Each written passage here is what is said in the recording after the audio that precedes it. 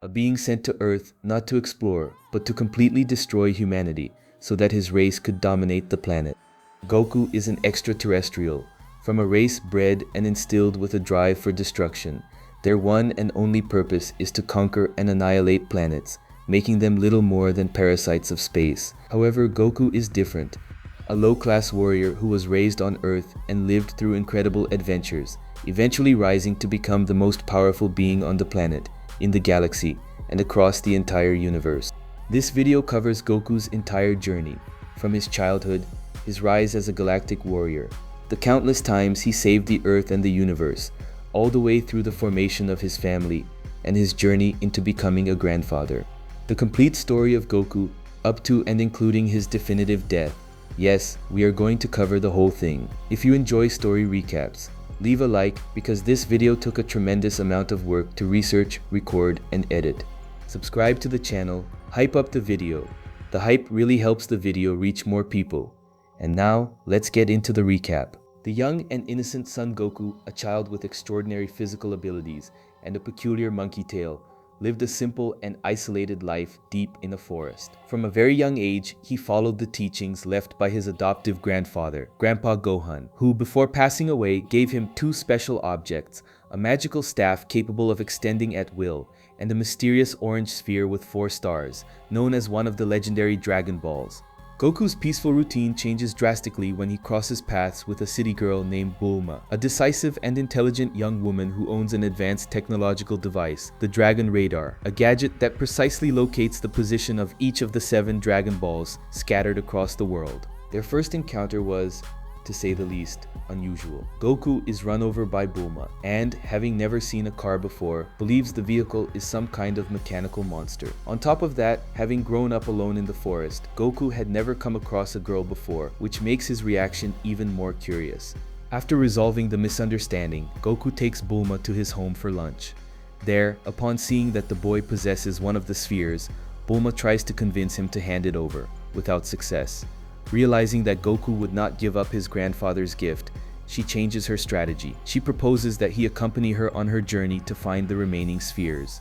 In exchange, she would take him to see the world beyond the forest, and, with his unusual strength, he could protect her from any danger along the way.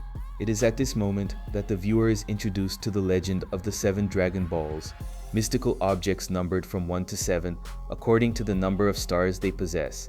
When gathered together, they summon the powerful dragon Shenron, capable of granting virtually any wish to whoever calls upon him. Individually, however, the spheres hold no power whatsoever.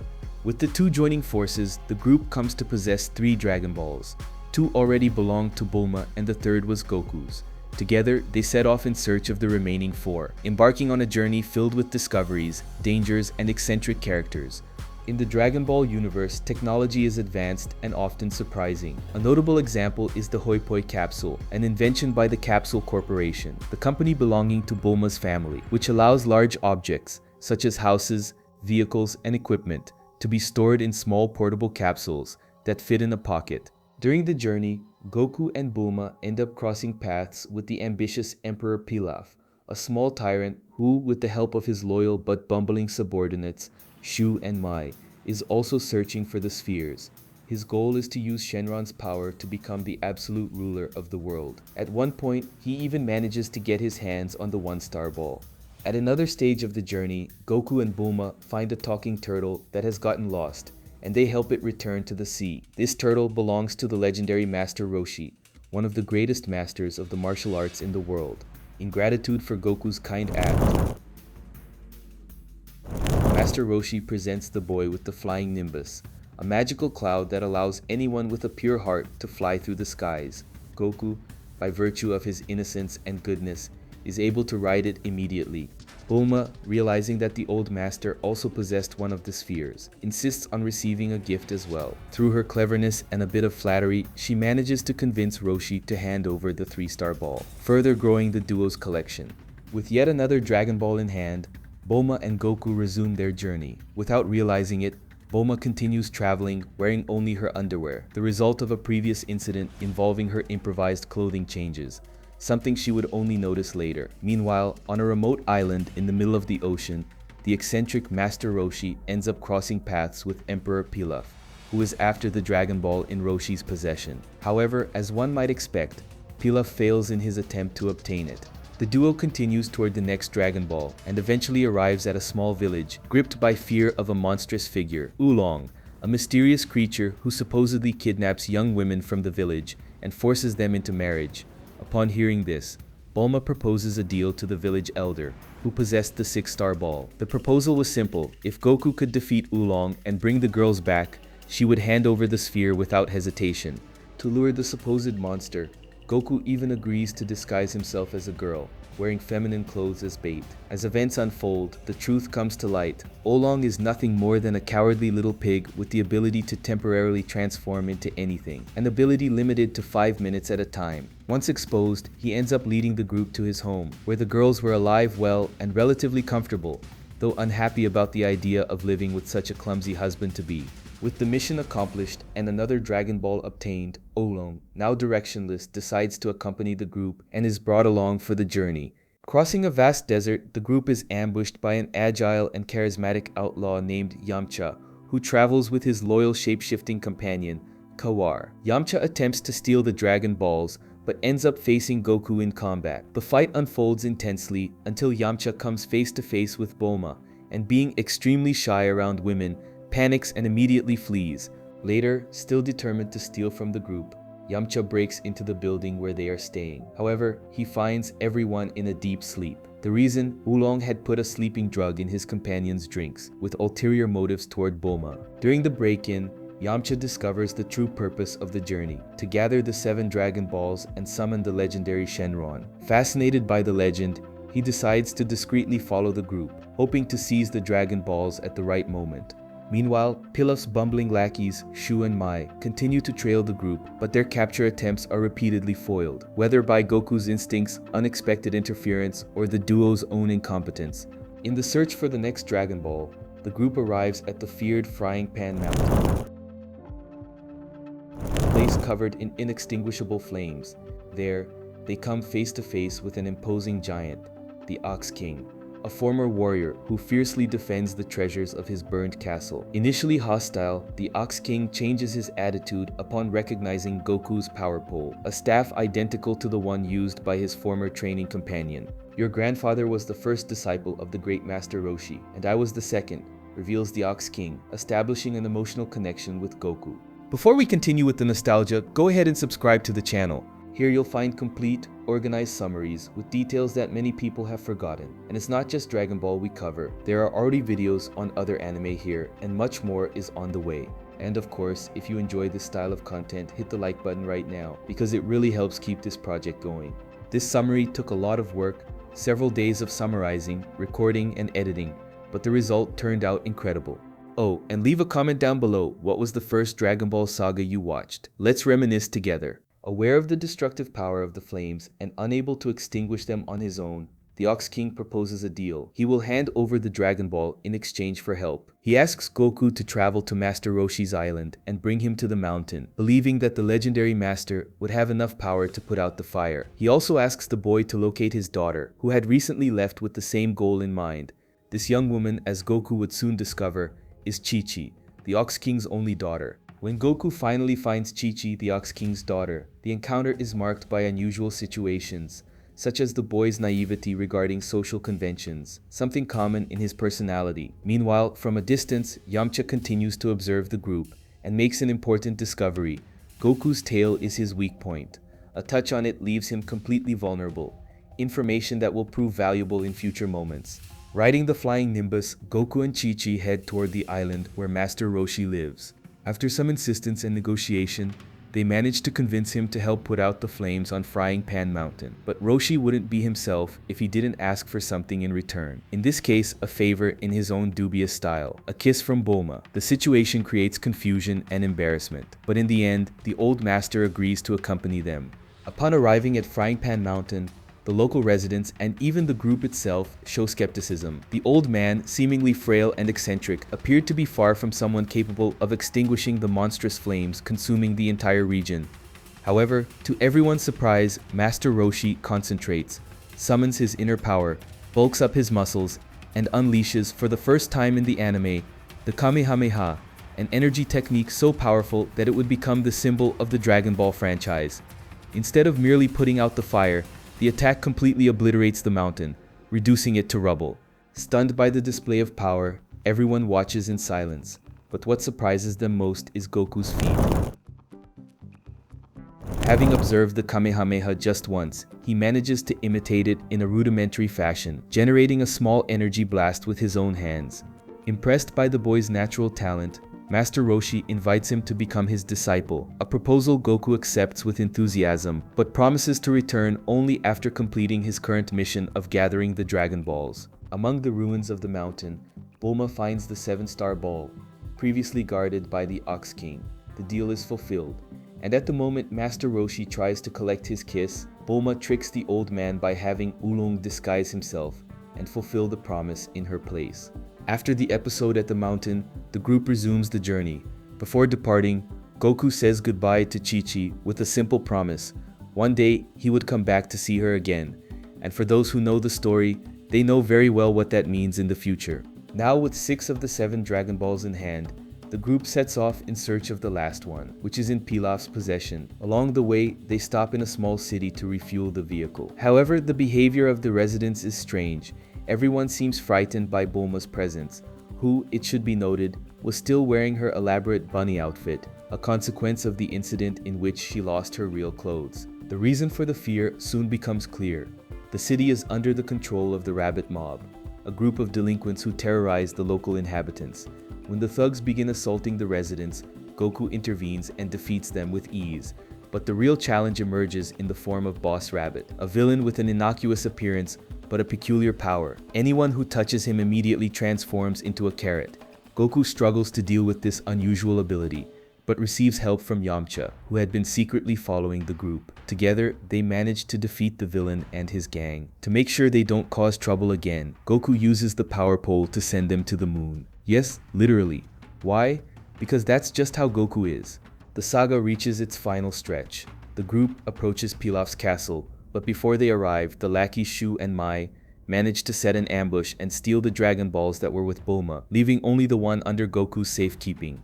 Faced with this, Yamcha and Puar officially join the team to recover the stolen spheres. Inside Pilaf's castle, the group faces a series of traps and chases while trying to recover the magical artifacts. Despite Goku's strength and his companions' cunning, they all end up captured and put to sleep by a soporific gas released by Pilaf. With the group out of commission, Pilaf finally manages to gather the 7 Dragon Balls and begins the ritual to summon the legendary Shenron. His intention is clear, to wish to become the supreme ruler of the world. However, Oolong, acting with speed and cunning, interrupts the ritual at the last second and makes an absurd but effective wish that prevents Pilaf from fulfilling his evil desire.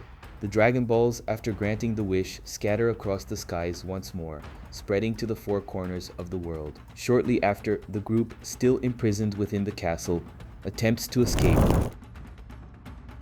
But then a new danger reveals itself. The full moon begins to shine intensely in the sky. Those who already know Goku's true origins understand perfectly what is about to happen. The boy, seemingly human and naive, actually belongs to an alien race of warriors called the Saiyans, beings born with a tail who have the ability to transform into a colossal and destructive creature whenever they gaze upon the full moon. This bestial form is known as the Great Ape, a gigantic monkey with overwhelming strength and uncontrollable fury. That night, after the group is captured by Pilaf and locked inside the castle, Goku begins to recount an old story. He recalls that his grandfather, Grandpa Gohan, always forbade him from looking at the moon, and that he had died mysteriously on a night of the full moon, supposedly attacked by a monster. As the pieces fall into place, the others realize, with astonishment, that the so-called monster was Goku himself, transformed unknowingly into his great ape form. With the moon shining in the sky, the inevitable happens. Goku looks at it and transforms, growing uncontrollably until reaching his giant ape form. In a blind fury, he destroys Pilaf's castle, opening a path for his friends to escape. However, now outside the cell, they find themselves facing a new problem. Goku himself, who without any awareness begins to threaten his own companions. It is at this moment that Yamcha and Puar, remembering the boy's weakness, decide to act. Knowing that the tail is the vital point of Saiyans, they manage with great effort to cut it, causing Goku to return to normal. The effect is immediate. The transformation ceases, and the boy faints, returning to his original form. The following morning, Goku wakes up completely disoriented, with no memory of what had occurred nor of the destruction he had caused. As for the Dragon Balls, they scatter again after the wish granted by Oolong, and as usual, lose their powers temporarily. Now, they can only be used again within a year. Goku, wanting to find the 4-star ball inherited from his grandfather, receives the Dragon Radar from Bulma, so he can search for it when the time comes. At this point, the character's objectives begin to realign. Bulma, who started the journey with the desire to find a boyfriend by gathering the Dragon Balls, realizes that perhaps Yamcha, who in turn wanted to overcome his shyness around women, could be the ideal partner. The two decide to head to the city together, bringing along Oolong and Puaro. Goku, however, chooses a different path. He decides to head toward Master Roshi's home, determined to train and become ever stronger. As Goku makes his way to Master Roshi's island, Bulma, Yamcha, Oolong, and Puar continue their journey toward the city. But they soon face a small setback. They get lost in a dense forest and continue walking without knowing for sure if they are heading in the right direction. At this point in the story, we are briefly introduced to a new character, a short, bald, and very disciplined young boy who appears training martial arts techniques.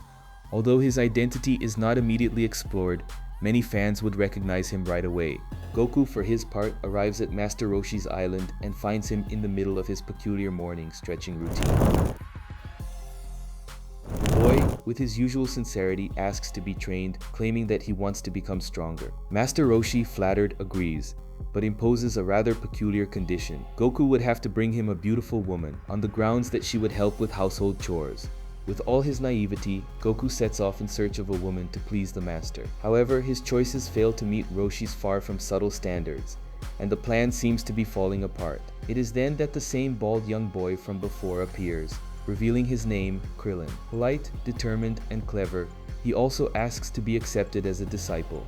At first, Roshi refuses the request, but he quickly changes his mind upon receiving from Krillin a gift very much to his taste, an educational magazine full of suggestive images.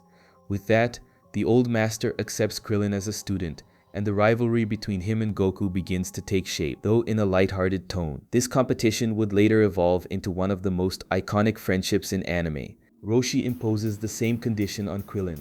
He would also have to bring a beautiful woman, so Goku and Krillin set off together on the flying Nimbus in search of fulfilling the challenge. A curious detail emerges. Krillin cannot fly on the cloud alone, as his heart is not pure enough, something Roshi himself points out with a mischievous smile. Krillin is therefore forced to hold on to Goku during the flight, leaving the inevitable question hanging in the air. What exactly has he been thinking about? Parallel to the preparations for training, we are introduced to an unusual character, Launch. At first glance, she seems to be just a sweet and gentle young woman, with long blue hair and a mild-mannered disposition. However, her personality harbors a singular secret. Whenever she sneezes, she changes completely. Her hair turns blonde, her expression becomes fierce, and she takes on an aggressive and violent demeanor. In this form, Launch transforms into a wanted criminal, capable of committing heists with extreme skill. During one of her attacks, she robs a moving train and flees from the police along the tracks. But in the middle of the chase, she suffers an unexpected sneeze and returns to her peaceful form, with no immediate memory of what she had just done. Upon realizing she is surrounded by police officers and being arrested for crimes that, from her perspective, she did not commit, she panics and begins screaming for help, completely confused. By coincidence, Goku and Krillin were flying over the area during their search for a woman to present to Master Roshi. Witnessing the commotion, they immediately descend to intervene. Goku, without much difficulty, defeats the police officers, though in a more innocent than aggressive manner, and rescues Launch. What is most curious is that, even in her gentle form, Launch is fully aware that her blonde version commits crimes, and believes she deserves to be punished, though she seems unable to control her own actions. Even so, Goku takes her to Master Roshi's home, where the old master, upon seeing the young woman, is more than satisfied with the gift. Without asking too many questions, he accepts Launch as a new household helper. Considering the condition he set for starting the training to have been fulfilled, with all requirements met, Goku and Krillin finally begin the long-awaited training under the legendary master. Contrary to what they expected, the training does not consist of fighting techniques or secret moves. Instead, the activities include exhausting and seemingly mundane physical tasks, running long distances while carrying weights, delivering milk door to door through mountainous villages, plowing fields using only their hands, and finding a stone hidden in the forest, all under scorching heat and the pressure of strict schedules. As the days pass, results begin to emerge. Both Goku and Krillin show remarkable physical progress, with faster reflexes, amplified strength, and endurance far beyond the human average. The grueling training is shaping the two boys not only as fighters, but also as disciplined individuals. Meanwhile, in another corner of the world, Yamcha isn't standing still either. Determined to prove his worth, he trains intensely on his own, running through deserts, smashing rocks with his bare hands, and taking on every obstacle in his path. He knows that a great event is approaching, the Tenkaichi Martial Arts Tournament, the greatest and most respected championship in the world of fighting, which brings together the most skilled warriors on the planet. And so the great day arrives. The competitors gather in the bustling East City, where the tournament is held. Goku, Krillin, Yamcha, and other characters sign up. Amid reunions and new faces, the battles begin, and the audience eagerly anticipates the fights to come. The first match of the quarterfinals pits Krillin against Bacterian, an opponent feared not for his strength, but for his foul breath and non-existent hygiene, so repulsive that his opponents usually give up before even fighting. Krillin, however, faces the challenge, though he nearly passes out from the smell. With encouragement from Goku, who shouts from the bleachers that he could simply hold his nose, Krillin finally does so, and manages to defeat Bacterian with a decisive blow. The victory is celebrated with laughter and relief. In the second match, we have a clash of masters. Disguised under the name Jackie Chun, Master Roshi himself enters the tournament to test his students and prevent them from becoming arrogant with success. His opponent is Yamcha, now stronger and more confident, using his signature technique, the Wolf Fang Fist. The fight begins intensely, but Jackie Chun, using cunning, throws dirt in Yamcha's eyes, impairing his vision. Unable to defend himself properly, Yamcha is defeated. Despite the loss, his performance shows just how much he has evolved since meeting Goku. The third match features the charismatic Nam, a serious and silent warrior, facing the provocative Ranfan. Using her beauty as a weapon, Ranfan tries to seduce her opponent and puts him at a disadvantage, exploiting his innocence. Meanwhile, Jackie Chun, out of curiosity, uses a mental technique to access Nam's memories. Yes, he can actually do this, and discovers the noble reason behind his participation. Nam comes from an isolated village ravaged by drought and intends to use the prize money to buy water and save his people. Strengthened by this purpose, Nam overcomes the provocations and wins the fight with honor. After the fight, Jackie Chun steps onto the platform to check on Ranfan's condition, in a gesture that, coming from Master Roshi, raises more suspicion than compassion. Next up, Goku faces Giran, an anthropomorphic dinosaur-like creature quite powerful and experienced. During the fight, Giran uses his special technique, a viscous and sticky goo that traps Goku and prevents him from moving. On the verge of defeat, Goku makes an extreme effort and, activating his tail, manages to free himself from the adhesive, revealing his latent strength and survival instinct. Surprised and intimidated by the boy's determination, Giran gives up the fight, conceding victory to Goku. With the progression of events, the tournament reaches the semi-finals, gathering the most skilled and determined fighters of the competition.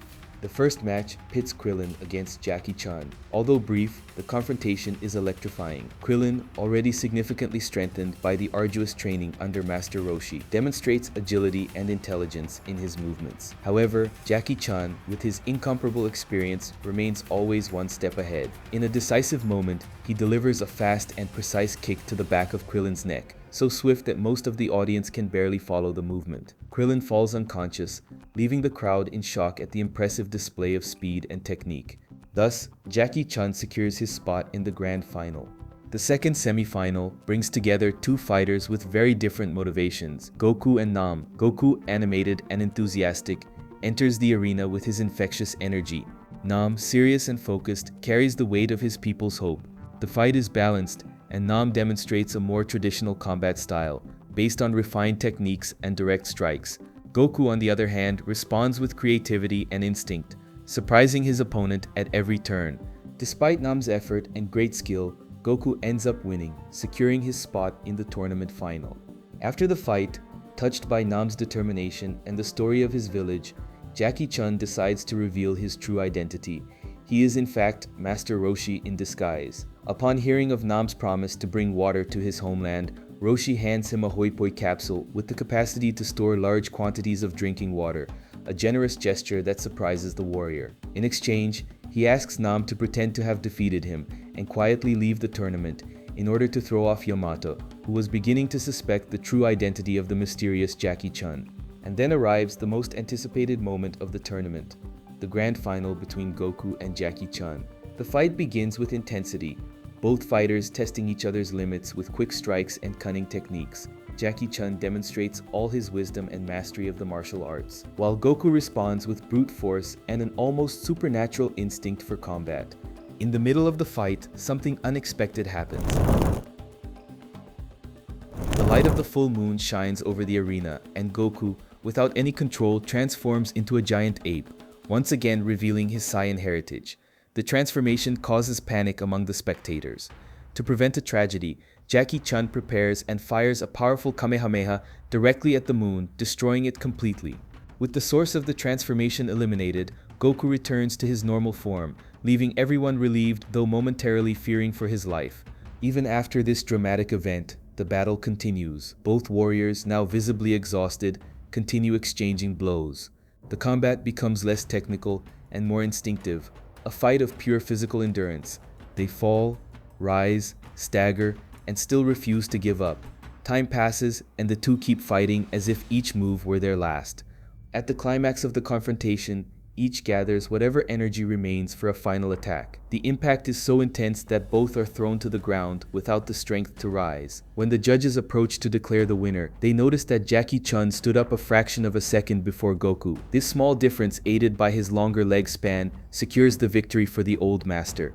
At the end of the tournament, no longer hiding his identity, Master Roshi gathers Goku and the others for a celebratory dinner. However, upon witnessing Goku's massive appetite, the master quickly regrets the invitation, especially when he sees the restaurant bill.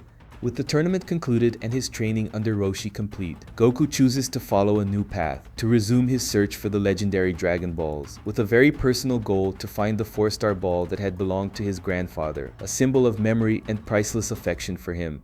Before truly setting off, Goku makes a brief stop at a hidden oasis in the middle of a scorching desert. There, by chance, he finds his old acquaintance Nam, the honorable warrior he had faced at the martial arts tournament. Nam continues to worry about the drought afflicting his village, and Goku decides to help him. Together, they follow the old bed of a river that had mysteriously dried up, until they discover the source of the problem. A massive illegal artificial dam completely blocking the flow of water. The structure had been built with a special type of glue that held the rocks together, a substance that could only have come from Giran's subordinates, the pterodactyl-like creature Goku had faced at the tournament. They were taking advantage of the retained water for their own benefit, while villages like Nam suffered from the scarcity. Faced with the injustice, Goku does not hesitate to act.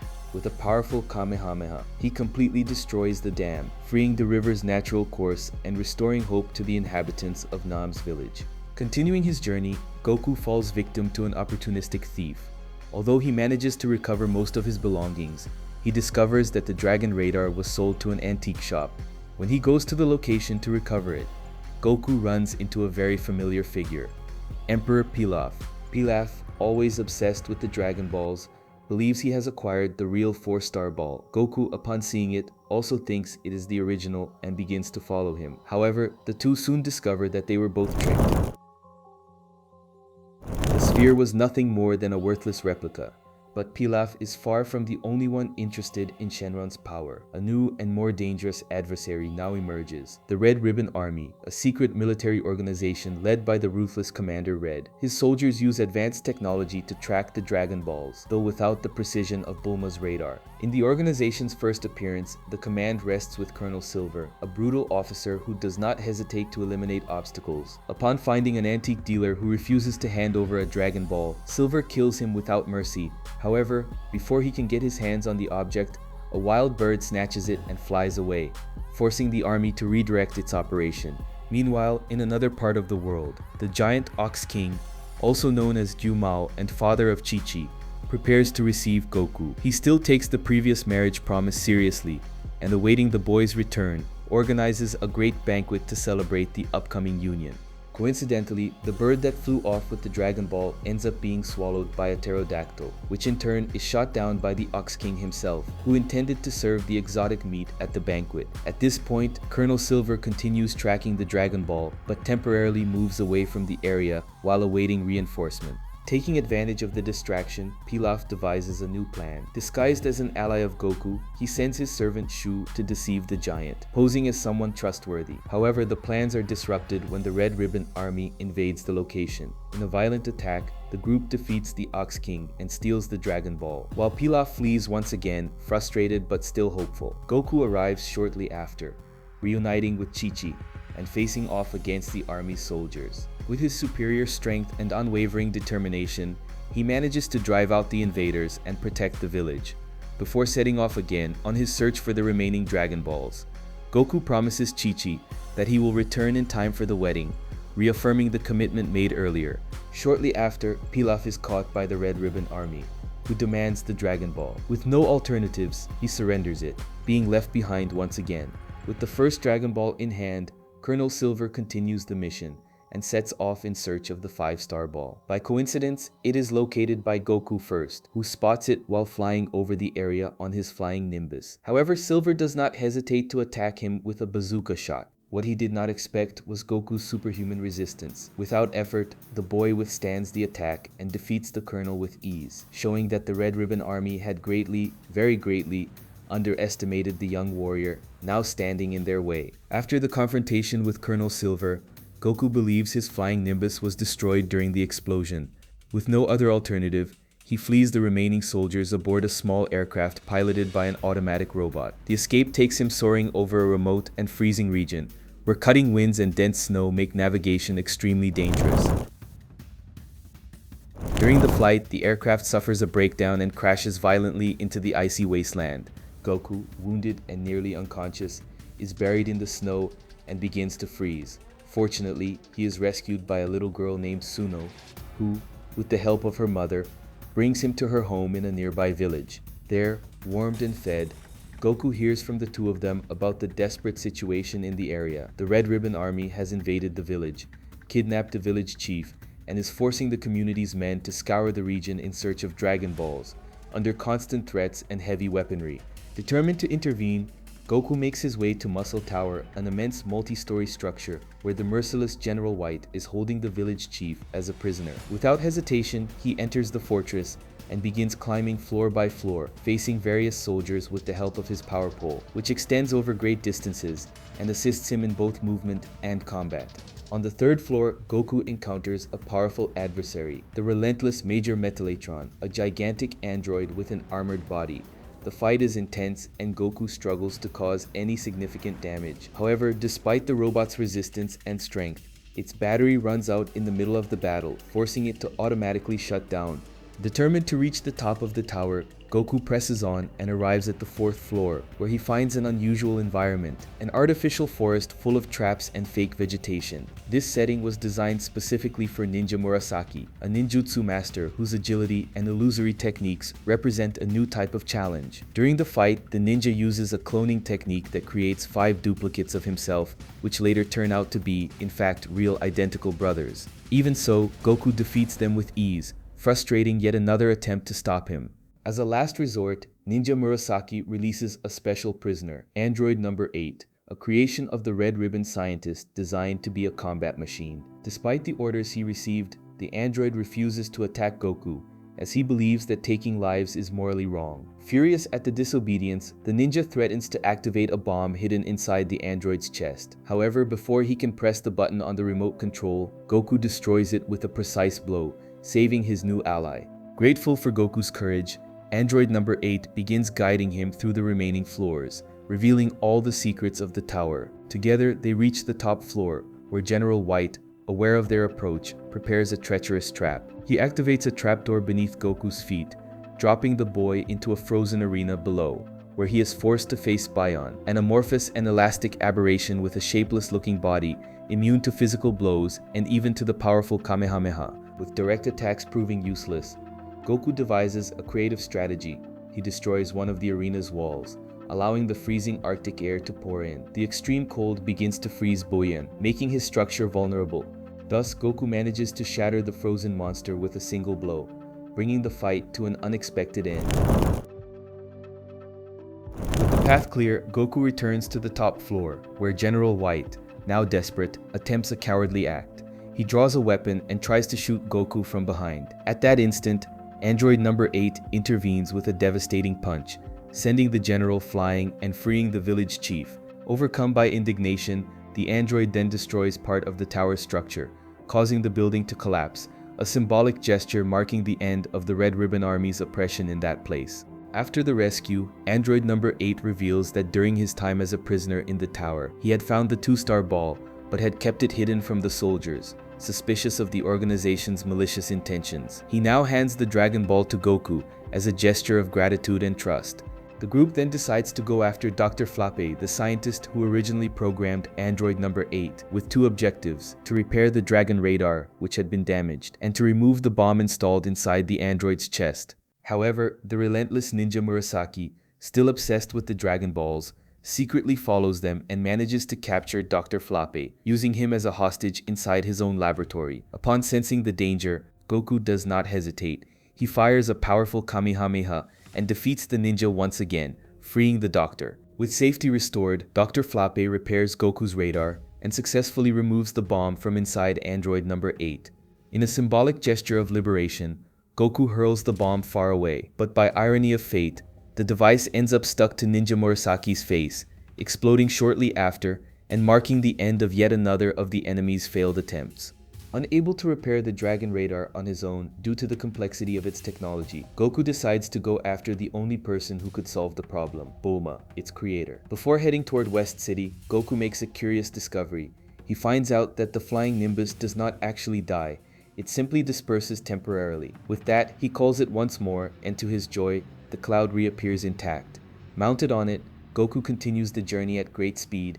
Despite the swift travel, finding Bulma's home amid the chaos of the gigantic metropolis is no easy task. Lost among skyscrapers and busy streets, Goku comes across a familiar face, a former competitor from the martial arts tournament, a street fighter clearly inspired by Bruce Lee. The man, known for publicly challenging opponents, is immediately impressed by Goku's strength in the first few moves, and fearing injury, offers money to avoid the fight.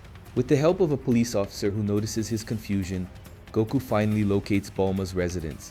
There, he discovers that she is the daughter of Dr. Brief, the renowned president of the Capsule Corporation, responsible for creating the Hoi Poi capsules, inventions that revolutionize storage and transportation technology throughout the world. Using her intelligence and technical skills, Bulma repairs the Dragon radar with ease. During the visit, Bulma presents Goku with her latest invention, a miniaturization bracelet, which allows objects and even people to be shrunk down in size, making transportation easier. With this, she can reduce herself to ride the flying Nimbus alongside Goku without any difficulty. Shortly after, the two end up being chased by a skilled pilot hired by the Red Ribbon Army, considered the best in the world. After an intense aerial pursuit, they manage to shake off the enemy with daring maneuvers and escape the danger. Adventure after adventure, Bulma decides to accompany Goku on his journey, excited by the possibility of learning more about the Dragon Balls and the thrill the trip promises. Following the radar's signal, the duo lands on an island where one of the Dragon Balls is hidden. Coincidentally, the location houses a fortified base of the Red Ribbon Army, now under the command of the fearsome General Blue. With the failure of the previous mission, Colonel Silver had been officially ousted from the organization, giving way to Blue, one of the most dangerous officers on the force. Aware of the imminent danger, Goku and Bulma decide to make a detour and fly to Master Roshi's island, seeking help. There, they request the loan of a submarine to continue the underwater search for the next Dragon Ball. To Goku's surprise, Master Roshi possesses a capsule containing a perfectly functional submarine. He agrees to lend it, but in exchange, demands that Bulma give him the miniaturization bracelet. Before departing, Krillin joins the team, thrilled at the idea of living a new adventure alongside Goku. Together, the three decide to leave the 2 Dragon Balls already collected in Master Roshi's care, which unfortunately allows the Red Ribbon Army's radar to identify the island's location. With this information in hand, General Blue draws up a plan. He splits his forces into 2 groups. One, made up of common soldiers, is sent by air to Roshi's home with the objective of capturing the Dragon Balls left there. The other, led by himself, sets off by water with the intention of intercepting Goku and the others at sea. However, the first part of the plan fails. The soldiers sent to the island are quickly defeated by Master Roshi and the others. Meanwhile, Goku, Bulma, and Krillin arrive at the location indicated by the radar, a submerged cave hidden in the depths of the ocean. Inside the cave, they discover the ruins of an ancient pirate base, full of traps and narrow passages. Soon, the group is attacked by a powerful pirate robot, which faces Goku in a fierce fight. With skill and strength, Goku manages to defeat the robot and open the way for the rest of the mission. Further ahead, the group decides to split up to cover more ground. While Bulma and Krillin explore a room that appears to contain a treasure chest, Goku heads down another corridor and encounters a new obstacle, a giant octopus, which attempts to grab him and devour him with its colossal tentacles. After an unusual and awkward battle, Goku manages to defeat the monster in an unconventional way, cooking it with his Kamehameha and eating it immediately afterward. While Bulma and Krillin struggle to unravel the mystery of the mysterious chest found in the depths of the ancient pirate base, a new danger emerges. The fearsome General Blue appears unexpectedly. Bulma, upon seeing him, is charmed by his refined appearance and tries to seduce him, believing she could distract him or buy some time. However, Blue reacts with disgust and coldly rejects her, making it clear he feels absolutely no attraction. Without wasting time, Blue defeats Krillin with ease. When he prepares to deliver the finishing blow to the young man, Goku arrives in time to stop him. The young Saiyan challenges the general to a direct fight. However, during the battle, Blue reveals that he possesses psychic abilities and paralyzes Goku with an intense mental grip. Immobile and defenseless, Goku seems to be at the enemy's mercy, but the unexpected happens. A small mouse appears at the scene and by pure chance frightens the meticulous General Blue, who loses his concentration. This brief moment is enough for Goku to regain his movement and counterattack with full force, decisively defeating Blue. With the base beginning to collapse, Bulma and Krillin run toward the submarine abandoned by the old pirates, while Goku dives in search of the Dragon Ball, now submerged at the bottom of the sea. He recovers it successfully, and in a gesture of gratitude, takes with him the little mouse that had saved him moments before. Meanwhile, General Blue, hypnotized by the gleam of the pirate treasure, almost loses himself in his own greed. Even so, he manages to escape the crumbling cave, emerging to the surface at the last instant. Outside, Goku and the others use a powerful Kamehameha to blast their way through and escape the collapse of the base. One more demonstration of this technique's versatility, which proves useful in practically any situation. With the help of the flying Nimbus, the group heads to the island where General Blue's operations base is located. During the journey, they receive a radio communication from Commander Red himself, who shows impatience with the failure of previous missions. Upon inspecting the newly acquired Dragon Ball, Goku confirms it is the 3-star ball. Bulma in turn reveals a small personal treasure, a gigantic diamond she found during the adventure, though nobody ever quite figures out exactly where she had kept it hidden all that time.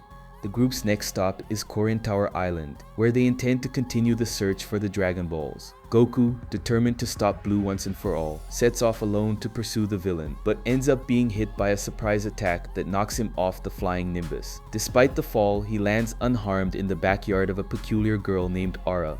General Blue, on the other hand, has less luck. He collides with a mountain but survives. The village where Goku landed is the famous Penguin Village, an eccentric place that defies all logic. In this location, the Toon Force reigns. The inhabitants are capable of warping the laws of reality as if they were inside a classic cartoon. The improbable becomes commonplace, and the absurd is the rule.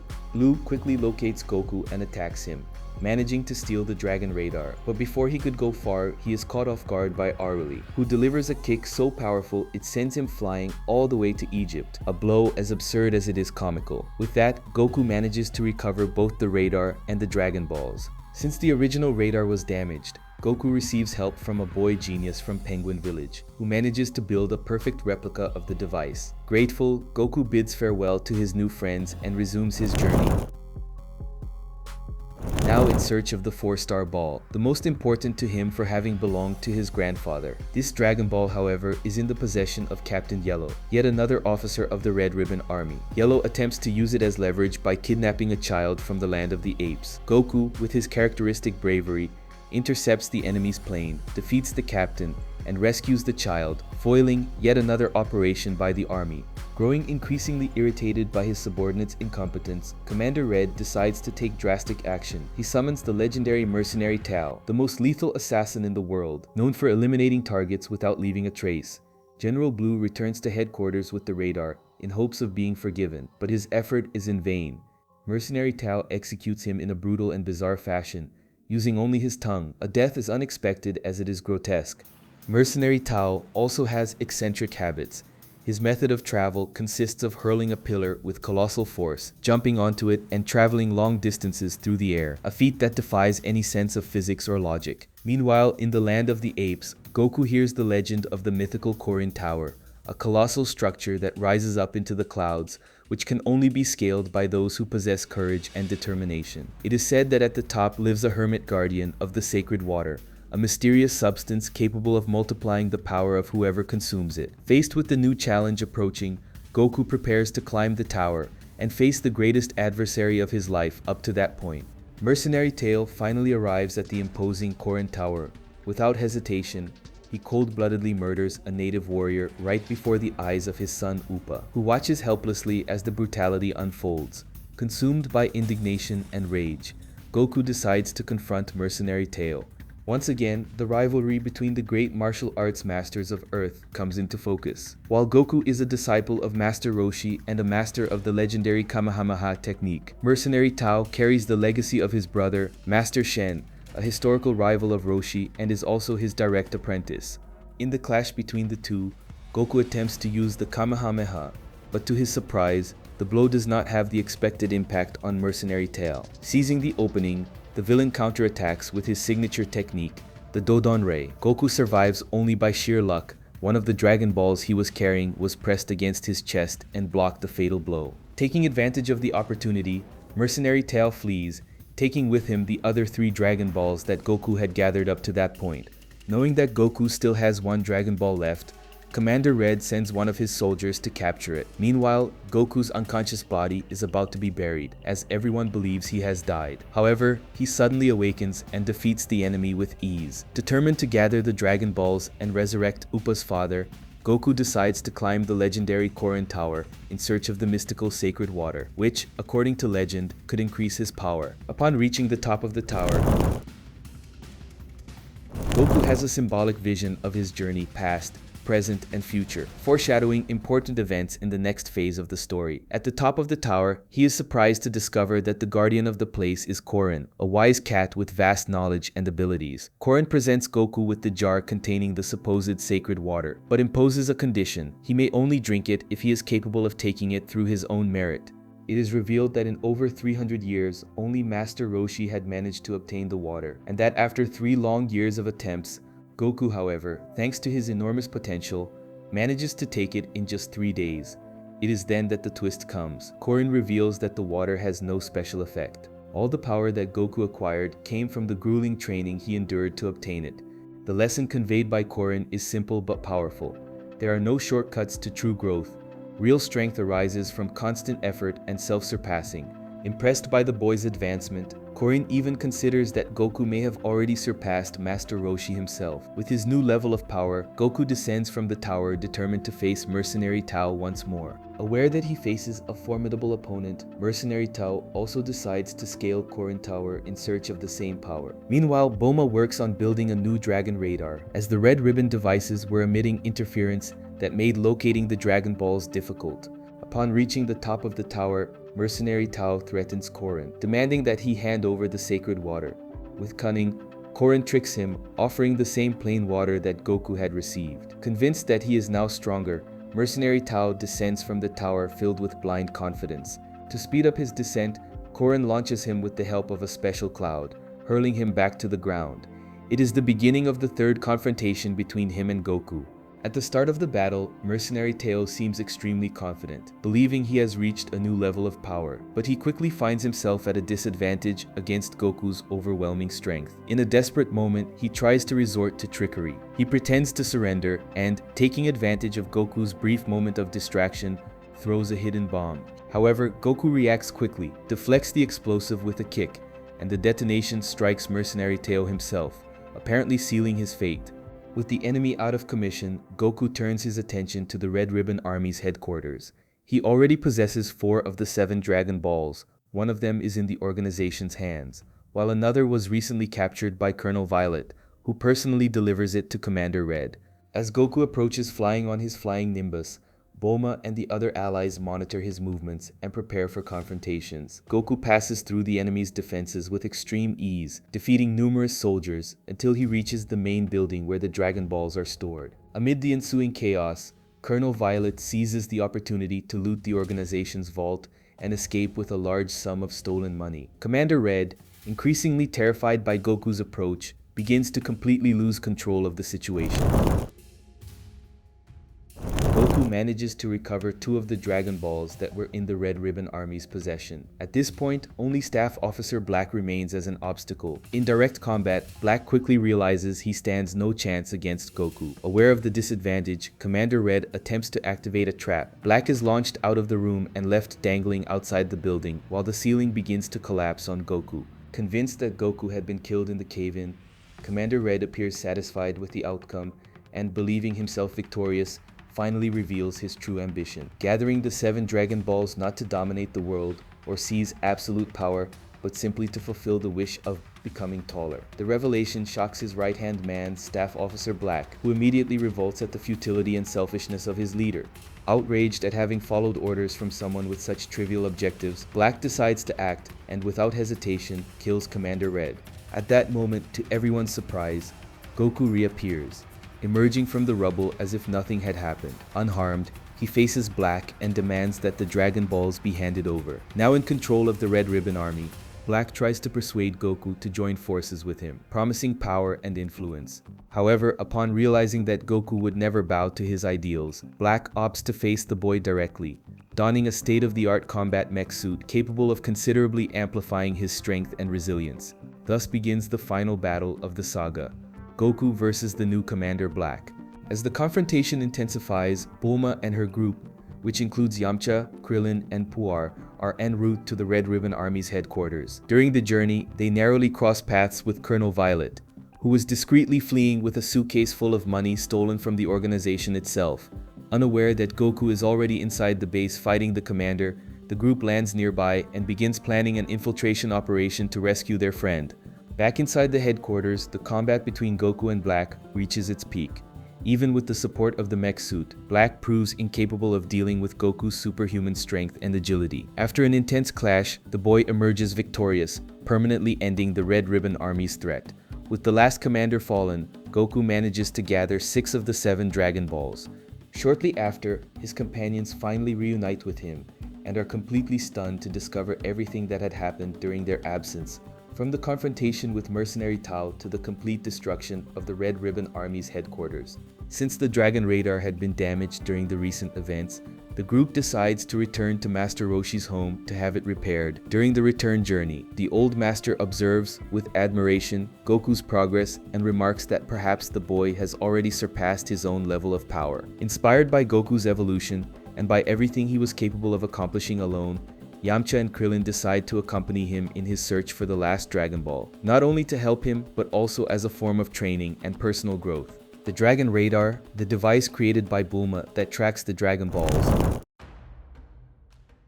is failing to locate the 7th one. After analyzing the possibilities, the group suspects that the Dragon Ball may have been swallowed by an animal, which would be blocking its signal. The hypothesis sounds strange, especially considering that we have seen Dragon Balls detected even in places like the bottom of the sea. It is then that Master Roshi suggests an unusual but plausible solution within the Dragon Ball universe, visiting fortune teller Baba, an eccentric soothsayer over 500 years old, known for her ability to communicate with the spirit world and foresee the future, as long as she is well paid for it.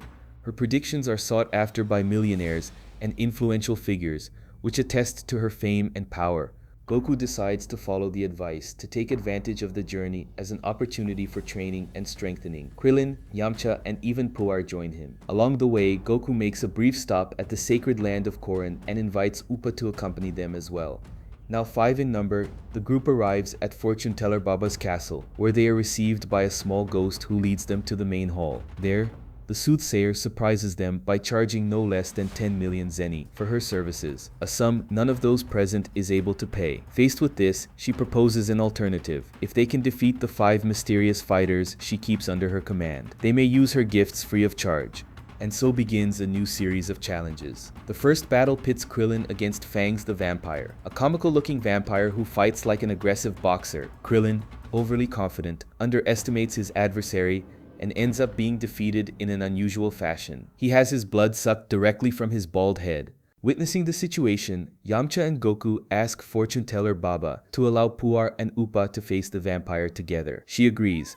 Upa, who had eaten quite a lot of garlic, breathes out such a strong and foul smell that forces the vampire to retreat, transforming into a bat to escape the odor. However, upon returning to human form and attempting to bite Puar, he is caught off guard. Puar transforms into a porcupine at the exact moment of the bite. The reaction of Fangs, overcome by pain and frustration, even comes across as somewhat comical. With that, the vampire is defeated. Next to enter combat is Yamcha, facing a completely new challenge. His opponent is an invisible man, literally invisible. Yamcha finds himself forced to fight an enemy he cannot see, which makes the fight a true ordeal. With no visual reference whatsoever, he ends up being brutally struck, as if fighting against the air itself. Krillin, always creative, comes up with an idea that at first seems completely absurd, but which, surprisingly, ends up being brilliant. He suggests that Goku use the flying nimbus to fly to where Bulma and Master Roshi are, and bring them immediately to fortune teller Baba's castle. Without wasting time, Goku departs at high speed, locates the two inside an aircraft, and brings them back to the arena. Krillin's strategy was as bold as it was unusual, positioning Master Roshi directly facing Bulma. At the exact moment, she lifts her shirt and, as was entirely to be expected, the dirty old man suffers a violent nosebleed. The jet of blood is so powerful that it hits the invisible man's body squarely, revealing his position in the ring. And as bizarre as it sounds, the plan works perfectly. Even as one of the most insane tactics in the entire series, it accomplishes its objective. Now clearly able to see his adversary, Yamcha finally manages to counterattack and, with skill, wins the fight. The only mystery that remains is how Master Roshi managed to survive such an absurd hemorrhage. The blood gushed as if he had lost half of what was in his body. With Yamcha's victory, a surprising moment occurs that completely changes the character's perception. It is discovered that Master Roshi is actually the younger brother of fortune teller Baba herself. Despite the constant bickering between them, it is clear that the two share a deep and affectionate bond, typical of siblings who have faced centuries together. The most intriguing detail of this revelation, however, is the age of the two. Baba has been acting as a seer for over 500 years, and we know that Master Roshi climbed the legendary Korin Tower approximately 300 years ago. Both far exceed the average human life expectancy, which raises a curious question: what is the secret of this unusual longevity? After the revelation, fortune teller Baba informs them that the next battles will not take place at the same location. The group is then led to a new arena, and it is anything but conventional. It is an immense demonic cauldron, reinforcing the mystical and supernatural atmosphere of the challenge. Before the next fight begins, Baba proposes a controversial deal. She offers Yamcha's life in exchange for Goku abandoning the competition. Goku, of course, refuses without hesitation, determined to keep fighting. In the new round, Yamcha faces an even more bizarre opponent, a creature that resembles a mummy, but with monstrous proportions and an appearance almost like a fusion of a mummy and Frankenstein. Despite attempting to fight with courage, Yamcha is completely dominated and ends up being brutally beaten. At the last moment, Goku steps in to save him and decides to take over the fight. The difference in level between Goku and the others becomes evident. He not only manages to dodge the creature's attacks with ease, but also defeats Bandages the Mummy with a single blow, leaving everyone impressed with his ever-growing strength. Next, Goku advances to the following challenge and faces a new adversary, Spike the Devil Man, also known as the Blue Devil. Initially, Spike attempts to fight him with conventional physical attacks, but upon realizing he is at a disadvantage, decides to use his most feared technique, the Devil Might Beam. This sinister technique works in a cruel fashion. It amplifies the evil existing within an enemy's heart, until their body simply explodes from the inside out. It is virtually impossible to resist if there is any trace of malice within the victim. However, against Goku, the blow fails completely. Goku is a pure child with a clean heart, free of any malicious intent. The purity of his soul totally neutralizes the attack. leaving everyone around him in a state of shock. No one expected that anyone could be immune to that type of strike. Yet another victory for Goku. Even Baba herself, accustomed to seeing the most diverse types of warriors face her champions, appears visibly surprised by the boy's performance. None other had come this far in her challenges. Enjoying the summary? Then you know what to do. Hit the like button on the video. It really helps the video reach more people and spreads the word about this wonderful work that time has given us. A classic that shaped the world of anime. Leave a comment on the video, whether it's saying you enjoyed it, which fight you found most interesting, or something along those lines. It took days of work, and with just one comment, you bring a great reward. Shortly after, the fifth and final fighter of fortune teller Baba appears. He is a mysterious yet striking figure, a masked man with an aged appearance, a halo floating above his head, and a strange rabbit mask covering his face. For those who paid close attention to previous episodes, this character holds a deep connection with both the past and the future of Goku. He is the ultimate obstacle in this series of battles.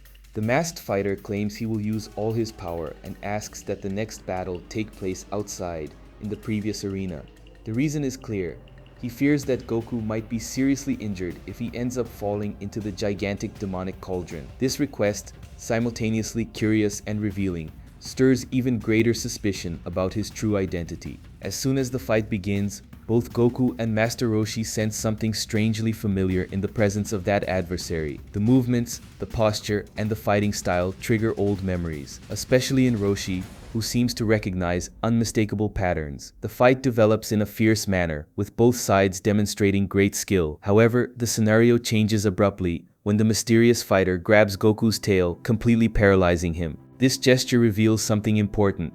He knows one of the boy's weak points, something very few people were aware of. At this moment, Master Roshi's suspicion is confirmed. The masked man is none other than Son Gohan, Goku's adoptive grandfather, one of the few who knew his weak points and who, beyond that, perfectly mastered the techniques taught by Roshi himself. During the fight, Goku is pressed to his limits, until his tail tears off, which, ironically, permanently frees him from this old vulnerability. Recognizing defeat, and satisfied with the reunion, Gohan removes the mask, revealing his identity. Right at the beginning of this saga, it had been revealed that Grandpa Gohan died tragically after Goku, under the Great Ape transformation triggered by the full moon, lost control. But his presence here is explained by one of Baba's special abilities, the capacity to bring people from the world of the dead back to life for a single day. According to her, it is common to call upon fighters from the beyond to help with her challenges. Sensing Goku's arrival, Baba decided to summon Gohan, who had already expressed his desire to see his grandson again. After winning at Fortune Teller Baba's, Goku is entitled to make a request. He decides to use this privilege to discover the whereabouts of the last Dragon Ball. Baba reveals that the sphere is nearby. Moving, being transported in a car, and more specifically, hidden by Pilaf inside a special box that makes it undetectable even by radars. Pilaf, watching the situation from a distance, tries to stop Goku by sending his combat robots, but the effort is in vain. Goku defeats them with ease and recovers the last Dragon Ball. With all 7 Dragon Balls gathered, Goku returns to the sacred land of Korin accompanied by Upa. There, he summons Shenron and makes his wish to bring Upa's father back to life. The wish is granted, and shortly after, the Dragon Balls scatter as usual. Goku holds the 4-star ball, now with a dull appearance, a sign that it will remain inactive for a time before it can be used again. After this, Goku returns to Fortune Teller Baba's palace. Yamcha is officially accepted as a disciple of Master Roshi, while Goku receives an important piece of advice to set out on a training journey around the world alone. Master Roshi believes this experience will be fundamental for his growth. Goku then promises to reunite with his friends at the next martial arts tournament, which will take place 3 years from that point. True to the advice he received, Goku decides not to use his flying Nimbus. Instead, he sets off on foot across the world, ready to face any challenge that will help him become stronger. And although nobody knows what the future holds for him, Fortune Teller Baba leaves a prediction: Goku will help everyone.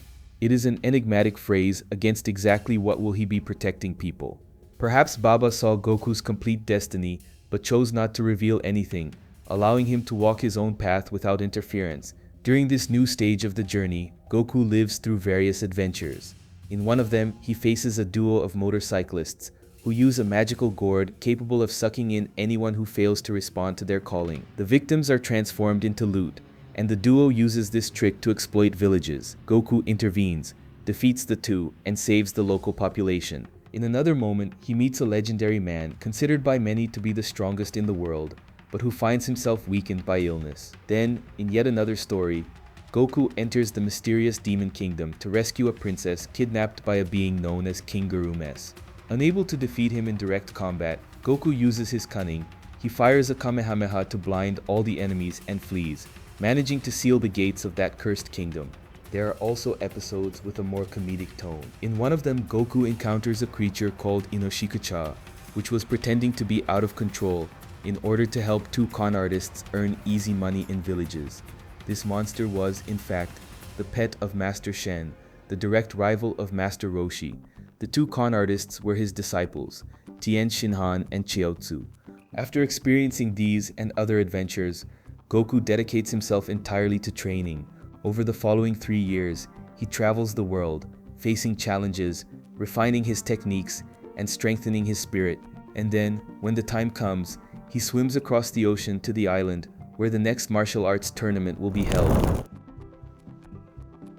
Ready to reunite with his friends and measure his evolution against the most powerful fighters in the world.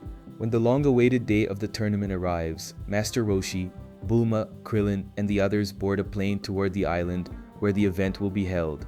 Upon arriving to register, they are surprised by the presence of a familiar face, the stern Master Shen, Roshi's direct rival. Shen is not alone. By his side, he presents his two pupils, the enigmatic Tien Shinhan, a warrior with 3 eyes and an intimidating aura, and Chiaotzu, a figure of unusual appearance, almost like a ventriloquist doll with mysterious powers.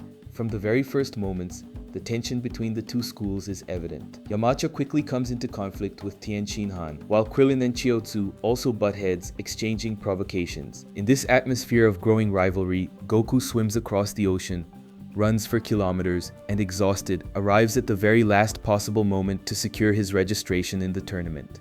Master Roshi, keeping his identity secret as in previous editions, registers once again under the disguise of Jackie Chun. With all competitors defined, yet another edition of the legendary martial arts tournament begins. In the qualifying rounds, Goku immediately draws attention when he faces King Chappa, a renowned fighter known for movements so fast they create the illusion of multiple arms. Considered one of the favorites, many believed Goku would be defeated. However, defying all expectations, the boy paralyzes his opponent's attack with a single shout and defeats him with one precise blow, all without using his full strength. The performance impresses everyone, including Master Roshi, who begins to sense that his pupil may have surpassed his own limits. Meanwhile, Tien Shinhan and Chiaotzu advance comfortably through the qualifying rounds, displaying frightening abilities. The rivalry between the two masters intensifies further, reflected directly in the attitudes of their disciples. During this phase, Nam, an old acquaintance of Goku, reappears and delights the friends with his participation. However, his hope is short-lived, as he is brutally defeated by Tien Shinhan. The unnecessary violence of the attack leaves Goku visibly indignant.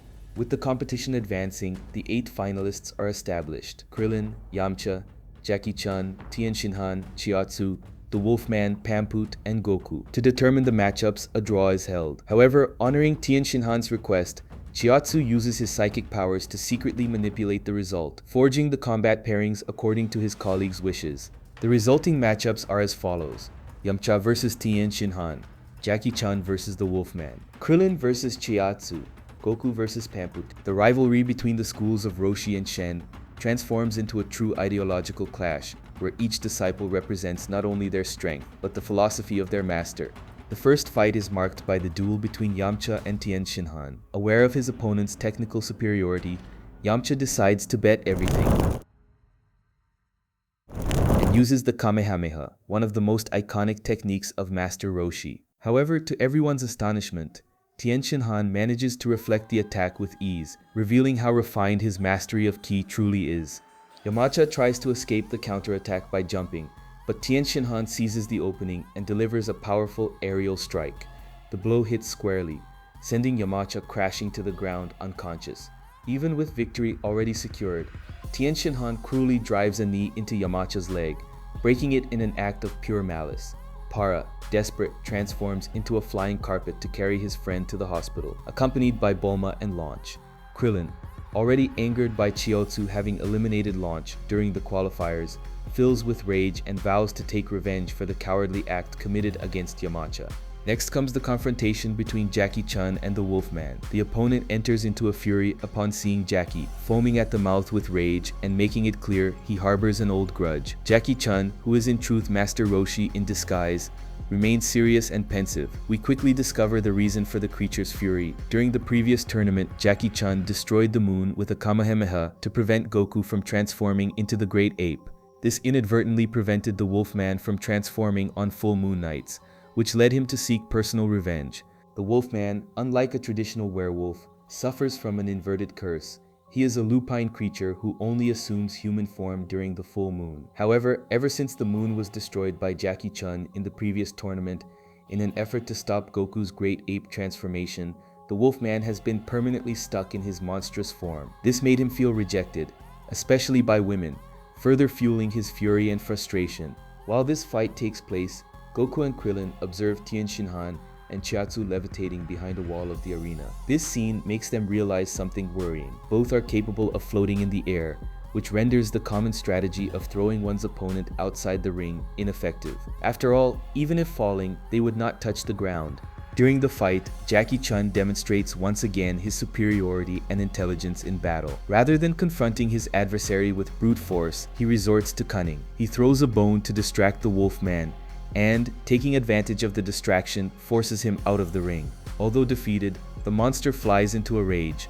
Upon hearing his story, Jackie is moved and decides to help him. Using hypnosis techniques, he convinces the Wolfman that Krillin's shiny bald head is the full moon, and this is enough for him to temporarily return to human form.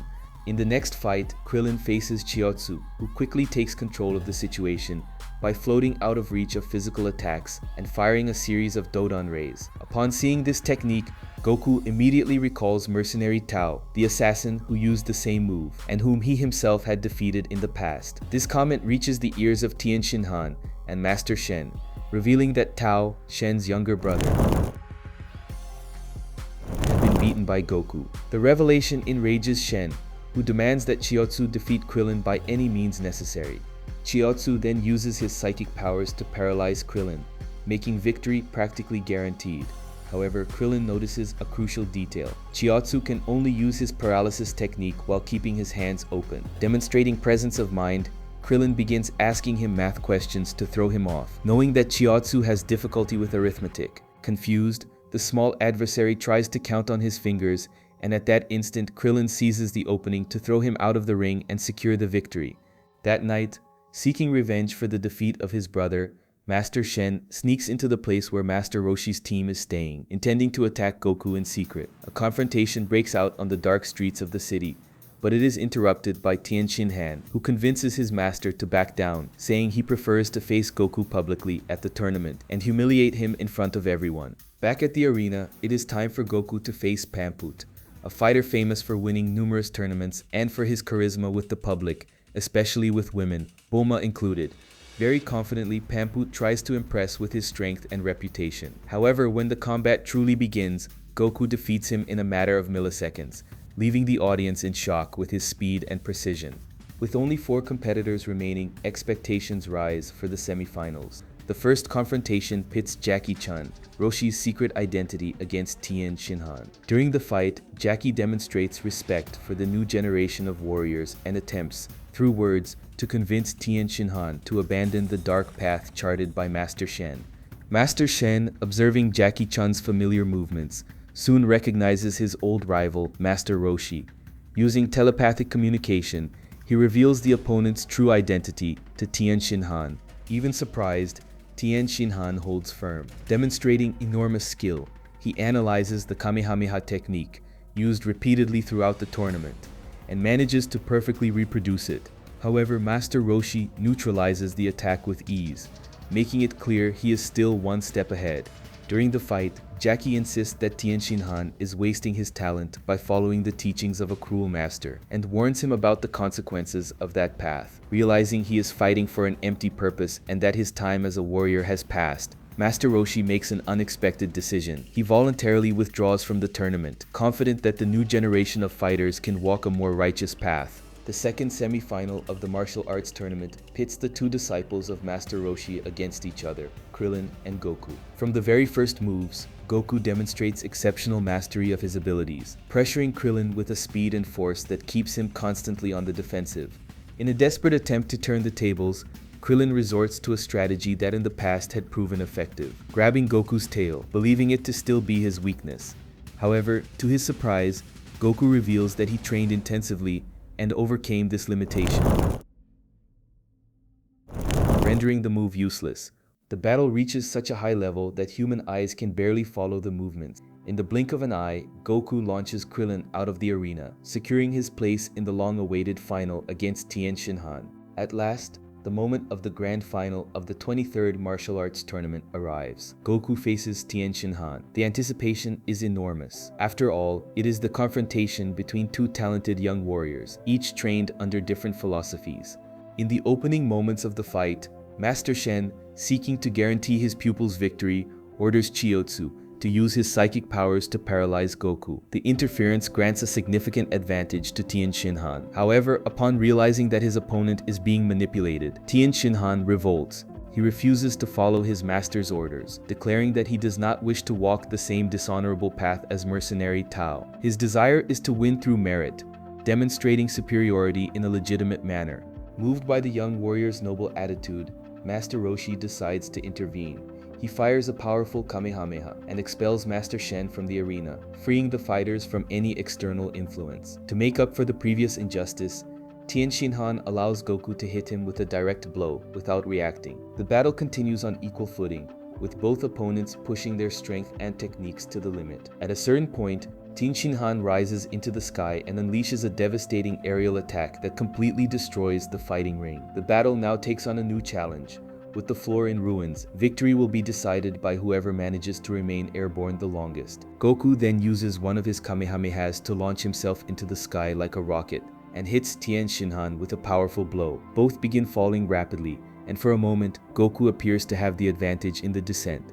To keep up with the climax of the fight, and precisely identify who will touch the ground first, the tournament judge boards a flying capsule, following the two fighters in free fall. But by a stroke of bad luck, Goku collides with a passing car on the street at the moment of landing. This early impact causes him to touch the ground before Tien Shinhan, which secures the victory for his opponent. Tien Shinhan is then declared the new martial arts champion, recognized as the strongest man in the world.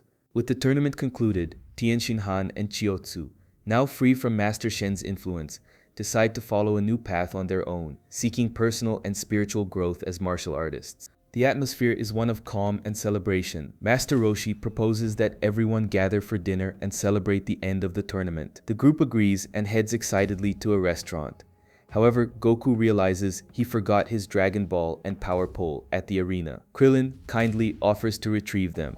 Time passes and, finding the delay strange, Goku senses something is wrong. He runs back to the competition venue and, upon arriving, finds Krillin lying on the ground, lifeless.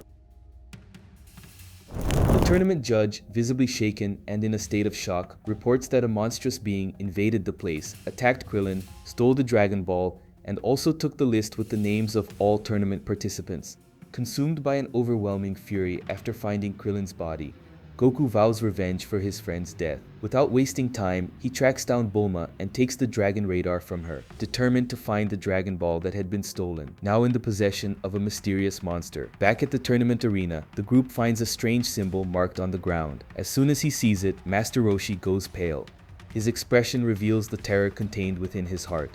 That was the emblem of King Piccolo. Faced with the gravity of the discovery, Master Roshi decides to reveal the dark past behind that demonic figure. Many years before, he and Master Shen were nothing more than young disciples, training under the guidance of the legendary Master Mutaito. It was during that era that a malevolent entity descended from the skies appeared in the world. Accompanied by his monstrous warriors, King Piccolo launched a campaign of destruction with the goal of exterminating humanity and dominating the planet.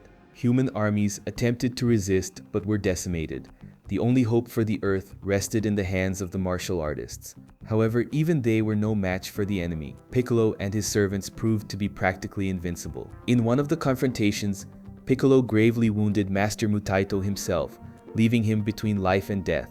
Driven by a sense of responsibility and urgency, Mutaito isolated himself for years in solitary training, seeking a technique capable of sealing the definitive evil. During this period, Master Roshi took refuge in a cave, silently waiting for his master's return. At the end of 3 years, Mutaito reappears, having mastered a secret and extremely powerful technique, the Evil Containment Wave, a demonic sealing technique. Using this ability, Mutaito manages to seal Piccolo inside a special container, sacrificing his own life in the process.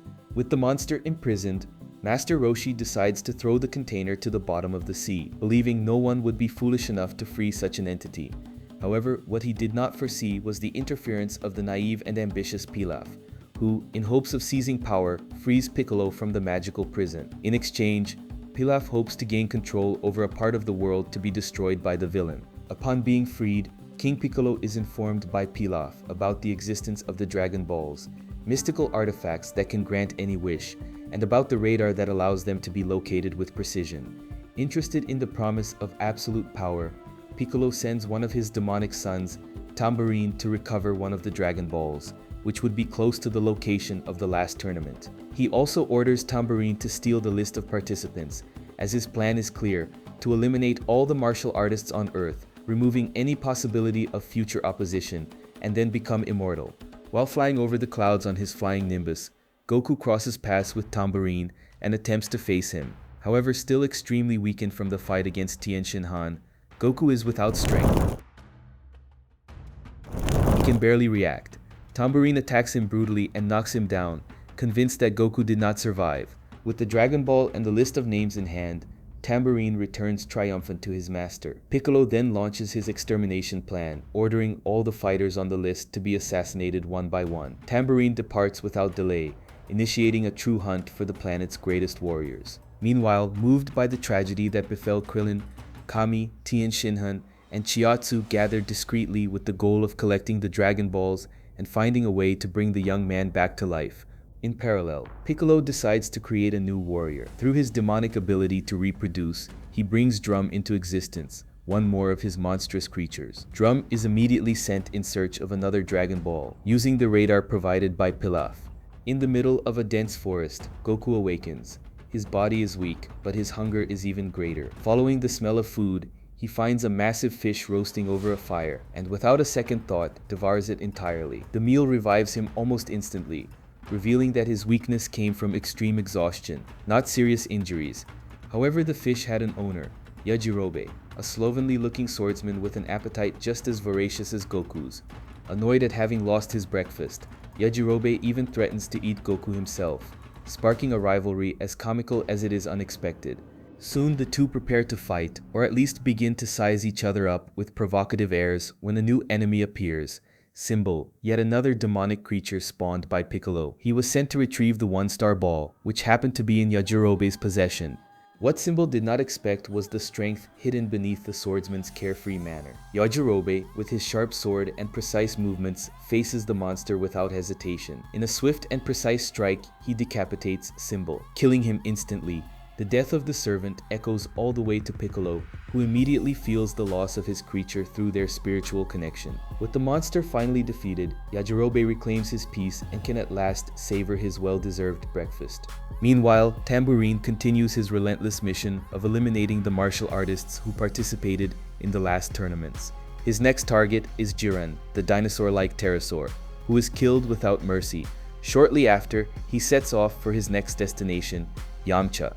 Anticipating the imminent dangers, the group decides to remove Master Roshi's home from the island where it has always stood, transporting it to the mainland with the intention of throwing Piccolo and his servants off the trail. Yamcha remains at the location, still recovering from a broken leg sustained during the tournament. Tambourine arrives at the new address and, unknowingly, ends up speaking directly with Yamcha.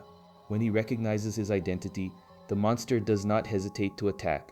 However, before he can deliver the fatal blow, he receives a direct telepathic order from King Piccolo. He should immediately abandon the fight and set off on a new mission to locate the last whereabouts of Shenron, the sacred dragon. In parallel, Master Roshi, Chiatsu, and Tien Shinhan continue their search for the Dragon Balls, still determined to gather all of them in order to revive Krillin. Tamburine's path, however, inevitably ends up crossing with Yajirobe's, which leads him back to a new encounter with Goku. Now fully recovered from his injuries, and with his energy restored, Goku faces Tamburine with renewed confidence. Unlike the last confrontation, the Saiyan dominates the battle, and, in the end, destroys the monster with a powerful Kamehameha. At the moment of Tamburine's death, King Piccolo once again feels the loss of one of his demonic sons. Consumed by fury, Piccolo decides to act personally. He heads to the location where Goku and Yajirobe are, and to the astonishment of both, the villain himself appears before them, ready to fight.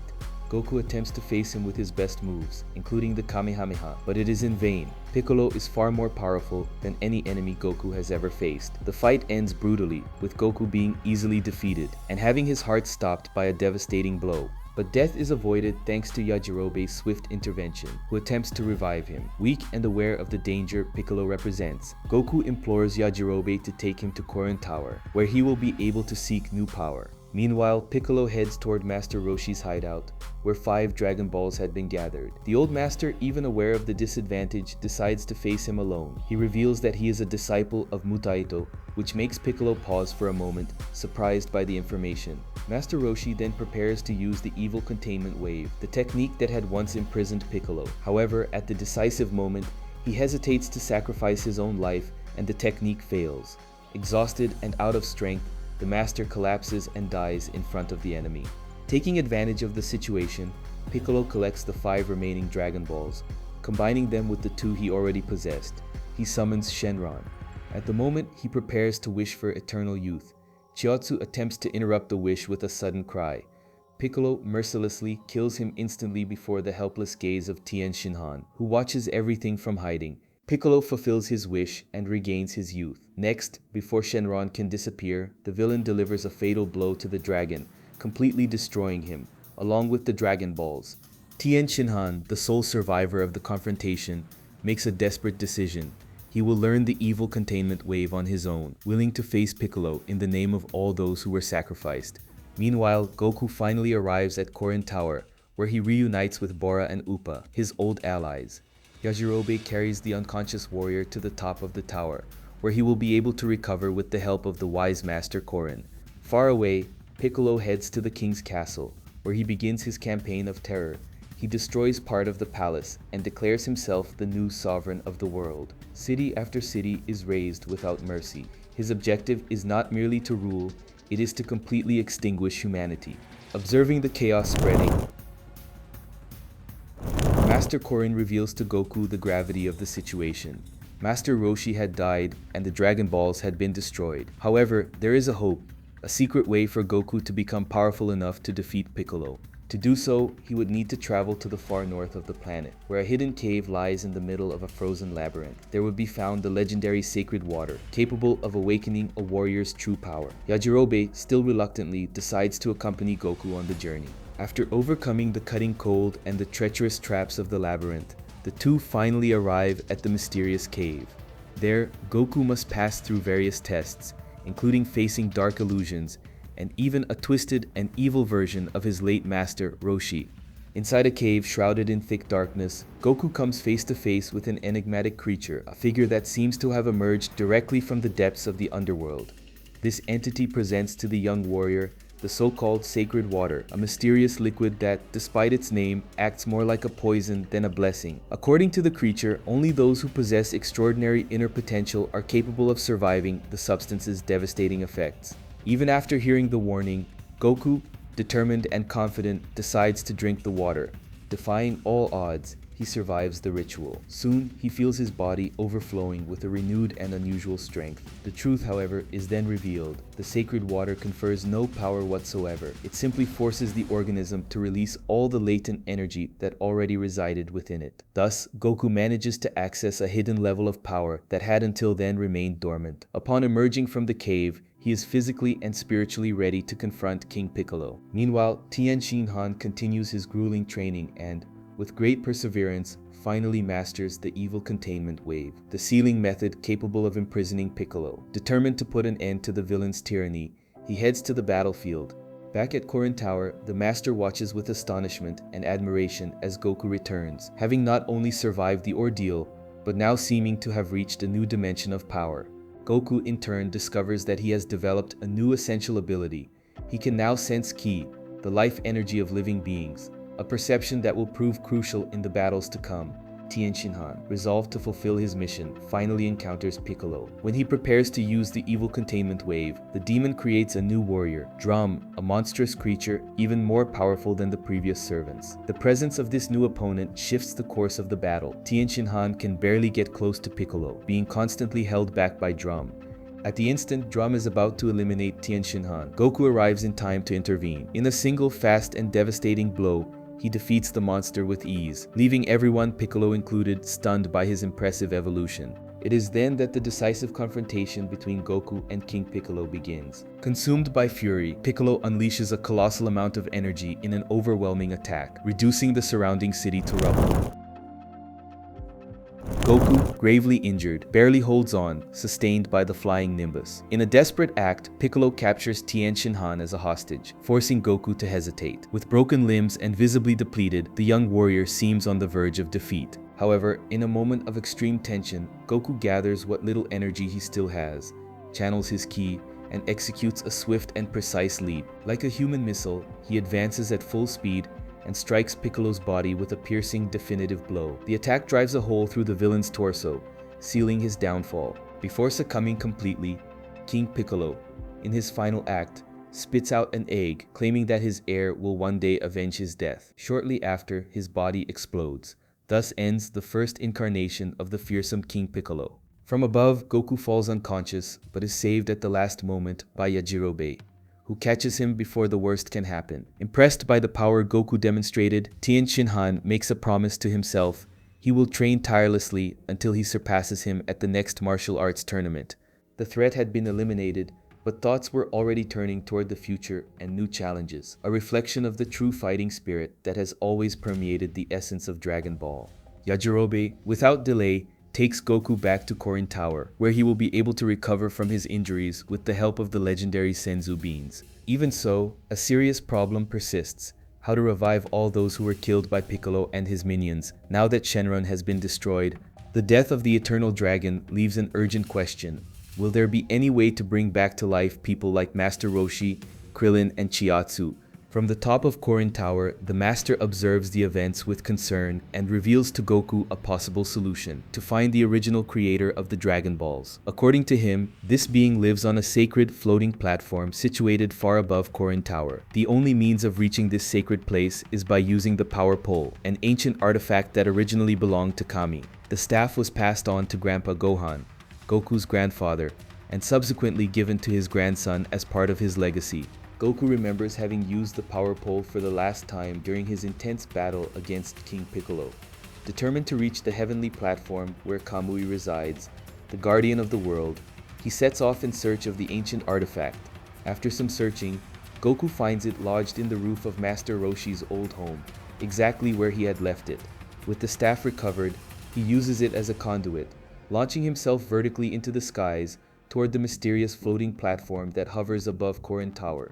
Meanwhile, far from the eyes of the world, the egg expelled by King Piccolo moments before his death finally cracks open. From it is born a new creature, Piccolo Jr., the reincarnation of evil, who inherited all the resentment and dark desires of his predecessor. From birth, he carries a single ambition: to avenge the death of his father and bring his plan of global domination to completion. In the years that follow, he grows in the shadows, silently developing his strength and honing his lethal abilities. Upon arriving at the heavenly platform, Goku is received by Mr. Popo, Kami's silent and serene assistant. Rather than granting Goku immediate access to the Guardian, Mr. Popo imposes a test. With movements that are nearly imperceptible and an unshakable calm, Popo defeats Goku with unsettling ease, demonstrating an impressive superiority. Goku, accustomed to surpassing his opponents through effort and persistence, finds himself surprised, even intimidated, upon realizing that Mr. Popo, that humble servant, was considerably more powerful than he was.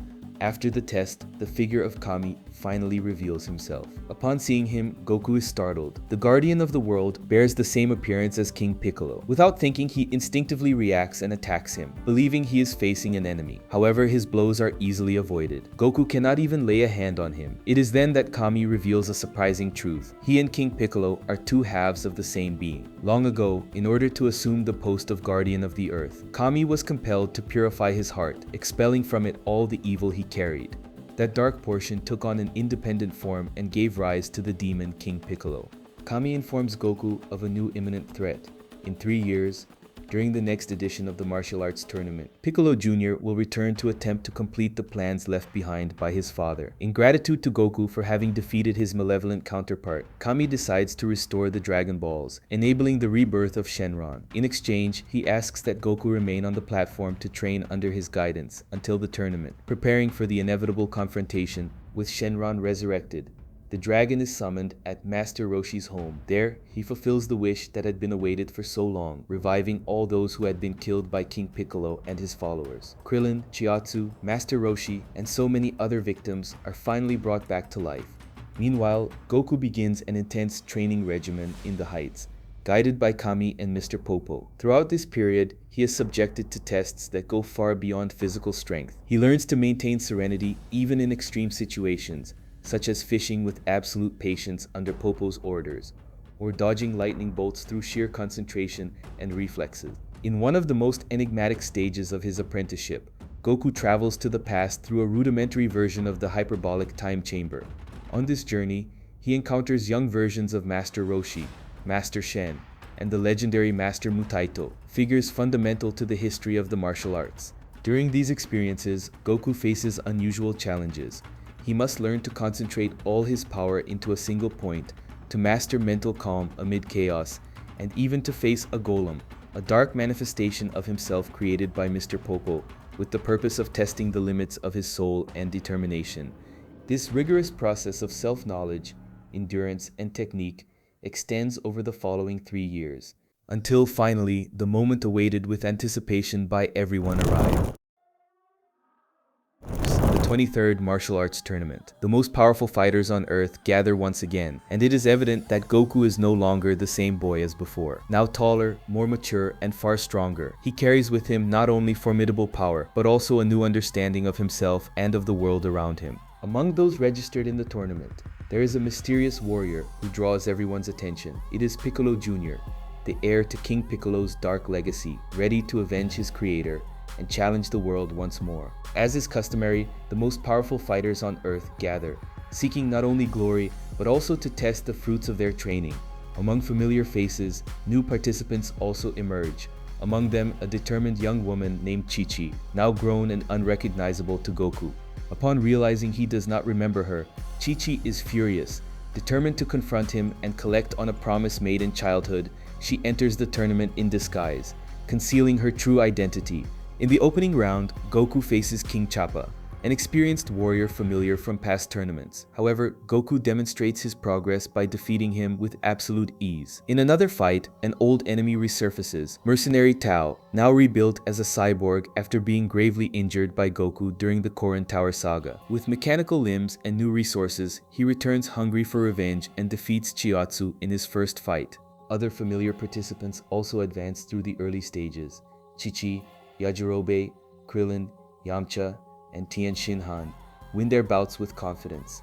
However, the unpredictable occurs when Yajirobe is surprisingly defeated by an eccentric and seemingly clumsy opponent named Shen. His victory appears at first glance to be the result of pure luck, but there is something about his presence that intrigues the most attentive observers. With the qualifying rounds defined, the bracket for the quarterfinals is organized as follows: Tien Shinhan vs Mercenary Tao, Goku vs Chi-Chi, Piccolo Jr. disguised as Ma Jr. vs Krillin, Shen vs Yamcha. The first clash pits Tien Shinhan against his old rival master, now transformed into a combat machine. Mercenary Tao opens the fight with aggressive attacks and the confidence amplified by his cybernetic modifications. He uses his new trump card, the Super Dodon Ray, a devastating beam powered by mechanical energy. However, Tien Shinhan remains unshaken. With a powerful shout, he neutralizes the attack and defeats Tao with a single decisive blow. leaving him unconscious before his humiliated mentor, Master Shen. Before leaving the ring, Tien Shinhan warns Shen never to threaten his friends again. Next, Goku faces the mysterious masked warrior, not knowing it is Chi-Chi. She proposes a challenge. If Goku defeats her, she will reveal her identity. The fight is swift and precise, and Goku wins without difficulty. With the condition fulfilled, Chi-Chi finally reveals who she is and collects on the promise made in childhood, the commitment to marry her. Confused about the true meaning of marriage, Goku, in his characteristic innocence, immediately agrees, as he had given his word. The scene is accompanied by flashbacks recalling the encounters between the two as children, including comical and unusual moments.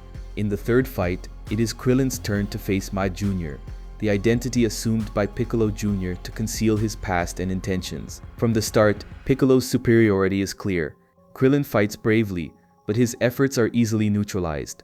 Recognizing the enormous difference in power, he decides to forfeit the fight, frustrated but aware of his own limitations.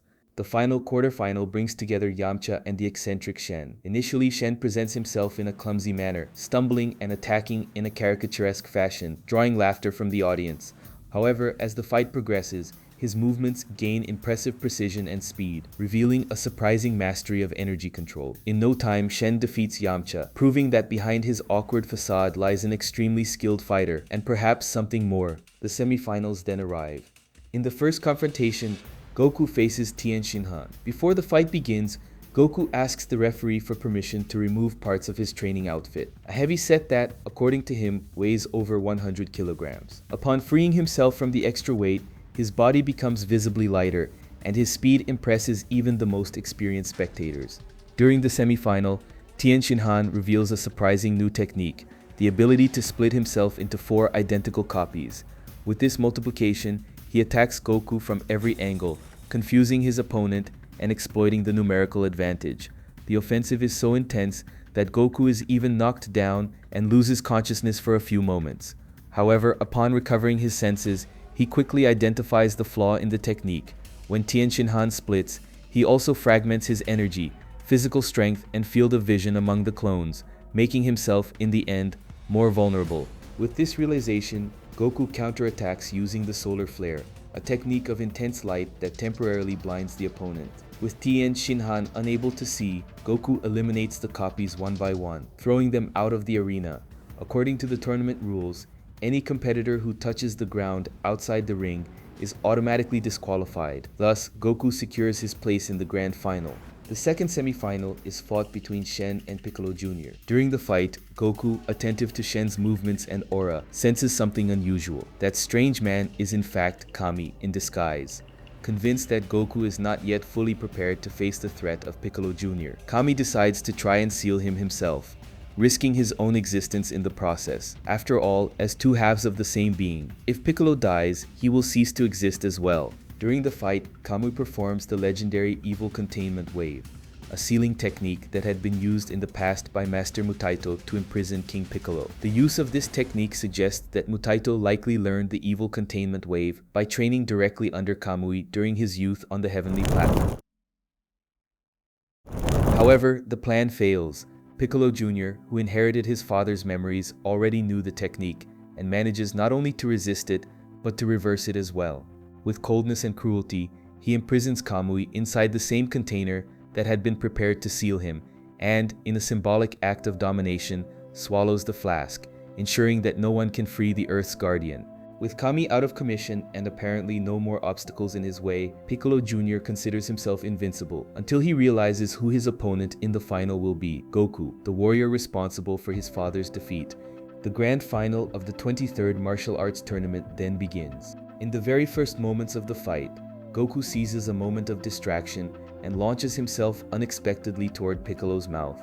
In an act of extreme courage, he enters the enemy's body and manages to recover the small flask where Kami was sealed. With that, the Guardian of the Earth is freed, but the battle is far from over.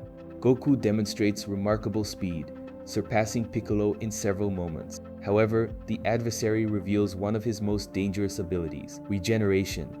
Even after receiving severe blows, Piccolo is capable of restoring his body almost instantaneously, nullifying a good portion of Goku's physical advantage. Determined to end the confrontation once and for all, Piccolo gathers a colossal amount of energy and fires a devastating attack, the explosion of which destroys most of the arena and even part of the island where the tournament is being held. It is, up to that point in the story, the most destructive attack ever seen in Dragon Ball. Even wounded and under the brutal impact of the explosion, Goku remains standing, determined not to fall. The battle continues, with both fighters demonstrating extraordinary speed and strength. In a surprise blow, Piccolo strikes Goku directly in the chest, gravely injuring him. Immediately after, in a cruel moment, he breaks both his arms and legs. To conclude, he fires a brutal attack that blasts an enormous crater in the center of the arena, making Goku disappear beneath the rubble. Convinced of his victory, Piccolo rises as the new victor and proclaims that no one is capable of stopping him any longer. But the improbable occurs. From above, Goku reappears, floating on the little energy he has left. In one final, desperate effort, he launches himself against Piccolo at full speed, colliding with enough force to send him flying out of the arena. For the first time in his life, Goku officially wins the martial arts tournament, a feat he had not managed in either of the previous two editions. Shortly after the fight ends, Yajirobe appears on the scene and hands Goku a Senzu bean brought directly from Master Korin. The bean instantly heals his wounds, restoring his energy. Kamui then prepares to eliminate Piccolo once and for all, believing that evil must be eradicated. However, Goku stops him, surprising everyone with his decision. He not only spares Piccolo's life, but even offers him a bean so that he can recover. Piccolo, consumed by hatred and frustration, vows that one day he will return to kill Goku. However, this gesture of compassion will mark the beginning of a profound transformation. What is now a vow of revenge will in time give way to respect and even an unexpected alliance, especially when a very special young Saiyan appears in the next journey. Recognizing Goku's bravery, integrity, and purity of heart, Kamui invites him to assume the post of the new Guardian of the Earth, a sacred role that carries the duty of protecting the balance of the world. Although flattered by the proposal, Goku politely declines, stating that he still prefers to live as a free warrior. This gesture, however, makes evident how much he has matured since the beginning of his journey. It is worth noting that in Japanese culture, the term Kami-sama refers to a supreme deity superior to other spiritual entities called kami, venerated in Shintoism. With the tournament over, Goku wastes no time. He mounts the flying Nimbus, carries Chi-Chi in his arms, and sets off with her toward the Ox King's castle, her father's home, to begin the wedding preparations. Upon hearing the news, the Ox King becomes deeply emotional upon discovering that his daughter will marry the legendary martial artist who had already saved the world. As a gesture of love and blessing, he offers Chi-Chi the wedding dress that had belonged to his late wife, a gift filled with memory and affection. But the joy is abruptly interrupted when a powerful earthquake strikes the region. Fissures open in the castle floor, and from within them, an intense and supernatural fire begins to consume the place. No type of water or conventional effort manages to put out the flames. The Ox King ends up trapped inside the castle, while Goku and Chi-Chi barely escape. Faced with the desperate situation, the couple decides to set off in search of a solution to contain the blaze. The first clue leads Goku and Chi-Chi to the legendary Bancho Fan, a magical fan with the power to control wind and flames. During this new journey, they receive guidance from the eccentric fortune teller Baba, who points them in part of the way. They also pass through Oolong's village, and subsequently visit Master Roshi's home, who had not yet returned from the tournament. There, the sea turtle informs them of a possible means of obtaining the fan, gathering the feathers of the rare fire-eating bird, a mythological creature similar to a phoenix. The search takes them to a cave where the creature's egg rests. There, surprisingly, they run into Pilaf and his loyal companions, Shu and Mai characters, who had been absent since the events involving King Piccolo. As always, the trio tries to hinder the heroes, but is quickly defeated by Goku with ease, once again serving as comic relief amid the chaos. During the exploration of the cave, Chi-Chi happens to find the true Bancho fan, long considered lost. With the artifact in hand, the couple returns to the castle to attempt to extinguish the blaze. However, upon using it, they realize the fan alone is not sufficient to stop the mysterious fire. It is then that fortune teller Baba appears once more, bringing with her a crucial revelation: the flames consuming the castle are not ordinary ones. They emanate from the five-element mountain, a sacred place that acts as a bridge between the world of the living and the spirit world. At the top of this mountain lies the magic 8-way furnace, an ancient octagonal furnace responsible for keeping alive the spiritual fire that regulates the cycle between life and death. Goku and Chi-Chi set off for the location, bringing along the fan. Upon arriving, they are received by Anan, the powerful and imposing guardian of the sacred furnace. It is there that Goku reunites with Grandpa Gohan, his adoptive grandfather who raised him when he was still a baby. Grandpa Gohan explains that the fire of the furnace is fundamental to cosmic balance. Should it be extinguished, the world would plunge into an age of darkness and freezing. Anan refuses to allow the fire to be put out, but admits there may be a leak at the base of the furnace, and that the anomalous flames striking the Ox King's castle are likely escaping through this crack. However, she states that entering the furnace is considered impossible. Anyone who tried would die instantly due to the extreme heat and concentrated spiritual energy. A solution, however, reveals itself. Goku and Chi-Chi, without realizing it, had gathered throughout the journey the 3 items necessary to accomplish the impossible mission. The Bansho fan, which allows the fire to be temporarily parted, and a safe path to be created. The shell of the fire-eating bird's egg, resistant to the intense heat of the furnace. The honey of the octagonal bees, a magical adhesive capable of sealing the fissure in the furnace's structure. With the 3 elements in hand, Goku enters the sacred furnace. Using the fan, he opens a path through the flames, and with the reinforced shell and the magical honey, he manages to seal the crack with precision. At the last moment, he propels himself out using his power pole, escaping unscathed. The fire that threatened to destroy the Ox King's castle is finally contained. With the danger averted, Goku and Chi-Chi return to the castle and at last celebrate their wedding, fulfilling the promise made in childhood. During the ceremony, fortune teller Baba appears once more and, with her clairvoyant gaze, announces that the couple's destiny holds something grand. In an enigmatic tone, she reveals that in 5 years, an epic new adventure awaits them, though she avoids giving any details about what lies ahead. Goku had faced a long and difficult journey, and his greatest rival Piccolo was defeated at great cost. After the 23rd World Martial Arts Tournament, Piccolo swore revenge and promised to one day conquer the Earth. Goku married Chi-Chi, paving the way for new adventures, which were set to take place around 5 years later. That time passed, the Earth was living through a period of peace. During that interval, Goku had a son with Chi-Chi, Son Gohan, a name chosen in honor of Goku's adoptive grandfather. However, this calm was about to be shattered with the arrival of a new threat, a warrior from outer space, belonging to the same race as Goku. His name was Raditz, and he revealed something shocking. Goku was actually named Kakarot, and Raditz was his biological brother. Upon his arrival, Raditz crossed paths with Piccolo, making it clear how vast the gap was between the power of the Saiyans and that of Earth's warriors.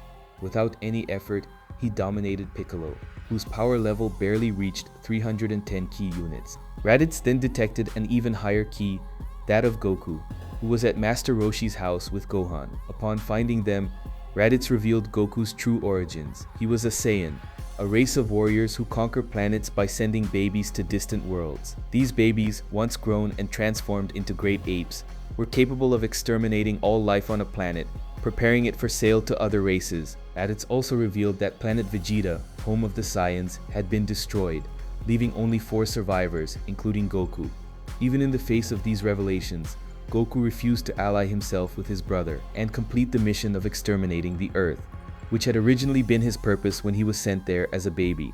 Faced with this refusal, Raditz defeated Goku with ease and kidnapped Gohan, using the boy as leverage. Goku naturally refused to accept the threat. After Raditz's departure, Piccolo reappeared. Aware of the danger, he proposed a temporary alliance with Goku to face their common enemy.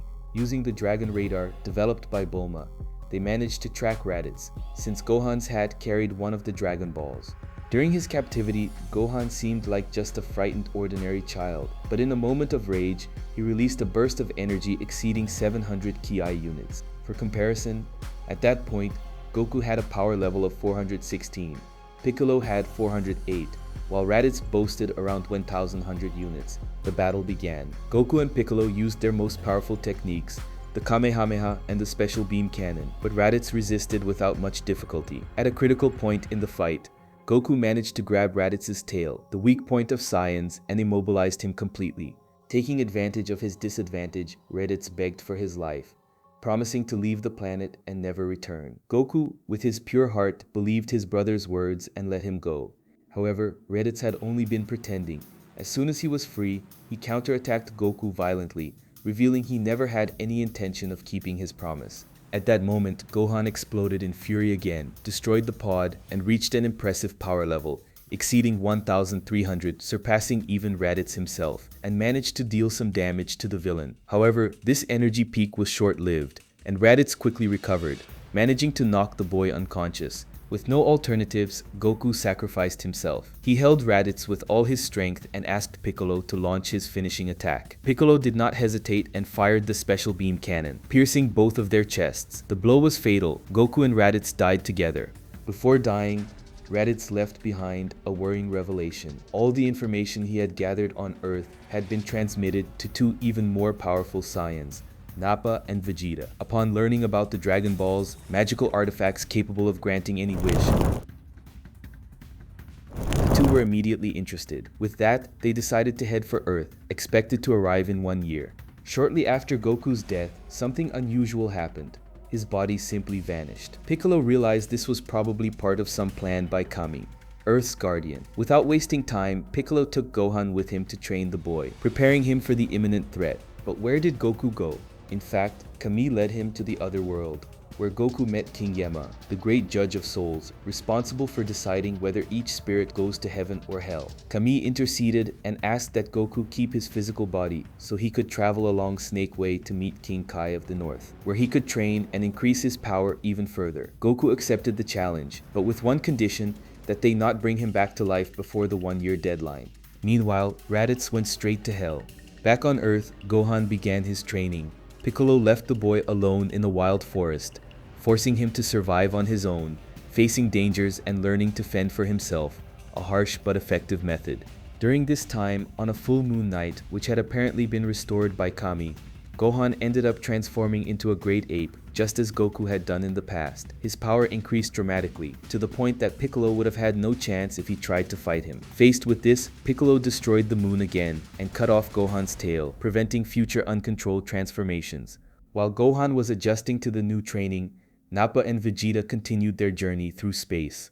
On one of the planets where they landed, they realized it had no value, and, without hesitation, Vegeta completely destroyed it, annihilating all life present. In a lighter, more comedic moment, Goku accidentally fell off Snake Way and ended up in Hell, where he faced a blue ogre and even tasted the legendary Devil's Fruit, something belonging to King Yama. After that brief adventure, Goku returned to the path and resumed his journey toward King Kai's planet. Meanwhile, at Kami's lookout, other Earth warriors Krillin, Tien, Yamcha, Chiotsu, and even Yajirobe gathered to train. Kami took them to a special dimension where they faced simulations of 2 low-level Saiyans, even though they were considered among the weakest from the old planet Vegeta. The illusory enemies easily defeated the group, serving as a warning about how dangerous the real threat would be. Goku finally arrived at King Kai's planet, a small world with gravity 10 times greater than Earth's. There, he underwent rigorous training, adapting to the intense gravity to dramatically increase his speed, strength, and endurance. During this period, Goku learned 2 techniques that would become iconic throughout Dragon Ball Z, the Kaioken, which temporarily multiplies his physical capabilities, and the Spirit Bomb, a powerful energy sphere created from the life force of all living beings around him. This last technique would prove essential in future battles. While Goku was strengthening himself, Earth was preparing for the worst. The 2 Saiyans finally arrived on the planet, driven by greed and a thirst for power. Nappa, without hesitation, devastated East City, demonstrating his full brutality. Goku was finally resurrected, but was still on his way to the battlefield. Using their scouters, the Saiyans located Earth's warriors. At that point, we get a sense of the power levels of the main combatants. Gohan 981, Piccolo 1002-120, Krillin 1083. Other allies also joined the fight, including Tien, Yamcha, Chiatsu, and Yajirobe. However, before facing them directly, the Saiyans planted 6 Cybermen, creatures used to test the level of their opponents. Each Cybermon faced one of the warriors. Tien faced the first, while Yamcha defeated the second. However, after dropping his guard, Yamcha was caught off guard. The Cybermon latched onto him and self-destructed, killing the warrior in one of the most memorable and tragic scenes of the saga. And that was only the first loss. The fight continued, and Krillin showed his strength by eliminating 3 Cybermen at once with a powerful energy attack. The last one was eliminated by Piccolo with a single blow, a sign of things to come as the real battle had yet to begin. With the situation spiraling out of control, Nappa decided to fully enter the combat, while Vegeta, already established as the true leader and clearly more powerful, remained merely as a spectator. Nappa launched an attack against the remaining warriors, and Chiyozu, in a desperate attempt to protect his allies, latched onto the enemy's back and self-destructed. Unfortunately, the sacrifice was in vain. The explosion caused no significant damage to Nappa, resulting in yet another tragic loss. Next, Tien channeled all of his power into one final attack, the Tray Beam. The technique, though powerful, also proved insufficient. Tien died from exhaustion, while Nappa continued practically unharmed. The massacre went on. When Nappa moved against Gohan, Piccolo acted on instinct and threw himself forward to protect the boy, taking the fatal blow. In his final words, he revealed a touching change. "You were the only one who treated me like a friend. I like you." This moment marks Piccolo's redemption, a warrior who until recently was seen as the greatest villain on Earth, the reincarnation of the Demon King Piccolo. Now he sacrificed himself for the planet and for someone he had learned to cherish, cementing his transition from enemy to hero. It was at that very instant that Goku finally arrived, riding his flying Nimbus, and intervened at the last second to save Gohan. He asked Krillin to take the boy away from the battlefield, ensuring his safety. It is worth noting that with Piccolo's death, Kami also disappeared, and with him, the Dragon Balls ceased to exist. This meant those who had died up until now could no longer be resurrected. The decisive battle against the Saiyans began. Goku, upon seeing the state of the battlefield and the loss of almost all his friends, was filled with rage. When confronting Nappa, he revealed a level of power that surprised even Vegeta. Even so, Nappa pressed forward with everything, using his full strength. However, Goku dodged with ease, showing no effort at all. Vegeta quickly realized Nappa was at a disadvantage and ordered him to stand down. Infuriated at being discarded, Nappa tried to attack Gohan and Krillin from behind. Goku then used the Kaioken effectively for the first time. With his speed and strength amplified, he defeated Nappa with ease, sending him crashing to the ground in front of Vegeta. Displaying cold indifference, Vegeta eliminated Nappa without hesitation, destroying his body with a single blow. In his view, a useless warrior did not deserve to live. Goku proposed that they move to a different location to fight, to avoid further destruction, and so began the final confrontation of this saga, Goku vs Vegeta. During the duel, Goku used the Kaioken at different intensities, first at level 2, then level 3, pushing his own limits in search of equality against Vegeta's superior power. Even with all that effort, Vegeta remained dominant. His power exceeded 18,000 units, making him, at that moment, stronger than Goku. The only way to level the playing field was to risk the Kaioken X3, which finally put some pressure on the Saiyan Prince. At the height of the combat, Vegeta attempted to destroy Goku and the Earth with his most powerful attack, the Galactic Gun. Goku responded with a Kamehameha amplified by the Kaioken X3, creating a devastating clash of energies. With no other option, Goku elevated the technique to Kaioken X4, managing to overpower the attack and strike Vegeta directly. However, the cost was high. The extreme effort caused serious damage to Goku's body, leaving him practically unable to continue fighting. Even injured, Vegeta had not yet been defeated. With the original moon destroyed, Vegeta created an artificial version using his own energy, a technique known as the Power Ball, and transformed into a great ape, multiplying his power by 10. Sensing the new moon, Gohan sensed the danger and returned to the battlefield with Krillin to help Goku. What followed was a massacre. Vegeta, in his great ape form, completely dominated the fight and overwhelmed Goku mercilessly. Gohan and Krillin tried every way they could to strike Vegeta's tail, the weak point of the transformation, but their attempts were frustrated one after another, and hope seemed increasingly distant. The unexpected turning point came from Yajirobe, who until then had remained hidden at the sidelines. Taking advantage of a moment of Vegeta's distraction, he appeared suddenly and, with a precise blow of his sword, cut the Saiyan's tail, forcing him to return to his normal form. Even weakened, Vegeta remained conscious and determined to keep fighting. While the enemy focused on attacking Gohan, Goku gathered what remained of his vital energy and transferred it to Krillin, allowing him to form a small spirit bomb. With Gohan's help, the energy sphere was launched at Vegeta and managed to hit him squarely. However, the attack, though effective, was not enough to finish him off. It was at that moment that Vegeta noticed something troubling. Gohan's tail had grown back. Desperate, he tried to prevent the boy from seeing the artificial moon still active in the sky. Before he could, Yajirobe once again stepped in, striking Vegeta from behind and giving Gohan enough time to complete his transformation into a great ape. Vegeta tried to escape from the uncontrolled beast and managed to cut off Gohan's tail to force him back to human form. However, during the transition, Gohan lost his balance and fell from a great height, landing directly on top of Vegeta. The impact partially crushed him, leaving him gravely injured and at last out of combat. Nearly out of strength, Vegeta crawled to his remote control and activated his space pod, summoning it to escape from Earth. At that moment, Krillin grabbed Yajirobe's sword, ready to finish him off once and for all. But before he could act, Goku intervened and stopped him, asking that they spare the enemy's life. This act of compassion, a hallmark of Goku, contrasted sharply with what Vegeta would have done if the situation were reversed.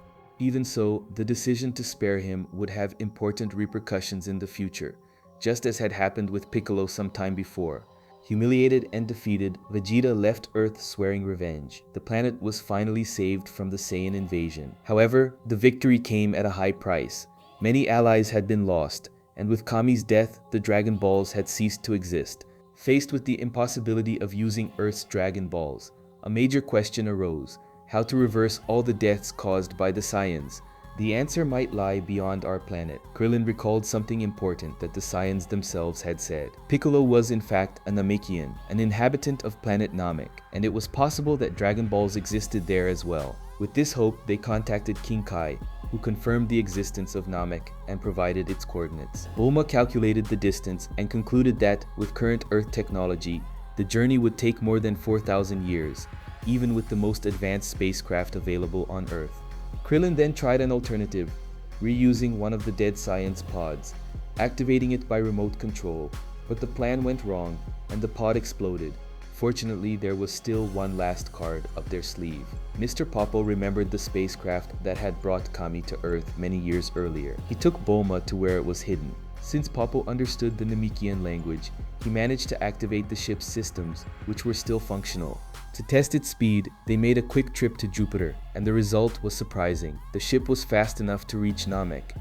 Bulma gradually learned to operate the technology and even began to understand the alien language. With everything ready, she set off with Krillin and Gohan, now recovered from the previous battle, on an interplanetary mission in search of the Namek Dragon Balls. Meanwhile, Goku remained hospitalized, slowly recovering from the serious injuries sustained in his fight against Nappa and Vegeta. On the other side of the galaxy, Vegeta arrived at Frieza planet number 79, a base of Frieza's empire, where he was also treated. Upon recovering, he realized he was stronger, the result of a unique Saiyan trait. Every time they survive after being on the brink of death, their battle power dramatically increases. This phenomenon is known as Zenkai.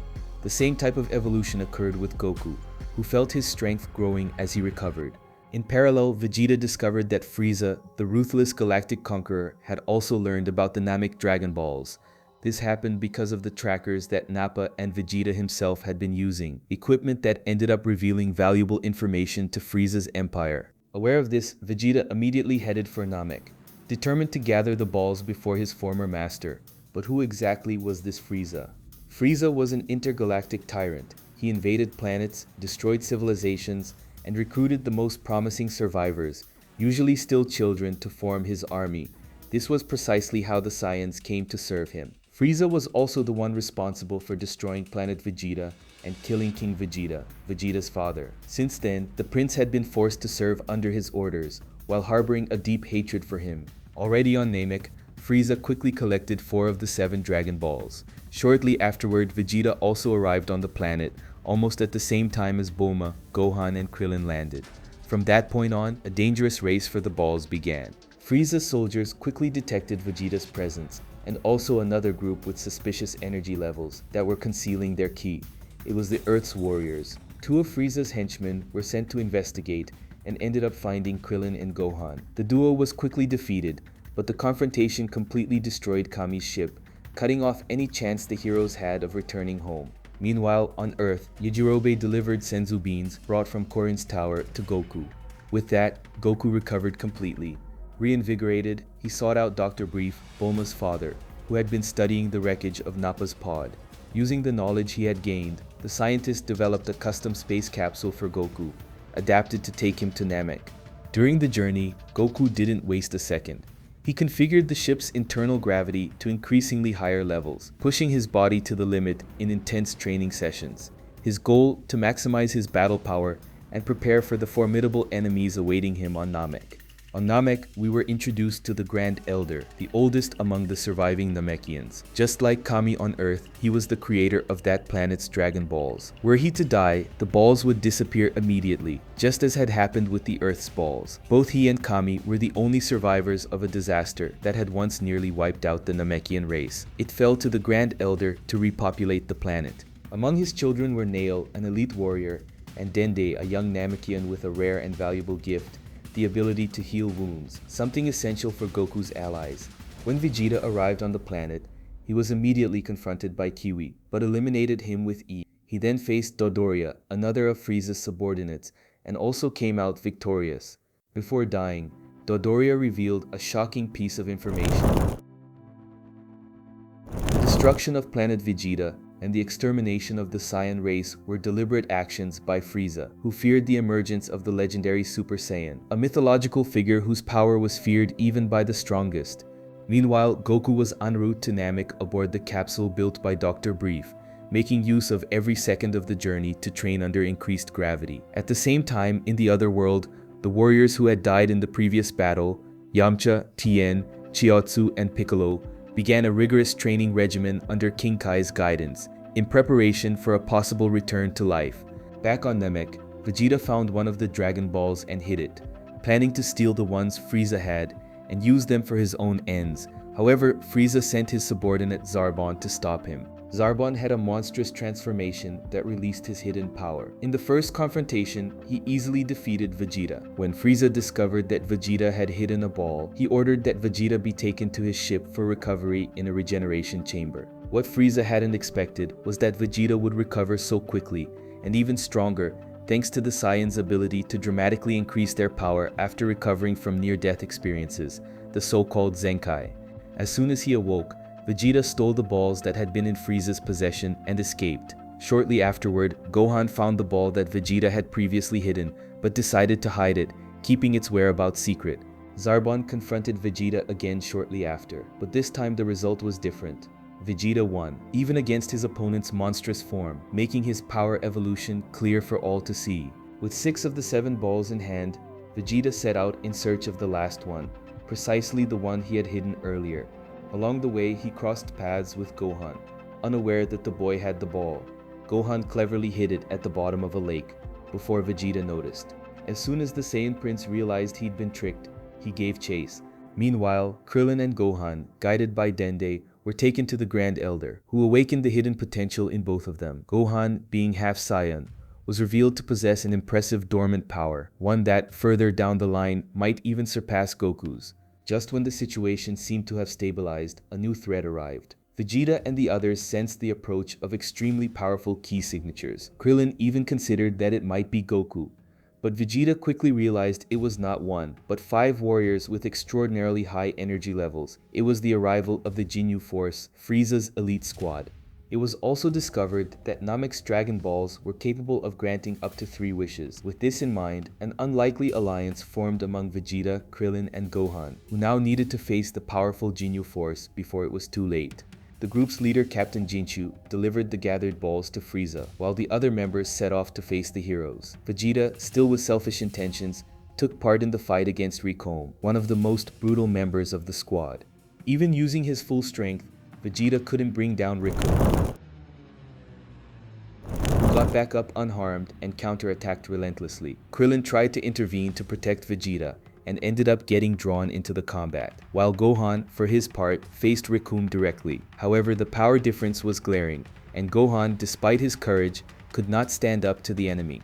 At the peak of the tension, Goku finally arrived on Namek. Sensing his friend's energy, he wasted no time and headed straight for the battlefield, arriving in time to save Gohan from a fatal blow. Rikom tried to show off his strength and unleashed his full ki, but Goku brought him down with a single punch, leaving everyone stunned by his new level of power. Seeing Goku's overwhelming performance, Vegeta began to wonder whether he truly was the legendary Super Saiyan, the one whose existence had always been shrouded in legend and fear. Meanwhile, Frieza managed to recover all of the Dragon Balls, including the one Gohan had hidden. With all 7 gathered, he attempted to summon the Namek Dragon, but failed, as, in addition to a specific command, the wishes could only be made in the Namekian language, which was beyond the tyrant's knowledge. In search of answers, Frieza found Nail, one of the planet's most powerful warriors, who decided to face him in a desperate attempt to buy time. Despite his bravery, Nail was completely outmatched by Frieza. Meanwhile, Goku faced the other members of the Jinchu force. Jace and Berter tried to attack him with combined strikes, but were easily surpassed by Goku's unbelievable speed, so fast it could barely be tracked. Shocked, the two realized they were dealing with someone on a completely different level. Then Captain Ginju himself stepped into action. His power level exceeded 120,000, but Goku activated the Kaioken and raised his strength to over 180,000, making it clear who the stronger fighter was. However, Ginju still had an ace up his sleeve, his body change technique, one of the most dangerous abilities in the Dragon Ball universe. Ginju deliberately wounded his own body, and, with his technique, managed to switch bodies with Goku, taking on his power. Using the new form, he made his way to Vegeta, Krillin, and Gohan. Krillin ran to greet who he thought was Goku, but Gohan quickly sensed something was wrong. That was not his father. The battle began. Jinyu, now in Goku's body, faced the allies, but had difficulty fully controlling the new body. Jinyu tried to face Vegeta and ended up being defeated with ease. Jinyu, cornered, attempted to use his switching technique again, but this time Goku, despite being injured, interfered and managed to return to his original body. Furious, Jinchu tried one more swap, this time aiming for Vegeta. At the last instant, Goku quickly acted and threw a Namekian frog into the path of the beam. Jinchu ended up swapping bodies with the amphibian, permanently trapped in the form of a frog. With that, the feared Ginyu force was defeated, and its leader ended the fight as a mere frog. Gravely injured, Goku was placed in a recovery chamber inside Frieza's ship, where he would need about 50 minutes to fully recuperate. Meanwhile, Vegeta, demonstrating a rare dose of camaraderie, gave Saiyan armor to Gohan and Krillin. Krillin set off toward the Grand Elder with the goal of finding out how to summon the Namek Dragon. Along the way, he found Dende, who not only knew the required language, but also knew exactly how to make the wishes. They returned to Frieza's ship, where the balls were gathered. With Dende's help, they finally managed to summon Purunga, the majestic Namek dragon, whose imposing and muscular appearance contrasted with that of Shenron. Unlike Earth's dragon, Purunga could grant 3 wishes.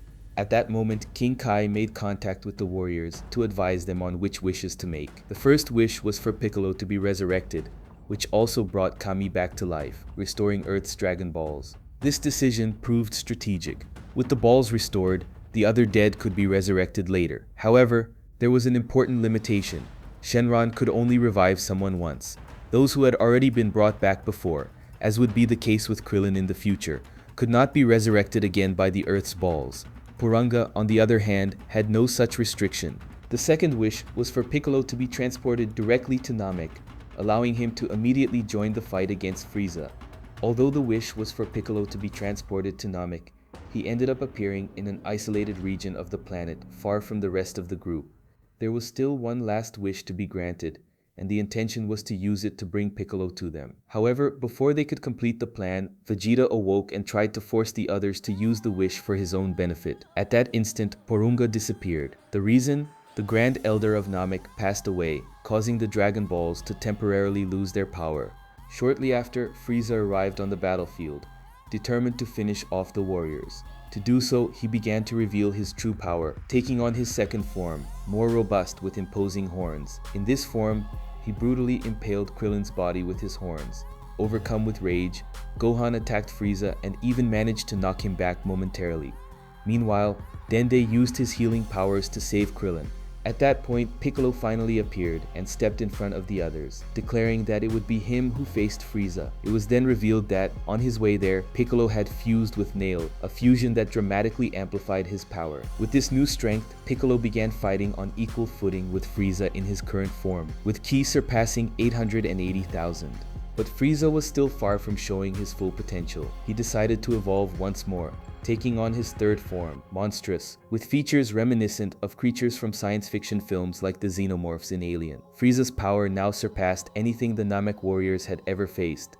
Faced with this desperate scenario, Vegeta bet everything on a bold plan. He asked Krillin to hit him with enough force to leave him on the brink of death, then counted on Dende to heal him. Since Saiyans are immensely strengthened when they recover from grave injuries, the Zenkai effect, Vegeta believed he could reach a new level of power. The plan worked, but even that was not enough to match the enemy. Frieza then revealed his final form, his perfect state. Realizing that Dende was the one healing the warriors, Frieza coldly eliminated him. With his transformation complete, Frieza reached an unimaginable level of power, making him practically invincible to all present. The only one with real chances against him was Goku, who was still in the recovery chamber. In the meantime, Vegeta decided to face Frieza alone, but the confrontation was one-sided. Frieza dominated him with ease, evading his attacks only to mock him. In this moment, the contempt and hatred Frieza felt for Saiyans became transparent, fueled by an old fear and by the legend of the Super Saiyan. Finally, Goku recovered and headed to the battlefield. Vegeta, gravely wounded, used his last moments to implore Goku to avenge their race and bring down Frieza, revealing that the tyrant was responsible for destroying planet Vegeta and massacring their people. As a cruel response, Frieza launched an attack that pierced the prince's heart, ending his life. And so began the long-awaited showdown, Goku vs Frieza. Goku unleashed the Kaioken at level 20 and fired a devastating Kamehameha. Frieza, though surprised, managed to withstand the blow, though with difficulty. However, the extreme use of the Kaioken took its toll. Goku's body began to suffer the side effects of the technique. Meanwhile, in the other world, members of the Jinyu Force, now dead, appeared on King Kai's planet. Although they still caused some confusion, they were quickly defeated by Yamcha, Tien, and Chiatsu, who showed they had greatly evolved during their post-death training. Back on the battlefield on Namek, Goku realized only one option remained: to use his most powerful technique, the Spirit Bomb. He began gathering energy from all living beings around him, from the planet, from space, and even from other worlds. The accumulated energy formed a colossal sphere, and when finished, Goku hurled it at Frieza. Frieza tried to resist, but was engulfed by the overwhelming force of the Spirit Bomb. The explosion that followed opened an enormous crater in the planet, and for a brief moment, everyone believed the threat had finally come to an end. But Frieza survived, even gravely injured. He launched a ki blast toward Goku, and Piccolo, in a heroic act, stepped in front and absorbed the blow, falling near death. Then Frieza did not hesitate. He lifted Krillin into the air and cruelly blew him up before Goku's very eyes. This scene of extreme loss was the trigger for the transformation that would change everything. Overcome by uncontrollable fury, Goku awakened a new power. His ki exploded into a golden aura. His hair stood on end and shone like gold. Thus was born the legendary Super Saiyan. Aware that he no longer had the advantage, Frieza resorted to a desperate move. He concentrated an immense amount of energy into a sphere and hurled it at the planet's core. Namek was doomed. Only 5 minutes remained before its total destruction. Meanwhile, on Earth, with the help of Mr. Popo, the warriors gathered the Dragon Balls created by Kami and summoned Shenron. The first wish was for all of Frieza's victims and his soldiers' victims on Namek to be brought back to life, which included the Grand Elder. With that, Namek's Dragon Balls were restored. Back on planet Namek, the Namekians used the newly reactivated balls to summon Puranga, their world's dragon. Frieza, panicking at the sight of the dragon appearing again, rushed to make his immortality wish, but failed because he didn't know the native language. Dende then acted quickly and made the second wish, for everyone on Namek, with the exception of Goku and Frieza, to be immediately transported to Earth. Only 3 minutes remained before the planet exploded. The battle between Goku and Frieza continued at an accelerated pace. Frieza, unable to accept defeat, created floating energy discs to hunt Goku. However, Goku dodged with mastery and redirected the discs back at their creator. Frieza was struck by his own technique, suffering severe mutilations. Despite this, Goku showed compassion. He offered Frieza a portion of his energy, hoping the villain could escape with his life. But, true to his nature, Frieza tried to attack Goku again. With no other choice, Goku retaliated with a powerful blow, leaving Frieza apparently destroyed. Meanwhile on Earth, the Grand Elder, feeling his time drawing near, passed authority over Namek's Dragon Balls to a new Elder. He revealed to Gohan an important detail. Unlike Earth's balls, Namek's could revive the same person more than once. We return to Namek.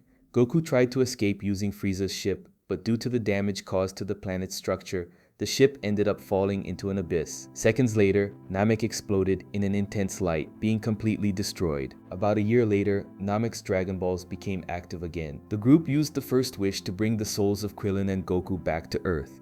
However, Porunga revealed that Goku was still alive, and only Krillin returned. The second wish was used to resurrect Krillin. For the third wish, the plan was to bring Goku back to Earth, but he refused. With his voice echoing through the dragon, Goku explained that he was training somewhere in the universe and would return on his own. Instead, the group wished for Yamcha's resurrection. After another 130 days, Porunga was summoned again. The three wishes made this time were to resurrect Tien and Chiatsu, and to transport all Namekians to a new planet where they could start over. Peace returned, at least for a while. Gohan resumed his studies under Piccolo's watchful eye, while the other warriors continued their training. Goku remained missing, honing his skills somewhere remote. Vegeta, now living at Capsule Corporation, also set off on journeys across the universe, determined to push beyond his limits and increase his power even further. It had already been 1 year since the events on Namek, and so far Goku had not returned to Earth. Meanwhile, life here returned to normal, at least for the time being. Vegeta, who had left the planet at the end of the previous saga, returned and ended up settling in at Capsule Corporation at Bulma's invitation. Gradually, a connection began to form between the two. She showed affection and concern for him, and this closeness marked the beginning of something no one had expected. But the calm was soon broken. An extremely dark kid began to approach, and Vegeta quickly identified the energy. It was Frieza. Incredibly, Frieza had survived the destruction of Namek. His absurd resilience and ability to endure the vacuum of space had allowed his survival. He had been rescued by his father's ship, King Cold, and rebuilt with cybernetic implants, emerging as a Mecha Frieza, more ruthless than ever. His goal now was simple: to take revenge on Son Goku. Frieza and Cold headed for Earth, arriving a few hours ahead of Goku's expected return. However, before any evil plan could be set in motion, a mysterious young man appeared. Effortlessly, he eliminated Frieza's soldiers and announced that he was there to defeat father and son. With a confident air, the young man revealed something surprising. He too was capable of transforming into a Super Saiyan. Before everyone's eyes, he transformed, leaving Earth's warriors in shock. Frieza, furious, tried to destroy the planet with an energy sphere even more powerful than the one used to wipe out Namek. But to his surprise, the young man blocked the attack with a single hand, without showing any effort at all. In a desperate attempt, Frieza launched another massive attack, but ended up being completely defeated. In one of the most memorable scenes of the entire saga, the young man cut him to pieces with his sword, bringing the threat to an end. King Cold was also eliminated shortly after, and their ship was destroyed right away. Everyone watched from a distance, stunned by what they had just witnessed. A stranger had single-handedly defeated the two greatest villains who had ever threatened the Earth. After the battle, the young man revealed that Goku was about to land. The group followed him to the location where the ship was due to arrive. Bulma noticed that the boy wore a jacket bearing the Capsule Corporation logo and asked about his connection to her family. But he only said that he was 17 years old and that for now, he couldn't say much. Shortly after, Goku's ship finally crossed the skies and landed near the group. The young man asked to speak with Goku privately, and his request was granted. In the conversation, he introduced himself as someone who had come from the future and asked Goku to transform into a Super Saiyan. Both took on their golden form and briefly do it. The young man used his sword to attack, but Goku blocked every strike with just one finger, proving how enormously he had advanced in power. In my reading of the situation, Goku was already at that point stronger than Trunks and would have been fully capable of handling what was to come. However, the circumstances of the future would show that things would not be so simple. The young man then revealed his name, Trunks, and along with it he brought an even more impactful piece of news. In exactly 3 years, two beings of overwhelming power would appear on Earth. Unlike previous threats, these would not come from other planets. They were androids created right here on Earth by a scientist named Dr. Garo, a survivor of the old Red Ribbon Army, an organization Goku had faced as a child. Trunks explained that in the future from which he came, the androids escaped control and ended up killing their own creator. In his timeline, only he and Gohan had managed to resist the machine's onslaught. All other warriors had been defeated. Even Gohan, after years of fighting alone, had not survived, leaving only Trunks as the last surviving member of the resistance. Trunks revealed that in the future, Goku never even had the chance to face the androids because he died before they arrived due to a severe heart disease. But he had not come only with bad news. He also brought hope, a medicine from the future, developed with the medical advances of his era. Although no cure existed in the present, this medication would be able to save Goku's life. He also made an important request, that Goku keep everything secret. Any significant change in the course of events could compromise the future and even Trunks' own existence. However, Piccolo, with his sharp hearing, overheard the entire conversation and decided to share the information with the others, without revealing the young traveler's identity. Shortly after, everyone watched the time machine disappear, taking Trunks back to his era. It was at that moment that Goku took the opportunity to explain how he had survived after the destruction of Namek. He escaped in an emergency ship from Frieza's army and ended up landing on planet Yardrat. There, although the inhabitants were not strong warriors, they had mastered special techniques. The most impressive of these was the instant transmission, which Goku had learned and now demonstrated to his friends. With the android threat on the horizon, Bulma proposed a logical solution. Use the Dragon Balls to locate and eliminate Dr. Garo before he could create the androids. However, the group chose not to interfere with the timeline, preferring to face the challenges head-on. In my view, maybe Bulma's idea would have resolved everything quickly, but at the same time, it could have caused dangerous changes to the future, creating a new and even worse reality, especially for Trunks. With that settled, Goku decided to begin an intense period of training alongside Piccolo and Gohan. Krillin went to train with Master Roshi, while Tien and Chiatsu continued their sessions on their own. Yamcha, for his part, kept up his training in the city. Vegeta, determined to surpass Goku, compelled Dr. Brief, Bulma's father, to build a special room where the Earth's gravity would be multiplied by 300. Goku had trained under 100 times gravity during his journey to Namek, so Vegeta wanted to triple that challenge, and in fact, he began breaking through his own limits. 3 years passed. The trained warriors gathered at the location Trunks had indicated, an island near South City. At this reunion, we were introduced to the present-day Trunks, still a baby in Bulma's arms. Chiatsu chose not to participate in the fight, sensing he would be of no use against enemies so powerful. Finally, the androids appeared, but there was a critical difference from previous enemies. They possessed no detectable life energy. This meant neither Goku nor the others could sense their ki. Not even the old scouters from Frieza's army would be effective in this case. In addition, these androids had a devastating ability. They could absorb the energy of their opponents, making them even more dangerous. The group split up to investigate the area and ended up finding a large city. Yamcha was the first to locate them and unfortunately was immediately defeated. The enemies introduced themselves. They were androids number 19 and number 20. Goku and the others arrived in time to save Yamcha using a Senzu beam. Then Goku proposed moving the fight away from the city, fearing for the safety of civilians. He transformed into a Super Saiyan and headed into confrontation with android number 18. At first, Goku appeared to have the upper hand, but quickly something was wrong. He began to lose his breath and strength. The symptoms of the heart disease, which Trunks had predicted years before, finally manifested themselves. Even with the warning and the medication at hand, Goku had postponed the treatment, believing himself to be healthy, but in reality, the disease had already been there, silent. Meanwhile, android number 20 prevented any attempt by Goku's friends to help. Number 19 began draining his energy and prepared to defeat him. It was at this critical moment that Vegeta stepped in, saving Goku from being eliminated. Few scenes in Dragon Ball Z are as memorable as Vegeta's triumphant entrances. During this one, he delivered one of his best lines, claiming that he had finally surpassed Goku. Honestly, I have my doubts, but he declared that he had trained in a gravity capsule with gravity 450 times greater than Earth's, It was in the midst of this brutal training, when his body was on the verge of collapse, that Vegeta finally managed to achieve the legendary power of the Super Saiyan. It was at that moment that Vegeta revealed his new power and entered the battle against android number 19. The enemy tried to absorb his energy, but had no success. Vegeta quickly turned the tables. He tore the android's arms off and at the end of the confrontation destroyed it almost entirely with a devastating explosion, leaving only the robot's head.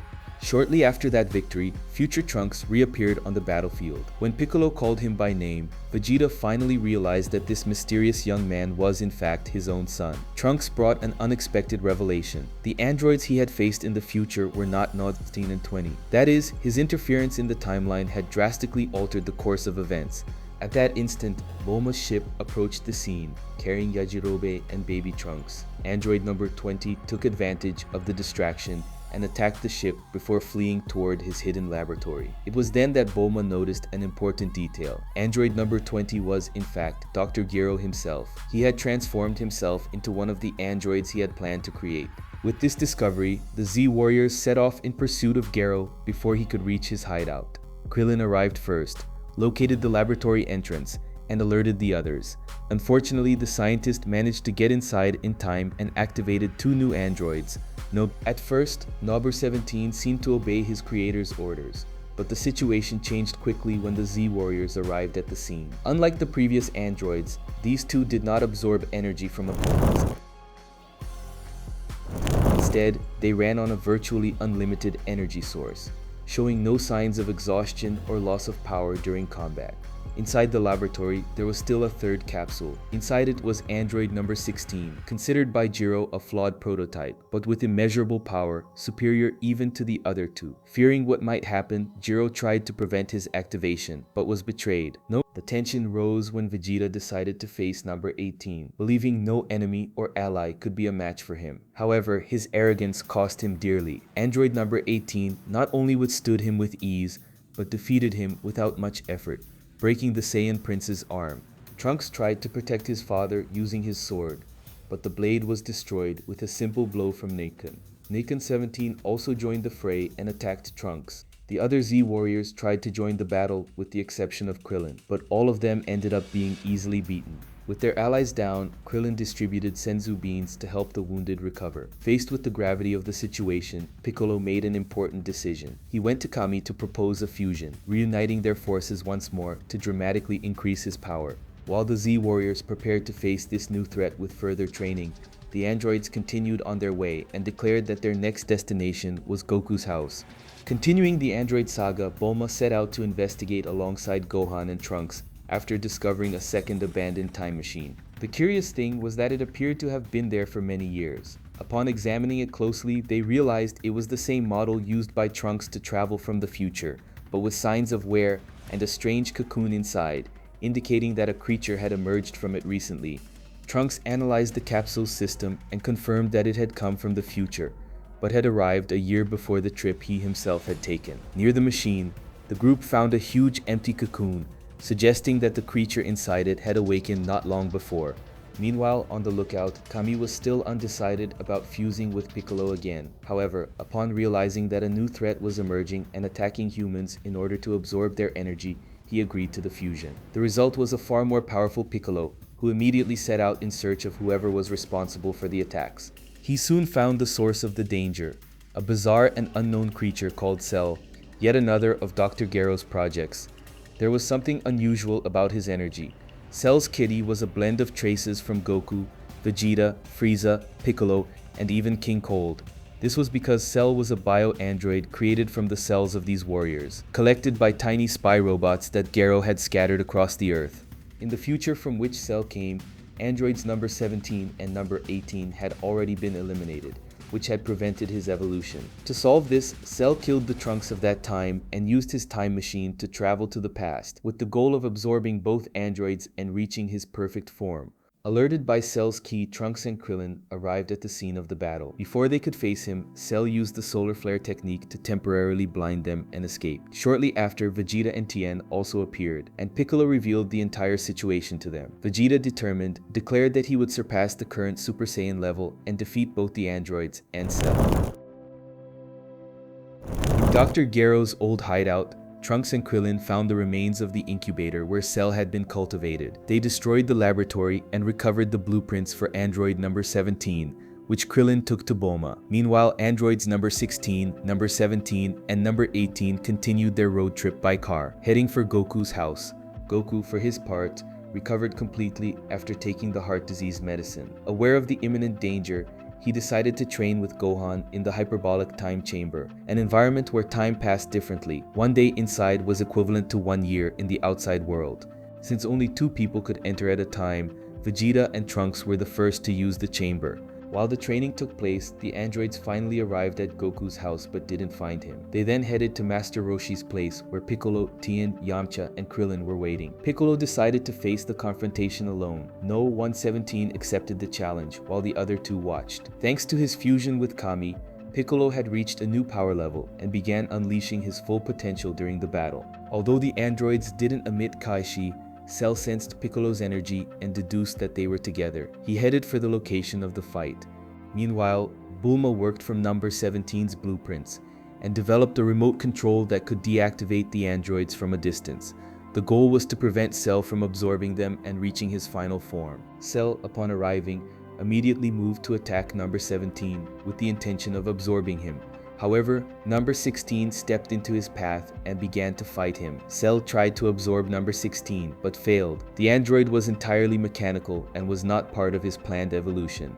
Even so, thanks to his regeneration ability, Cell managed to overcome Naruto 16's resistance, and in the end, absorbed Naruto 17, triggering his transformation into his second form. Now far more powerful, he turned his attention to his next target, android Naruto 18. In an attempt to contain Cell and buy time for the androids to escape, Tien launched multiple blasts of his powerful tri-beam. The extreme effort completely exhausted his strength, causing him to collapse shortly after. Realizing the gravity of the situation, Goku used instant transmission from the lookout to rescue his ally. Along the way, he also found Piccolo, still alive, who revealed he was preparing for a new confrontation with Cell, intensifying his training. Meanwhile, Krillin went to Bulma and picked up the remote control she had created to deactivate the androids. The problem was that the device had a very short range, less than 10 meters.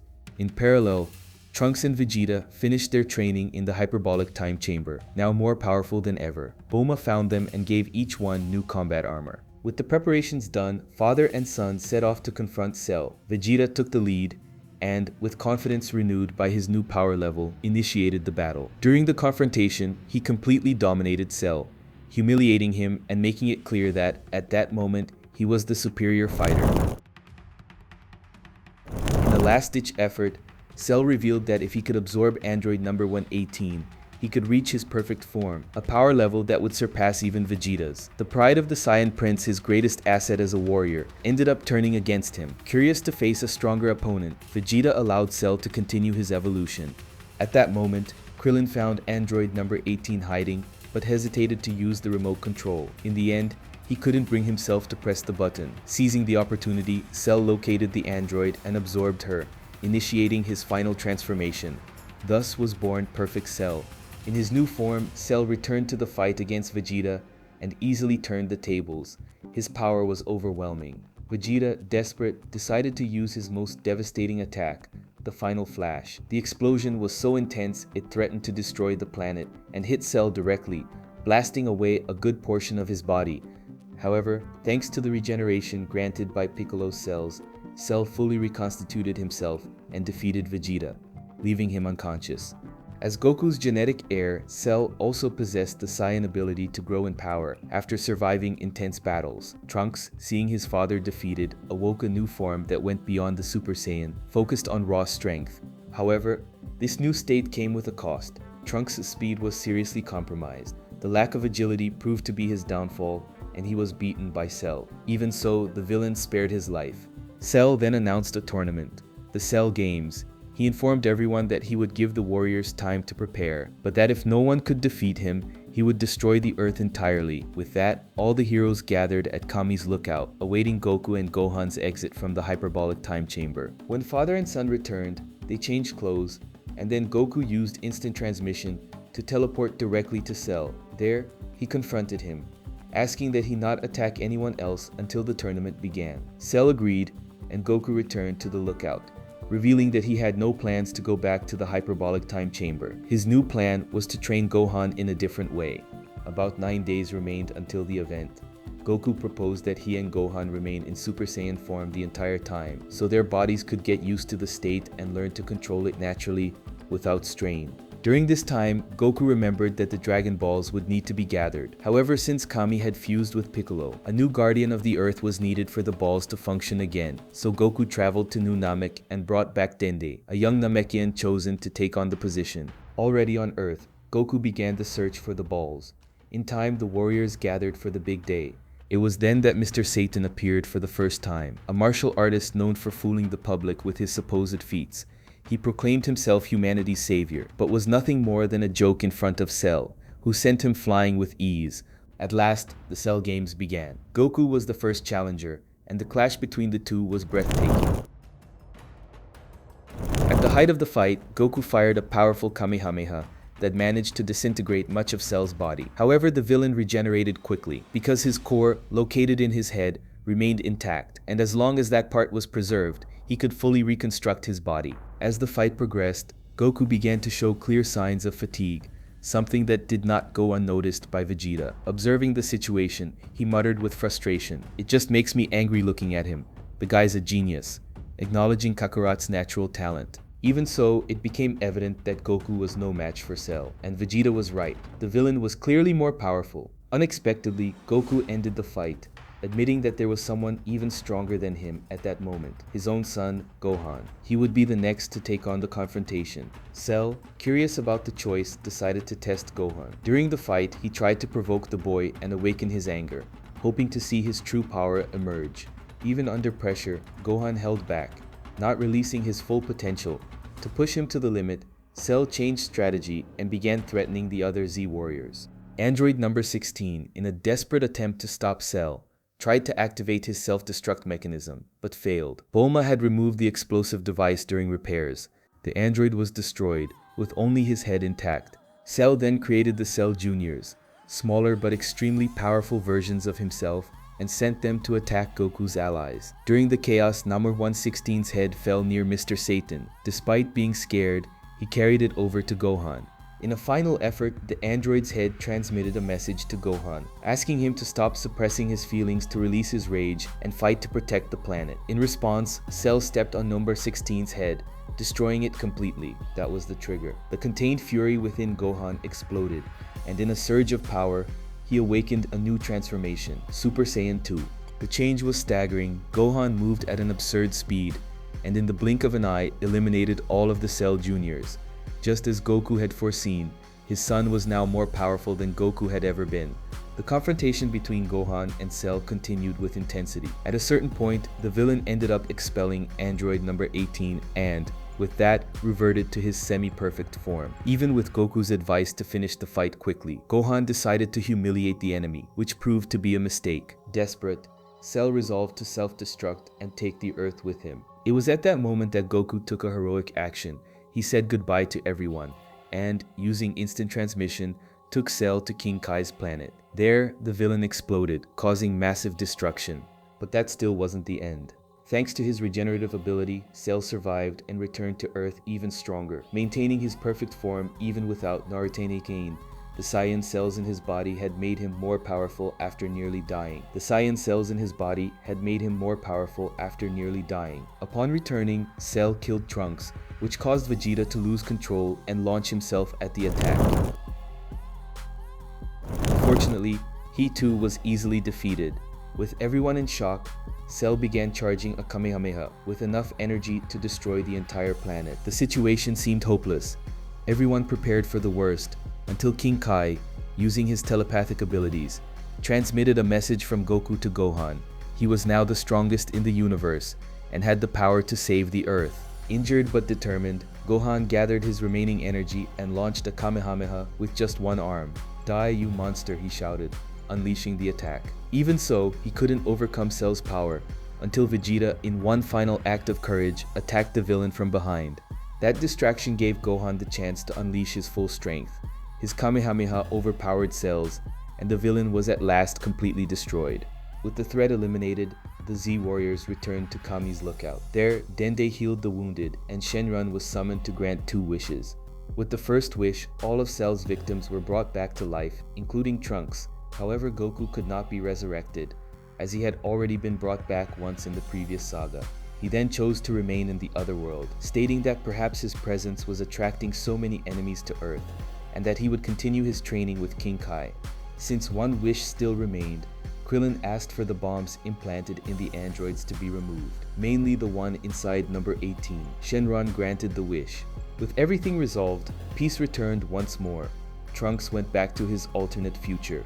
Now far more powerful, he easily eliminated the androids of his own timeline and destroyed Cell before even allowing him to reach any new form. 7 years had passed since the battle against Cell, and the Z Warriors had managed to maintain peace on Earth throughout that period. Gohan, under the influence of his mother Chi-Chi, had set aside training and focused on his studies, which honestly was a shame considering his potential.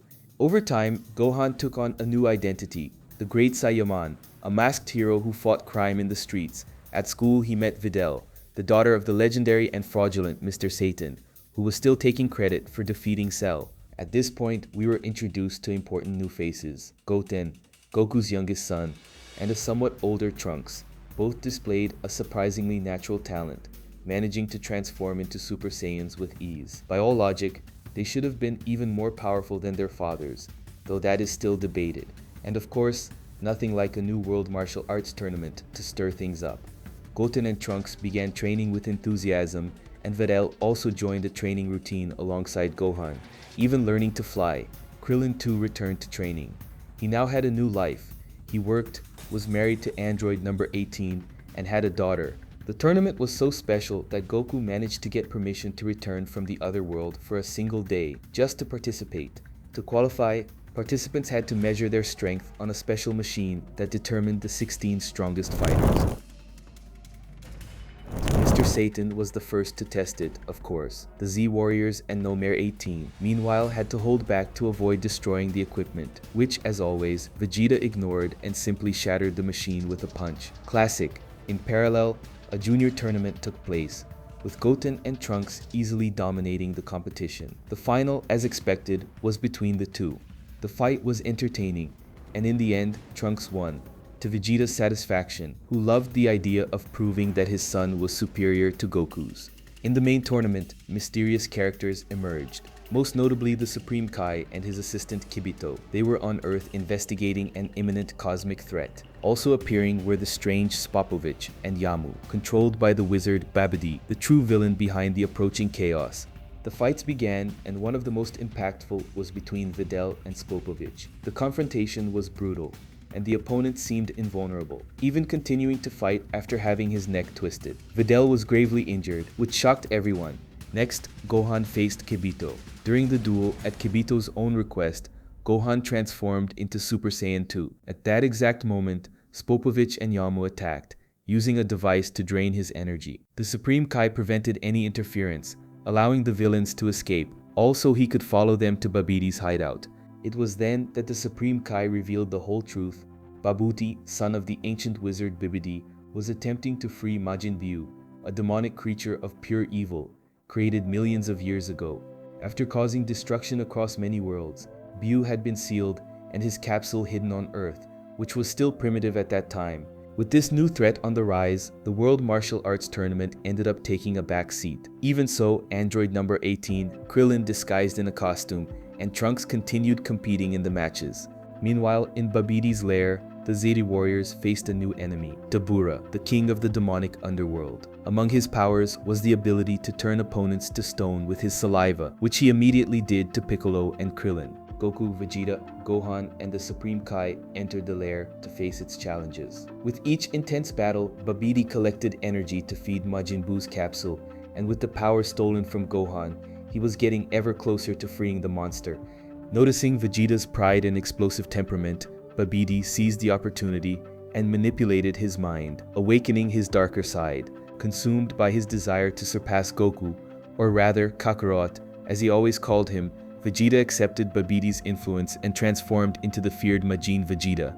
The two were transported directly to the tournament location, where Vegeta mercilessly attacked civilians just to force Goku into accepting the confrontation. With no choice, Goku relented, and the long-awaited battle between the two most powerful Saiyans on Earth finally began. Meanwhile, in another location, Gohan and the Supreme Kai found the capsule where Majin Buu was sealed. But they had arrived too late. The creature awakened. His initial appearance, chubby and childlike, conveyed no threat, but his power was absurd. Sensing the creature's rebirth, Goku and Vegeta interrupted their battle. Vegeta proposed a truce to face Buu together, but deceived Goku and attacked him from behind, knocking him unconscious. He decided to face Majin Buu alone, in search of redemption. Inside the lair, Majin Buu had already demonstrated his unpredictability. Upon becoming irritated with Dabura, he turned him into a cookie and devoured him, one of the monster's bizarre specialties. Majin Vegeta arrived for the confrontation and, even giving everything he had, was completely dominated by Buto. Trunks and Goten appeared to help, but Vegeta stopped them. In one of the most emotional scenes of the entire saga, he said farewell to Trunks, asked him to take care of Bulma, and knocked him unconscious along with Goten. Finally, he asked Piccolo to take the boys away. Vegeta channeled all of his power into a suicidal attack, in a desperate explosion intended to destroy Biju and himself. It was his ultimate sacrifice, a gesture mixing pride, regret, and love. However, even that explosion was not enough. Majin Buu's regenerative capacity was such that, even reduced to pieces, he reconstituted himself. To truly destroy him, it would be necessary to eliminate every single one of his cells. Buu departed, leaving a trail of destruction and gravely injured survivors, including the Supreme Kai. In parallel, the Z warriors gathered the Dragon Balls to resurrect everyone who had died that day, except those with evil in their hearts. Meanwhile, Buu continued terrorizing the Earth, driven by his insatiable hunger. The Supreme Kai, in his last efforts, took Gohan to the sacred world of the Kais, where he began new training. There, Gohan received the mission of removing the legendary Z-Sword, which was supposedly the key to defeating Majin Buu. Recovered, Goku decided to teach Goten and Trunks the fusion technique, a powerful method that allowed two warriors to merge into one, combining their powers. During this period, Goku faced Majin Buu directly and revealed a new form, Super Saiyan 3. It was a colossal power that initially put Goku at an advantage. However, this transformation consumed enormous energy and drastically reduced the time Goku could remain in the world of the living. Knowing this, he ended the fight and pulled back. During this confrontation, Buu grew tired of Babbidi's orders and eliminated him. Now free, he began acting in an unpredictable manner, building a house and surprisingly demonstrating traits of gentle behavior. Mr. Satan, who tried to confront him, ended up becoming his unlikely friend, and, to everyone's surprise, this friendship revealed that there was some goodness within Buu, however suppressed. With time running out, Goku concluded Goten and Trunks' fusion training and left them practicing on their own in the hyperbolic time chamber. Upon detecting Gohan's presence on the sacred world of the Kais, Goku went to him and discovered that the Z-Sword was not as powerful as had been imagined. When the sword broke, a secret was revealed. Sealed inside it was the Old Kai, an ancient and powerful master from 15 generations past. Freed, the Old Kai decided to help Gohan awaken his full hidden power, initiating a unique training process. Meanwhile, Majin Buu lost emotional control and expelled all his evil, which took on a form of its own, a slimmer, darker, and deadlier version. The original Buu, rounder and more docile, tried to resist, but was defeated and absorbed by this new version. Super Buu was born, even more destructive and powerful. Super Buu wiped out virtually the entire population of the Earth, but curiously spared Mr. Satan, perhaps still carrying traces of his former, gentler version. Determined to face Goten and Trunks, he headed for the sacred temple. Piccolo tried to buy time, arguing that the boys needed to prepare better for battle. However, Super Buu had no patience to wait. Piccolo, with no other options, ended up guiding the enemy to the hyperbolic time chamber, where Goten and Trunks performed the fusion, giving rise to the powerful Gotenks. The battle began, and Gotenks showed his creativity with unique attacks, including the famous Super Ghost Kamikaze attack. Even so, Piccolo doubted the fusion's true ability to defeat Buu, and with reason. Fearing the fight would spiral out of control, he destroyed the entrance to the chamber, trapping everyone inside. But Super Buu, with his absurd strength, simply tore through the fabric of space and escaped, returning to the sacred temple and eliminating whoever was still there. Inside the chamber, Gotenks achieved Super Saiyan 3 form, broke through the dimensional barrier, and escaped with Piccolo to continue the combat. The fight pressed on intensely, but the fusion's time ran out, separating Gotenks. At that moment, Gohan appeared, now transformed after awakening his full power with the old Kai's help, known as Mystic Gohan, or Ultimate Gohan. He quickly took control of the battle and surprised Super Buu with his strength, but Buu was not so easily defeated. In a clever move, he absorbed Gotenks and Piccolo, gaining a new surge of power. Meanwhile, on the sacred world of the Kais, the old Kai made a symbolic sacrifice, transferring his life to Goku with a simple touch to the ear. Before bidding farewell, he also gave the Potara earrings, which allowed two warriors to fuse, theoretically permanently.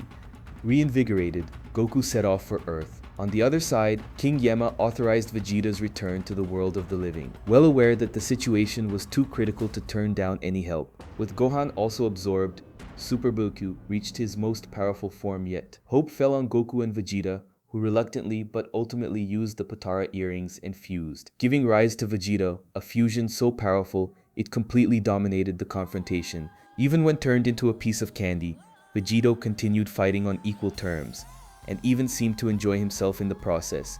However, his excessive confidence led him to allow himself to be absorbed on purpose, with the goal of rescuing their friends trapped inside being. Once inside, the fusion dissolved, and Goku and Vegeta moved individually, freeing Gohan, Gotenks, Piccolo, and the fat Majin Buu, who was still present within the villain. Upon losing all the absorbed bodies, Super Buu himself underwent a radical transformation, reverting to his most primitive and dangerous form. Kid Buu, the original, pure and chaotic embodiment of evil. This was the Buu who, in the past, had devastated the Supreme Saiyans, absorbing only the most powerful of them, which had temporarily softened his destructive nature, giving rise to the Fat Buu. Now completely free, Kid Buto did not hesitate. He created a gigantic energy sphere and annihilated the Earth without warning. Not even Goku managed to use instant transmission in time to stop it. Fortunately, Kibito Kai, the fusion of Kibito and the East Kai, intervened at the last second and saved Goku, Vegeta, Dende, and Mr. Satan, taking everyone to the planet of the Supreme Kais. Kid Buu, even after the destruction of the Earth, survived and continued devastating planet after planet while searching for Goku and Vegeta. He even attacked King Kai's planet, which forced Goku and Vegeta to increase their ki to lure the enemy to the Supreme Kai's planet. This time, they refused the idea of fusing again, preferring to face Kid Buu individually. Goku was the first to confront the threat, and the battle that unfolded became one of the most memorable in the entire series. Kid Buu proved to be above Goku's Super Saiyan 3, leaving the fate of the universe in an extremely precarious situation.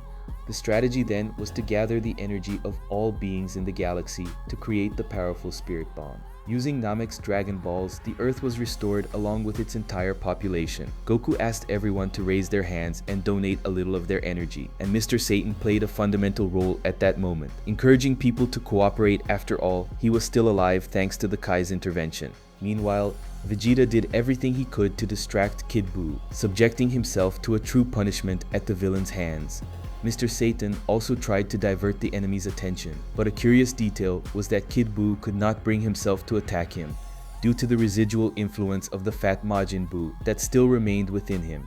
This internal struggle caused Kid Buu to expel the fat Majin Buu, finally freeing himself from any external influence and becoming completely pure in his evil. This change ended up being favorable for the Z warriors, as the fat Majin Buu, even weaker, began to oppose Kid Buu in order to protect his allies. A battle of endurance followed, with Vegeta, Majin Buu, and even Mr. Satan trying to buy time for Goku to complete the Spirit Bomb. It was one of the most emotional scenes of the saga.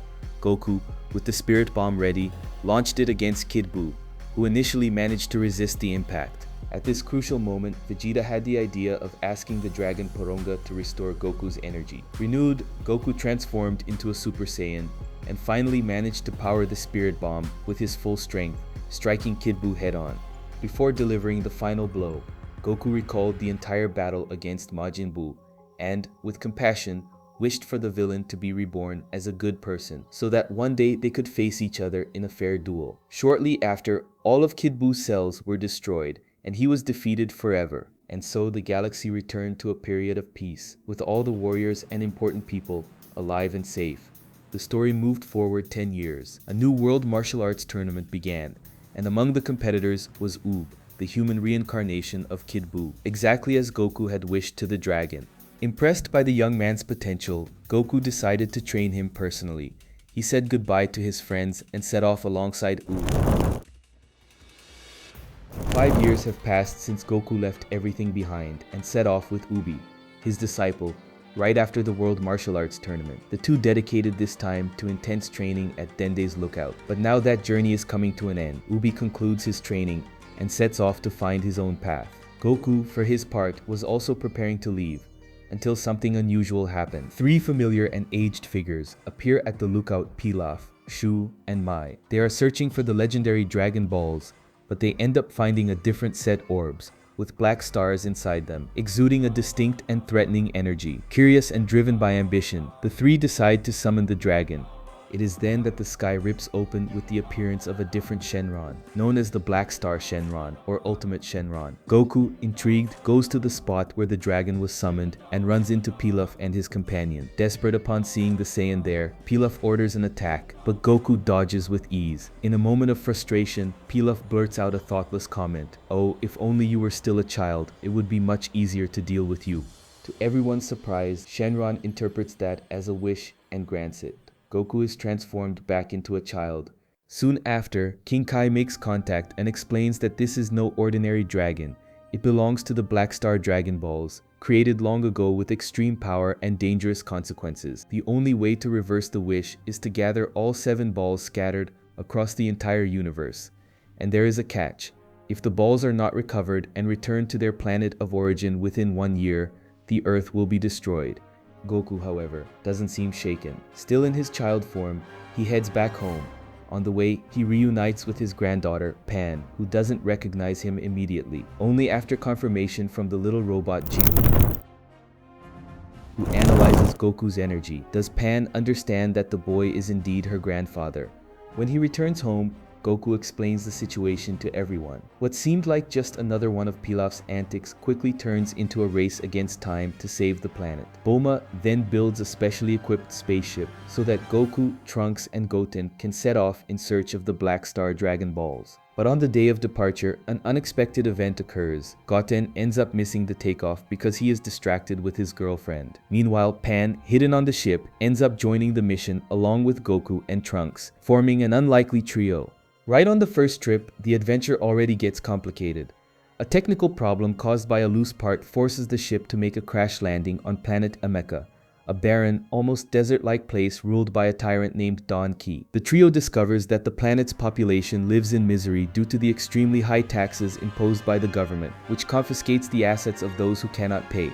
While trying to adapt, they stay at a hotel where every item in the room is charged separately at abusive prices. Forced to flee, they meet a local family who shares their sad reality. At that moment, Don Ki's robots appear and confiscate the family's house right before their eyes. The next day, upon returning to the ship to continue the mission, Trunks ends up dropping the Dragon Radar, which ends up near a small, scrapped robot. The robot swallows the device and assimilates its technology, forcing the group to take it along. It ends up being named Jiru. But the problems don't stop there. Don Ki's army confiscates their ship, preventing the mission from continuing. Goku tries to use the instant transmission to reach it, but his technique fails. His energy, still unstable in child form, doesn't allow him to execute the move correctly.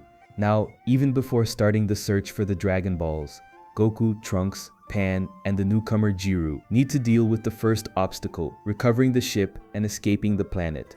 After the wish that turned him into a child, Goku began to deal with some limitations in his abilities, which brought new challenges to the mission. Determined to recover their ship, he, Trunks, and Pan decide to act during the night. They stealthily break into the location where the ship was being held, but they are soon discovered. Despite the confusion, they easily overcome Don Ki's army, and Pan takes advantage of the distraction to regain control of the ship. The next day, back in the desert, Trunks performs the necessary repairs on the ship. With everything ready, the 3 head to the city in search of supplies for the next stage of the journey. But upon arriving, they notice something strange. The residents flee at the sight of them.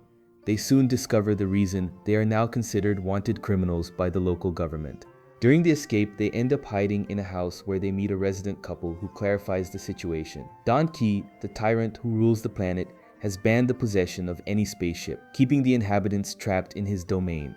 With the help of his powerful bodyguard, Legic, no one dares to challenge him. With this, the group decides to face the problem head-on.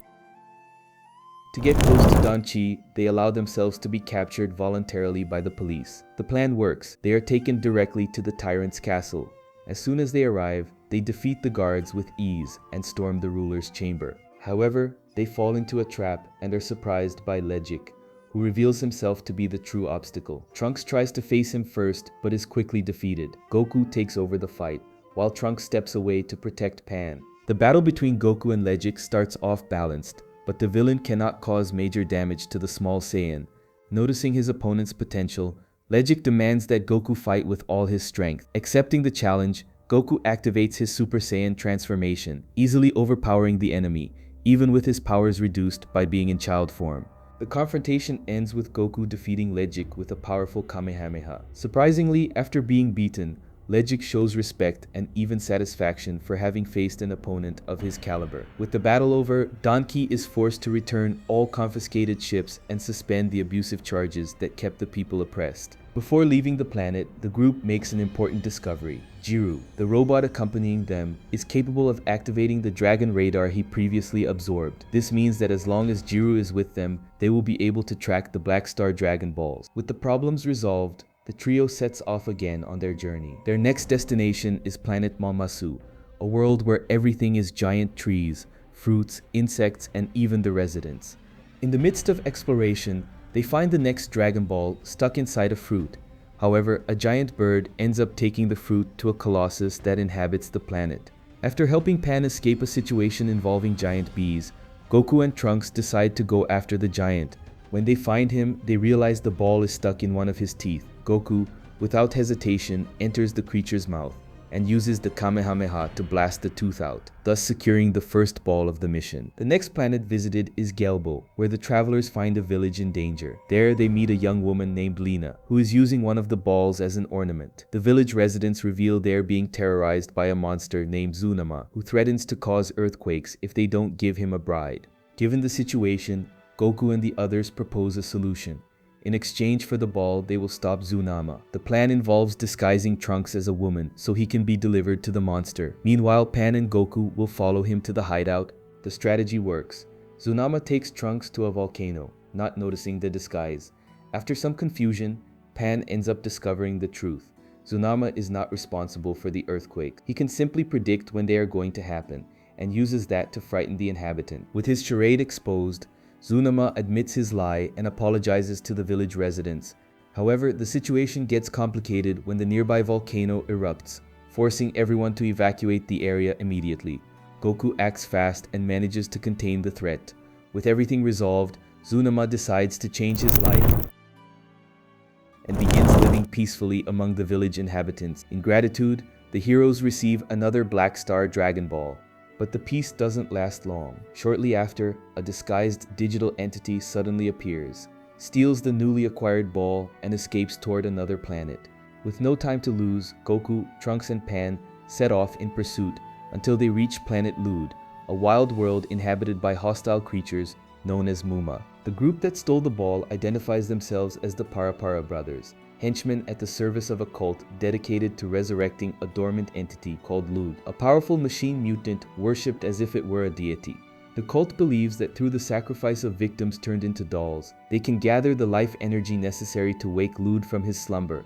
After delivering the Dragon Ball to Cardinal Machi, the Parapara brothers are reprimanded for failing to recover all the orbs in the possession of Goku's group. Determined to fix their mistake, they immediately return to planet Bihi to face them once again.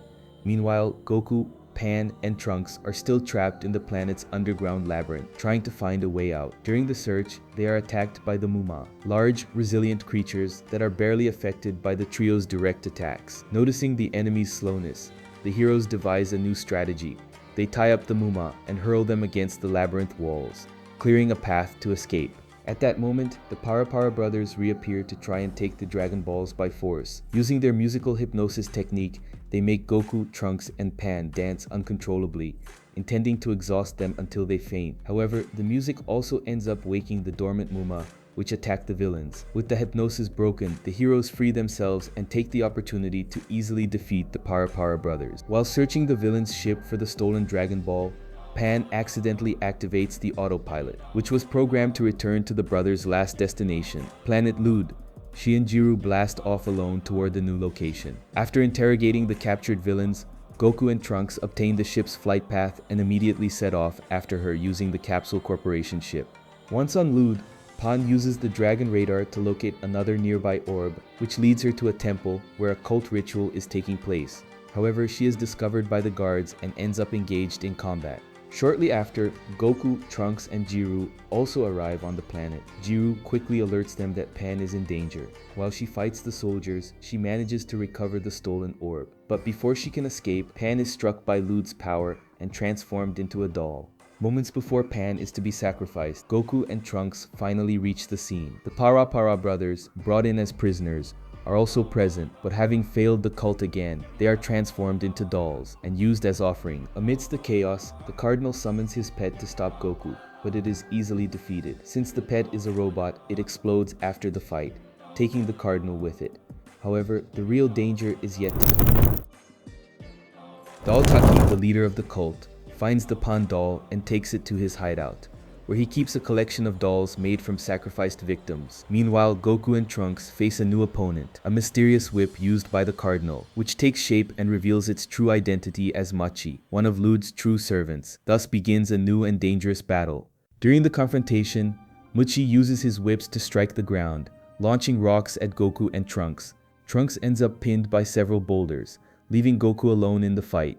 At first, the combat is difficult, as Machi can control everything his whip touches, making him a formidable enemy. However, Goku decides to step it up and transforms into a Super Saiyan.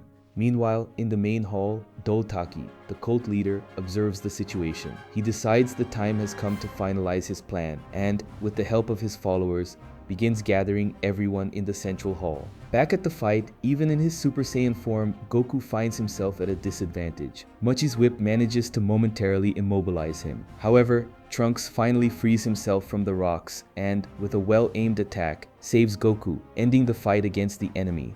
In the main hall, Daltaki reveals his dark plan to his followers. Instead of just using the sacrifices to awaken Lude, he transforms everyone present into dolls and absorbs their energy. However, this is still not enough to resurrect Lude, so the villain decides to use the energy of Goku and Trunks to complete the ritual. The Saiyans return to the now empty hall, and Goku finds the orb they had lost. They prepare to rescue Pan, but before they can act, Daltaki appears holding the Pan doll. He decides it is time to awaken Lude immediately to defeat the warriors. The statue of Lude shatters, revealing the giant's form. Upon seeing him, Goku and Trunks quickly realize they are dealing with an enemy much more powerful than they imagined. Daltaki takes the opportunity to flee with Pan, while Goku is tasked with facing Lude, and Trunks goes after Daltaki.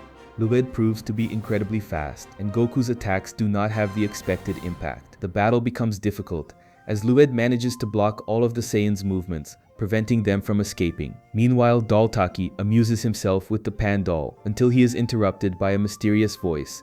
In a secret room, Dr. Mayu, the creator of Lude, reveals that he is behind the entire operation and is also seeking the Black Star Dragon Balls to conquer the galaxy. Mayu explains that he awakened Lude earlier than planned to deal with the warriors who were stealing the balls, but he didn't expect Goku's Super Saiyan power to be so strong. He believed Lude's level 2 would be enough, but Goku's transformation changed everything.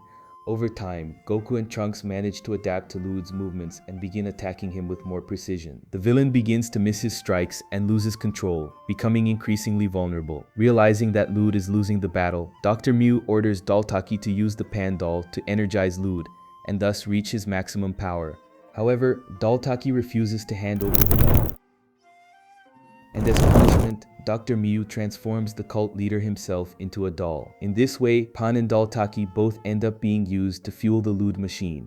When Lude absorbs both, he reaches level 3, a form of immense and unbeatable power. Inside Lude, everyone who was absorbed awakens in a trance-like state, including Pan and Daltaki.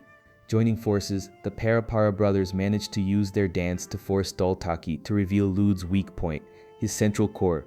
If this core is destroyed, the machine's entire structure will short-circuit, freeing all the prisoners inside. However, for this to happen, the core must be attacked simultaneously from the inside and the outside. Using their ability to use telepathy through music, the Para brothers communicate with Goku, warning him about Lud's weak point. Pan, from inside Lud, also guides Goku to the exact spot where the attack must be made. Now knowing how to proceed, Goku, with the help of the brothers, prepares the final blow. At the crucial moment, Goku and Pan attack Lud's central core at the same time, destroying the machine and freeing all the prisoners. With Lud's fall, the battle comes to an end, and Goku recovers the stolen orb, allowing the group to continue their journey through the universe, victorious once again.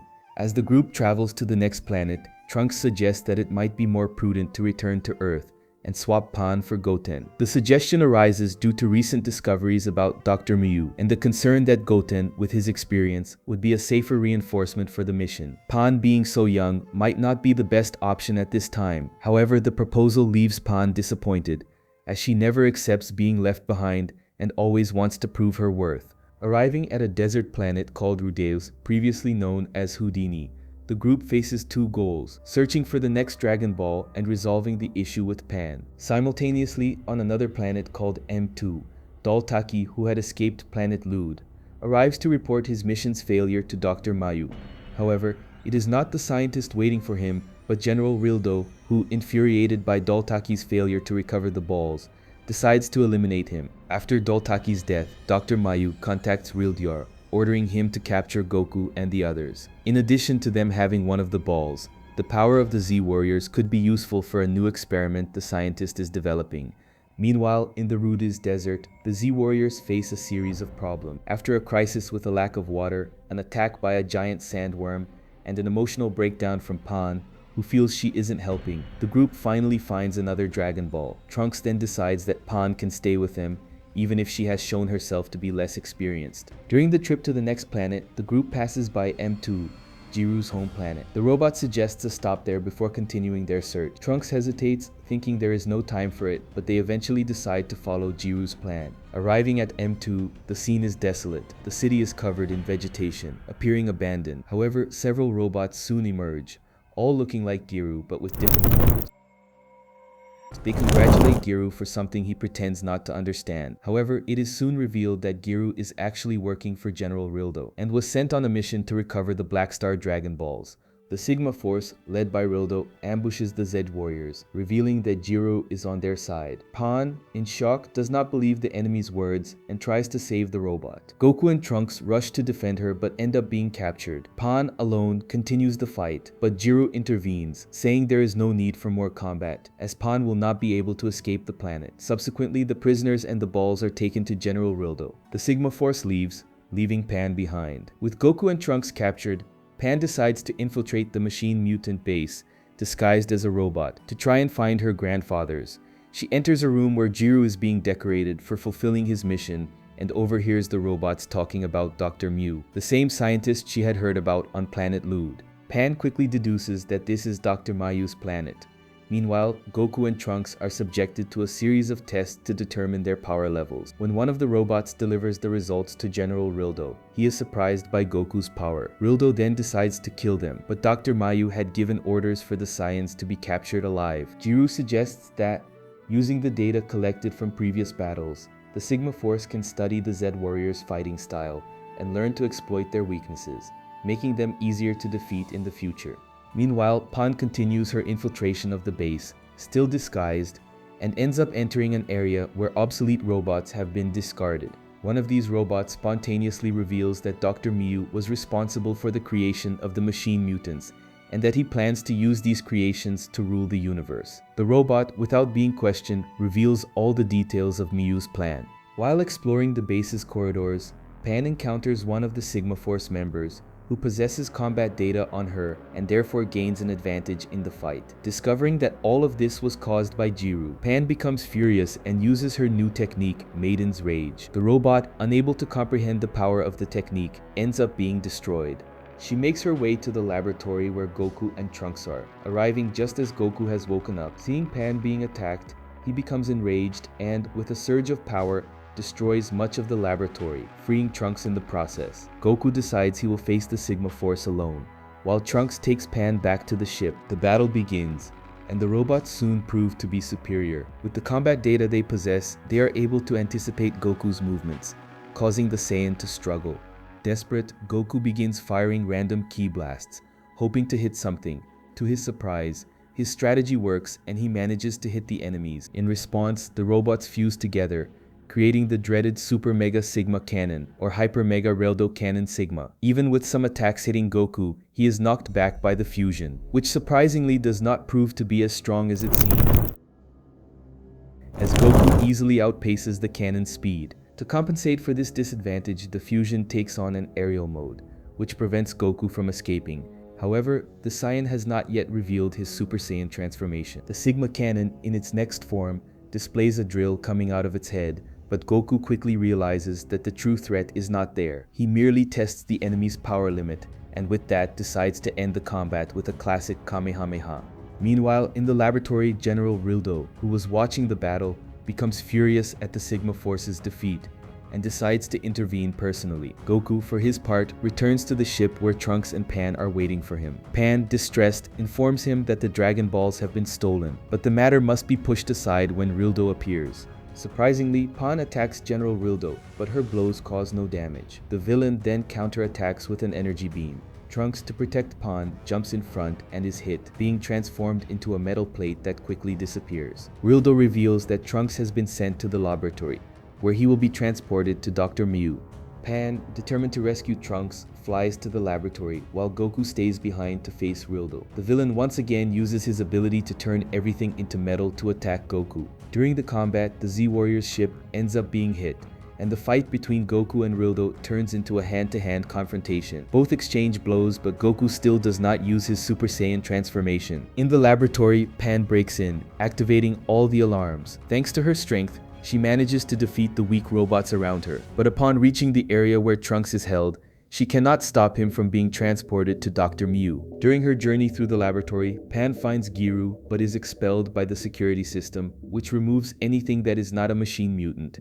Back in the fight, Goku finally hits Rildo directly with a Kamehameha, causing significant damage. Recognizing the danger Goku poses, the villain once again summons the Sigma Force to try to capture him. Goku finally transforms into a Super Saiyan, which turns the tide of the battle, and he manages to defeat the Sigma Force once and for all. However, General Rildo reveals his true power. He absorbs the remains of the Sigma Force and takes on a new, more powerful form. The fight becomes balanced again, with Rildo's ability to turn everything into metal becoming even more intense. Even so, Goku does not feel a great difference compared to his enemy's previous form.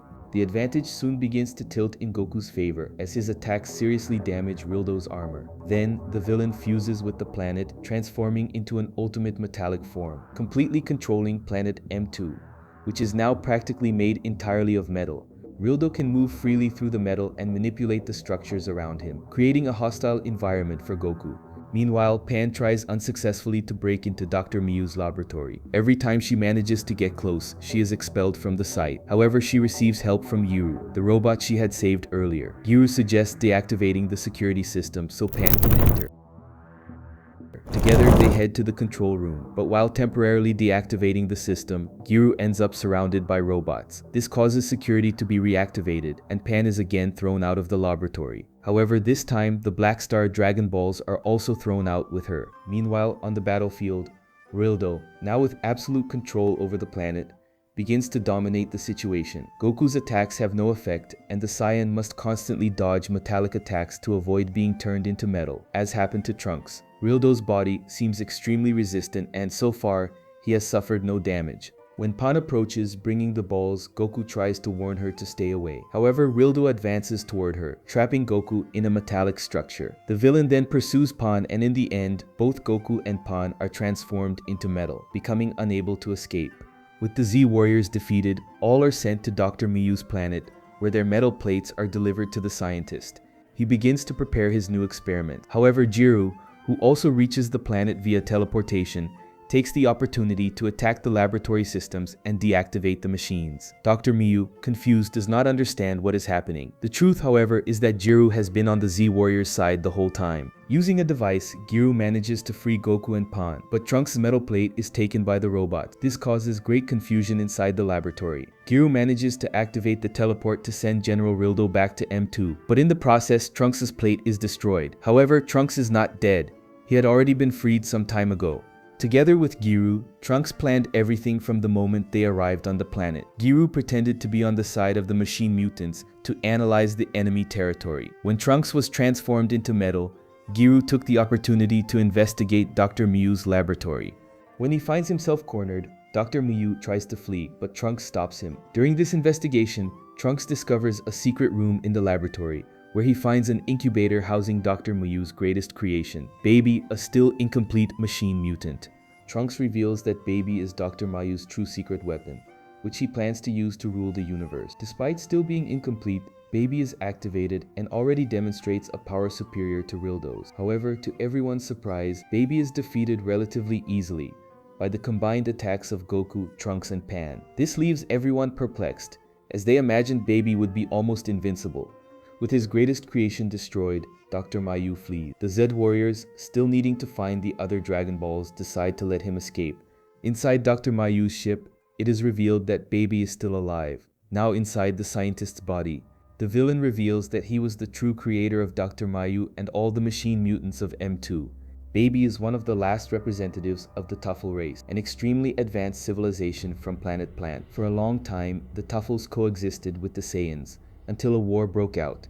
Since the Saiyans were natural-born warriors, they managed to dominate the planet, decimate almost all the Tuffles, and take total control of the world, which would later be called Planet Vegeta. In an attempt to preserve their heritage, the few surviving Tuffles dispersed throughout the universe. Among their most ambitious projects was Baby, a biotechnological creation developed to store the race's genetic material. Furthermore, Baby was a parasitic organism, capable of taking over the bodies of others. Thirsting for revenge against the Saiyans, his plan is to use the Dragon Balls, especially the One-Star Ball, which was in Dr. Mayu's possession, to fulfill his goal. Meanwhile, after recovering the metal needed to repair their ship, Goku, Pan, and Trunks prepare to leave planet M2. Before departure, the group is surprised by a new attack from General Rildo. However, joining forces, the three manage to defeat him and escape the planet. What they didn't know was that Rildo was being controlled by Baby, who now begins to follow the trio closely. The space journey continues, and soon they pick up a signal from a Dragon Ball located in a destroyed ship near a star. With the ship trapped by the star's gravity, they must act quickly. During the exploration, they find the ball and upon returning, discover an unconscious boy on board. With no time to lose, they take the child with them. Since he was severely injured, they land on planet Piccolo, known for its advanced hospital. What the group doesn't know is that the boy was being manipulated by Baby, who used the Dragon Ball as a trap to lure the heroes. He had wiped out the ship's entire crew and was now searching for a suitable body among the Z fighters. Initially, Baby tries to get close to Goku and the others using the child's body. Failing that, he takes over the body of one of the doctors and manages to approach Trunks. Even so, Goku and Pan save him just in time. Baby reveals that his intention is to gather energy through multiple bodies, but he still lacks the strength to face the Saiyans directly. The three heroes face the parasite once more, and together, they defeat him. But before being eliminated, Baby releases a powerful explosion. Trunks, whose arm was wounded during the impact, ends up being possessed by the enemy. Now in Trunks' body, Baby attacks Goku and Pan. Goku hesitates to fight back, fearing he might hurt his friend. Trunks nearly eliminates Goku. However, his consciousness resurfaces, fighting an internal struggle against Baby. Since Baby had only possessed weaker bodies until then, with the exception of Rildo, he cannot fully contain a Saiyan's energy. When Trunks transforms into a Super Saiyan, he expels the parasite from his body. Baby realizes he cannot dominate a host more powerful than himself. With that, he decides to flee, occupying the body of a passenger at an airport and escaping the planet to carry on with his dark plans. 9 months have passed since Goku, Pan, and Trunks set out in search of the Black Star Dragon Balls. On Earth, although destruction seems imminent, the atmosphere is one of apparent normalcy. Vegeta, for example, decides to shave off his mustache after Bulma comments that it looks ridiculous. Meanwhile, Goten and Chi-Chi visit Bulma, and during this encounter, Goten meets up with his girlfriend. What no one expected was that Baby had already arrived on Earth. To grow strong enough to face Goku, the villain decides to go after the other Saiyans first. Goten becomes his primary target. Baby begins by possessing civilians to draw the young warrior's attention. Hercule is the first to arrive at the scene of the conflict, but he soon realizes it is beyond his capabilities, a clear mission for the Z fighters. Goten arrives to help. He easily faces the civilians possessed by Baby. However, the villain had already evolved since his last confrontation with Goku and reveals his new form. Goten initially dominates the fight. However, distracted by a call from his girlfriend, he ends up wounded. Transforming into a Super Saiyan becomes inevitable. Exactly what Baby wanted. The plan was to make Goten use his energy and become vulnerable to possession. After gathering enough energy wandering through space and controlling other hosts, Baby was strong enough to dominate the body of a true Saiyan. Since Goten was weaker compared to Goku, Gohan, and Vegeta, the possession occurred with relative ease.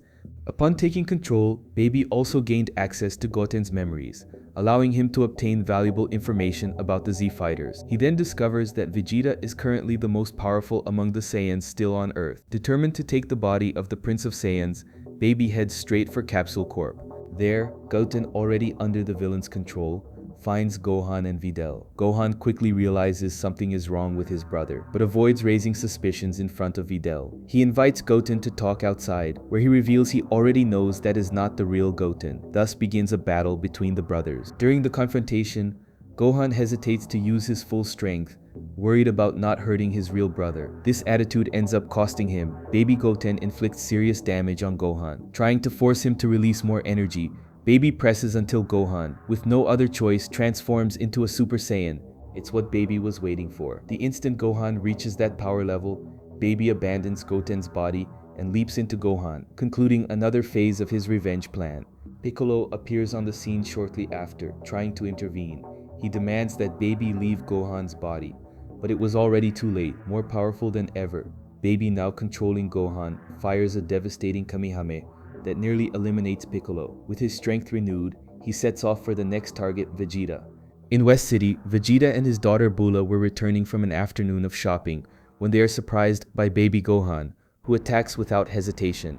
Vegeta immediately springs into action to protect Bulma and, noticing something is wrong with Gohan, tells his daughter to run. The villain then reveals himself. He is the last survivor of the Tuffles, and he has come to eradicate the Saiyans from Earth. The battle between the two warriors begins intensely. Meanwhile, at Capsule Corp, Goten wakes up. Although he seems normal at first, Baby had already left a mark. Now he can control Goten even from a distance. Under this mental dominion, Goten flies toward the site of the fight between Baby and Vegeta. On the battlefield, Baby Gohan attacks with ferocity, and Vegeta, just as Gohan did before, tries to avoid causing fatal damage to his friend's body.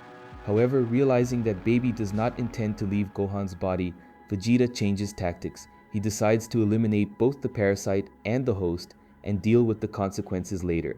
At the height of the fight, Goten joins the confrontation. Trying to trick Vegeta, he approaches with a false look of concern. But the Prince of Saiyans soon realizes that Goten is also compromised. Now, with both brothers under Baby's influence, Vegeta faces an unequal struggle. Goten and Gohan surround him, firing multiple ki blasts and wounding him gravely. To break the siege, Vegeta releases all his energy in a powerful explosion. The force of the impact pushes the two brothers away, but it also has an unexpected side effect. It is at this moment that Baby abandons Gohan's body and, in a strategic maneuver, leaps into Vegeta's body. This was the true objective from the start. Unlike his previous host, Baby didn't just want to use Vegeta. He wanted to transform him completely.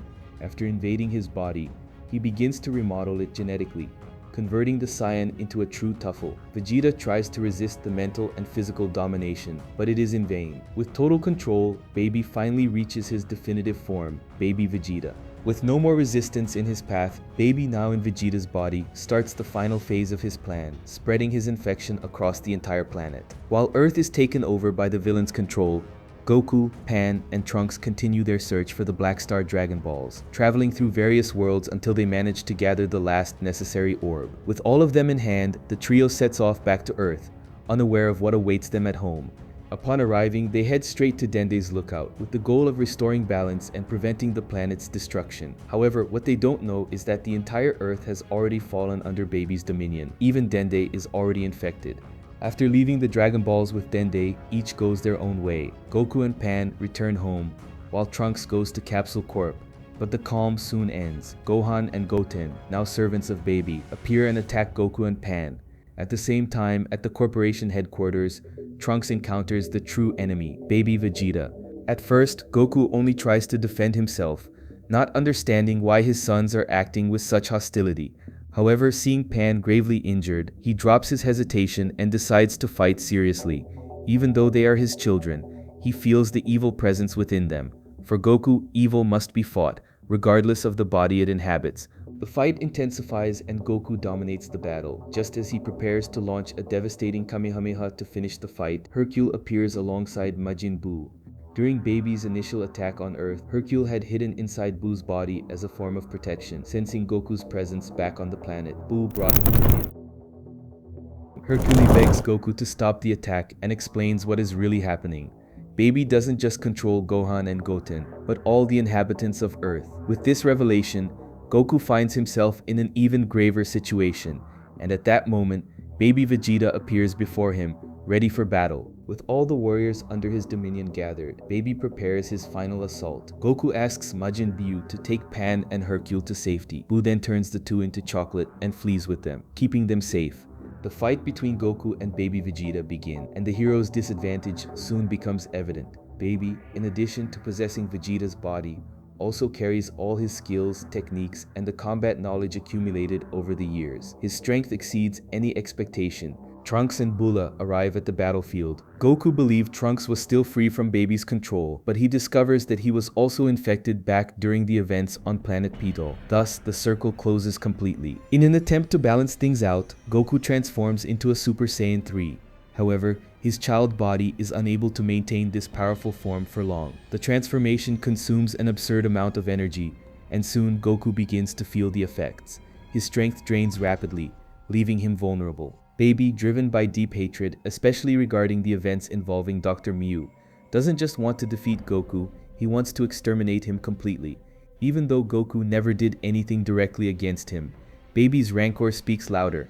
Completely exhausted and wounded, Goku has no strength left to react. He remains standing only out of stubbornness, barely managing to stay conscious. Even so, his fighting spirit does not go out, but his body can no longer keep up. Realizing that the fight is already decided, Baby Vegeta gathers the power of all the beings under his control and undergoes a new transformation, reaching an even more powerful form. The accumulated energy gives rise to a fearsome new attack, a black sphere of pure malice, similar to a spirit bomb, but corrupted by hatred and revenge. This sphere, charged with negative energy, has a devastating effect. Anyone struck by it has their body disintegrated at a molecular level, making any attempt at resurrection impossible. In other words, the person is erased from existence. Facing this threat, Goku, exhausted and out of options, stares at what might be his end. With no strength to react or even move, Kid Goku is hit full force by Baby Vegeta's devastating attack. The explosion is colossal, so intense that even Majin Buu, far from the scene, can see it. When the dust settles, Goku has disappeared, and Baby, convinced he has finally eliminated his greatest obstacle, considers himself victorious. With Goku out of the fight and all the inhabitants of Earth under his command, Baby believes nothing else can stop him. Gathering his main allies, he uses the Black Star Dragon Balls again, summoning the powerful Ultimate Shenron. Before the dragon, Baby wishes to restore the Tuffle's home world, planet. His wish is granted, but with a twist, the new planet appears right next to Earth. Regardless, the villain intends to rebuild the ancient Tuffle civilization on that reborn world. After fulfilling the wish, Ultimate Shenron disappears, and the Black Star Dragon Balls scatter across the universe once more. Because of this, the countdown to Earth's destruction resumes exactly where it had left off. Meanwhile, Goku wakes up in a completely different place, a dark and enigmatic dimension where he meets a strange creature named Sugoro. He explains that Goku is in the space between dimensions and can only leave if he wins a deadly board game. Victory guarantees freedom, but defeat means death. At first, Goku treats the situation lightly, but soon Kibito Kai appears with the true explanation. At the moment Baby launched his final attack, he used the Kai technique to rescue Goku. However, the force of Baby's blow was so great that it distorted the teleportation, accidentally throwing Goku into that dimension. Meanwhile, on Earth, Baby begins preparations to migrate the entire controlled population to planet Tuffle. Bulma, also under the villain's control, builds a massive ship for the mass transfer. In another part of the planet, Majin Buu, Pan, and Hercule hide, while trying to come up with a plan. Back in the space between dimensions, Goku begins to suspect the game. He realizes the dice are loaded. Sugoro is cheating to keep him trapped there. Tired of the unfair game, Goku decides that the only way out is to destroy the dimension itself. He gathers his energy and launches a powerful Kamehameha that breaks the barriers of the place. The impact allows Kibito Kai to locate his ki and rescue him, taking him to the sacred world of the Kai. There, old Kai reveals that, as he is, Goku has no chance against Baby, especially now that the villain has absorbed the power of the Saiyans. To help him awaken his true strength, the Elder begins a process to regrow Goku's tail, believing this will reactivate his latent potential.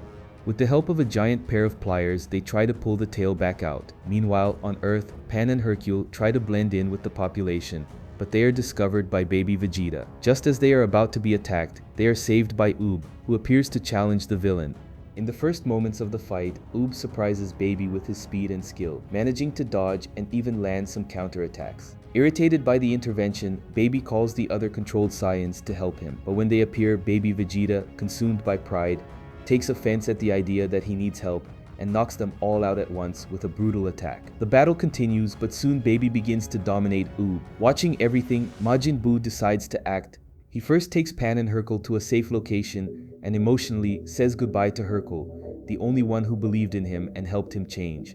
Buu returns to the battlefield at the exact moment to save Oob from a fatal blow. It is then that he reveals an important secret. Oob is the reincarnation of his old evil version, Kid Buu. They were once one in the past, and now they need to fuse again to release their full potential. With this, the fusion between the two occurs, giving rise to the powerful warrior Majin, ready to face baby Vegeta with a new strength.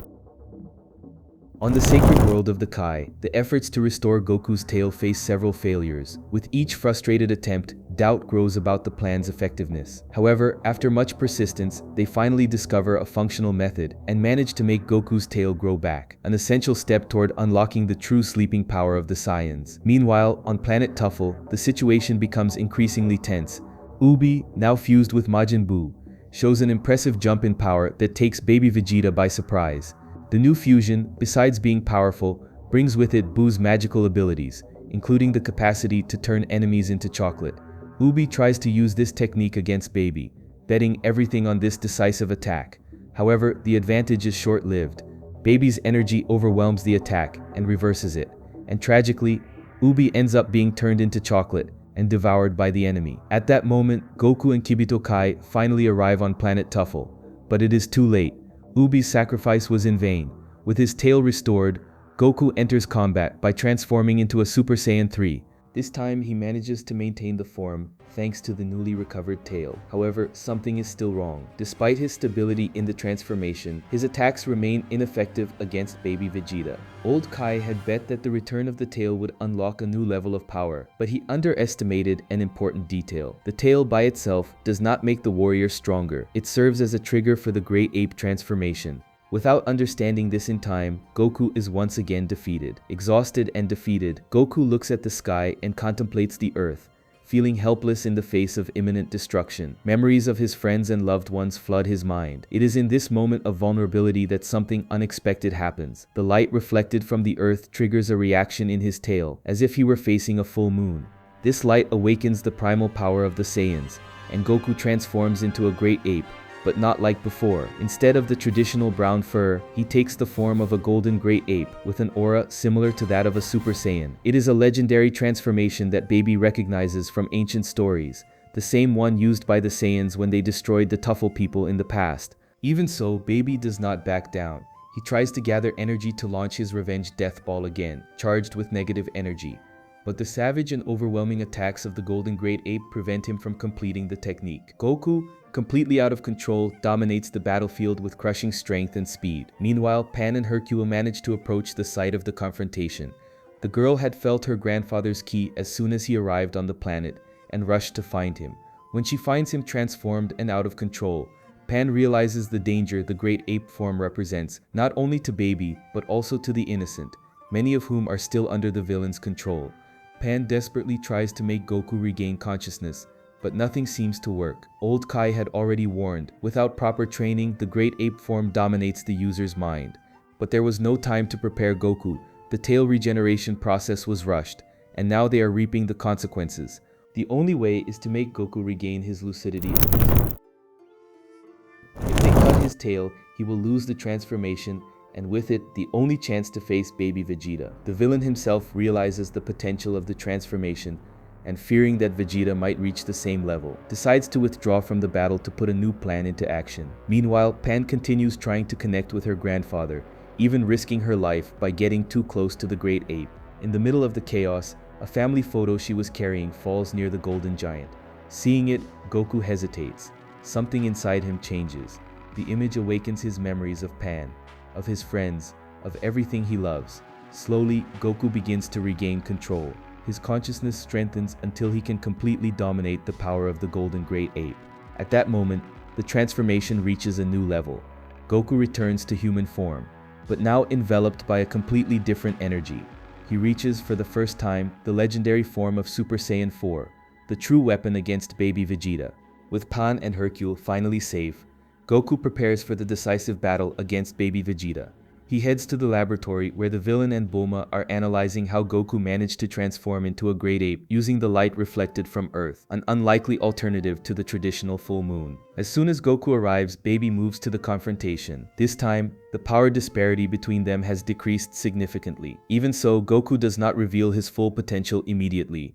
Newly transformed into a Super Saiyan 4, he decides to test the limits of this new form, allowing Baby to believe he still has some chance. Baby responds with his most destructive technique, the feared Revenge Death Ball.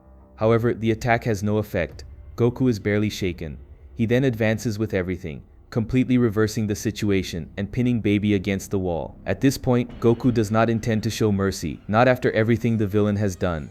Seeing that the combat is nearing an unfavorable end, Bulma tells Baby that the Blutz wave generator is ready to be activated. Baby hesitates. He doubts the technique will work without a tail, but faced with the imminent threat of defeat, he has no choice. The tower fires the Blutz waves, and thanks to Vegeta's body, Baby transforms into a gigantic great ape, even without possessing a tail. Unlike Goku, Baby Great Ape maintains full consciousness during the transformation. Since his mind is distinct from Vegeta's, he manages to control the transformed body, becoming an even more dangerous adversary. His power now rivals that of Super Saiyan 4 Goku, although Goku still maintains a slight advantage. Driven by rage, Great Ape Baby begins to attack indiscriminately, putting the entire population of Earth at risk.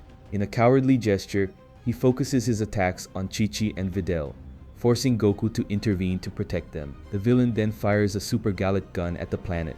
Although the blast doesn't cause large-scale destruction, it serves to provoke Goku, further fueling his fury. It is at this moment that Goku reveals his new technique, the 10x Kamehameha.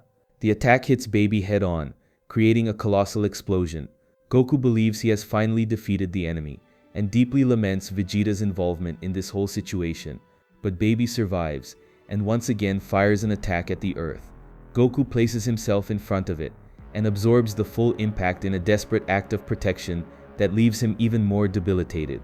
To Baby's surprise, the effect of the 10x Kamehameha doesn't end there. The attack causes progressive internal damage to Great Ape Baby's body, which begins to slowly weaken. Both warriors are now exhausted, their bodies marked by intense combat and energy loss. Meanwhile, on the sacred world of the Kai, Old Kai declares it is time to act, not on the front lines, but in a way that can turn the tide. He reveals that the sacred water, kept in Dende's lookout, can free the Z fighters from Baby's influence. Kibito Kai is given the mission to retrieve it. On Earth, Kibito Kai infiltrates the lookout, where Dende and Mr. Popo are still under Baby's control. During the mission, he ends up cornered by the two. In the middle of the confusion, a jar of sacred water breaks and hits Dende and Mr. Popo, freeing both from possession. This confirms the water's effectiveness, and Kibito Kai quickly departs with it for planet Tuffle, beginning the purification of the Z fighters one by one. On the battlefield, Goku's advantage begins to disappear. Bulma reactivates the Blutz wave generator, and the new burst of energy revitalizes Baby, restoring his full strength. Goku, on the other hand, has used almost all his energy protecting the Earth, and now struggles just to stay standing. Despite pretending to still be in top form, the physical toll is evident. Pan appears, determined to help. Moved by what Baby has done to the Earth and her loved ones, she releases all her power in a brave but ineffective attack. Baby strikes her with ease. Goku tries to draw the villain's attention, but he is so exhausted he cannot even gather enough energy to launch another Kamehameha. Baby ignores Goku and prepares to deliver the final blow to Pan. When all seems lost, Trunks appears. Already freed from Baby's control thanks to the sacred water, he intervenes at the right moment, hitting Baby and preventing Pan from being killed. With the help of Kibito Kai's instantaneous movement, Goten and Gohan arrive at the battlefield. The three Saiyans try to face Baby to buy time until Goku can recover. However, Goku immediately warns them, even if Goten and Trunks perform the fusion dance, the chances of victory against Baby are practically zero. Instead of insisting on fighting, Goku proposes another solution. He needs the energy of all the Saiyans present. Only then can he return with full strength. The problem is that Baby won't just stand around waiting. The villain tries to prevent the Saiyans from approaching Goku. In a distraction attempt, Goku uses the solar flare, but the technique isn't enough to hold Baby back for long. At that moment, something unexpected happened. Oob, who is still inside Baby's body even after being turned into chocolate, awakens and causes a stomach ache so severe that it temporarily paralyzes the villain. Seizing the opportunity, Oob returns to his original form and concentrates his ki to restrain Baby's movements from the inside out, starting an internal battle. While the fight between the two takes place inside Baby's body, the Saiyans manage to transfer their energy to Goku. Even after violently expelling Oob, Baby cannot stop the process. Goku is already fully restored, reaching the state of full power Super Saiyan 4. The true final battle begins, and it soon becomes clear that Great Ape Baby is no longer a match for Goku. The power gap is brutal. Goku even mocks the villain during the fight. Desperate, Baby launches his most destructive technique, the Revenge Death Ball. Goku takes the hit head-on, but instead of being destroyed, he absorbs all the malignant energy of the sphere, leaving Baby completely incredulous. Following this, Goku responds with a powerful 10x Kamehameha, which hits Baby full force and knocks him down. Even with victory imminent, Goku cannot simply kill the villain after all. That would mean eliminating Vegeta as well. So he aims with precision and fires an energy blast that cuts off Baby's tail, causing him to revert to his original form, Baby Vegeta. Without the Great Ape form, Baby loses control over Vegeta's body. Unable to stay there, he is forced to abandon it. Vegeta's body had adapted to the transformation, but now, without the tail and without energy, Baby can no longer resist. With no more Saiyans under his influence, Baby tries to flee. He returns to Bulma's ship and initiates takeoff, determined to escape the planet. If he succeeded, he could look for new bodies and return even more dangerous in the future. But Goku doesn't give him that chance. As soon as Baby's ship enters the sun's orbit, Goku fires one more 10x Kamehameha. The attack pushes the ship directly into the solar core, destroying Baby completely, a definitive victory. With the threat eliminated, the Z-Fighters gather at Dende's lookout. Goku, now back in his child form, still retains the ability to transform into Super Saiyan 4.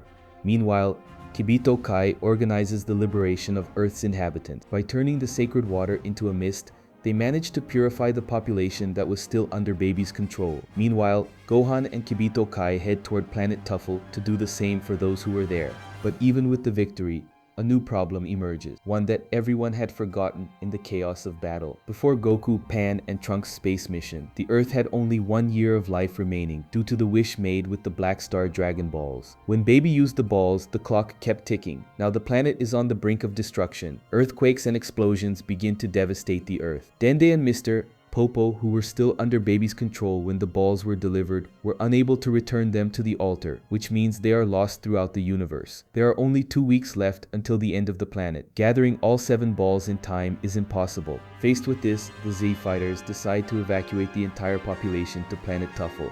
The rescue operation is massive, involving Capsule Corp ships, Goku's instant transmission, and Kibito Kai's teleportation. Amidst the population of the imminent risk, Hercule springs into action, and as always, his charisma proves essential.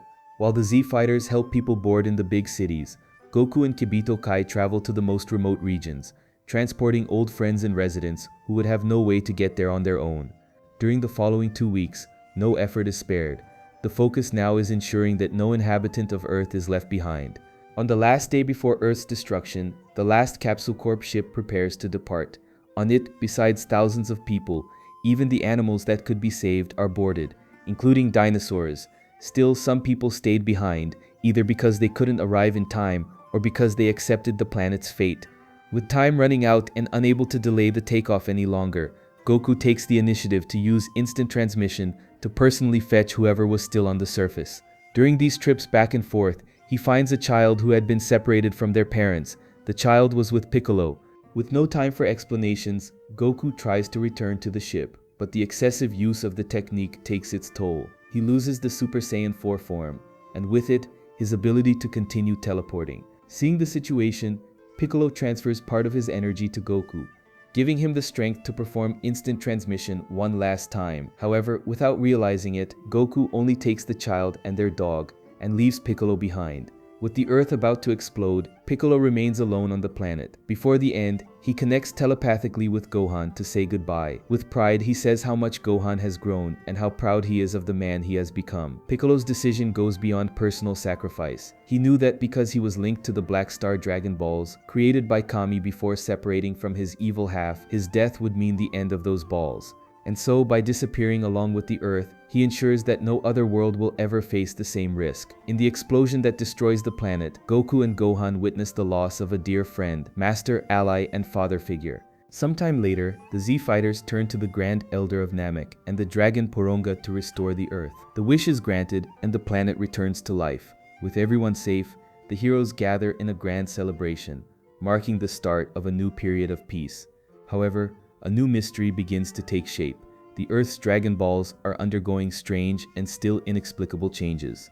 Meanwhile, after Baby's defeat, a new World Martial Arts tournament is organized.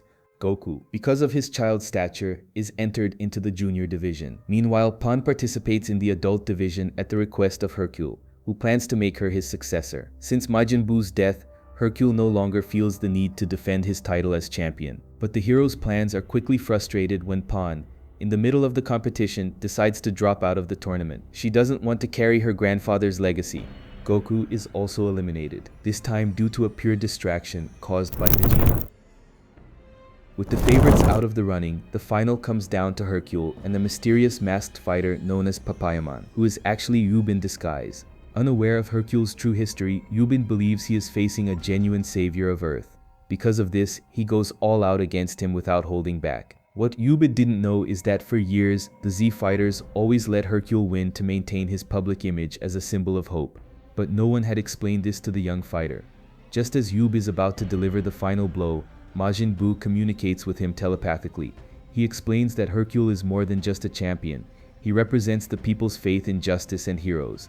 If he is publicly defeated, that hope might vanish.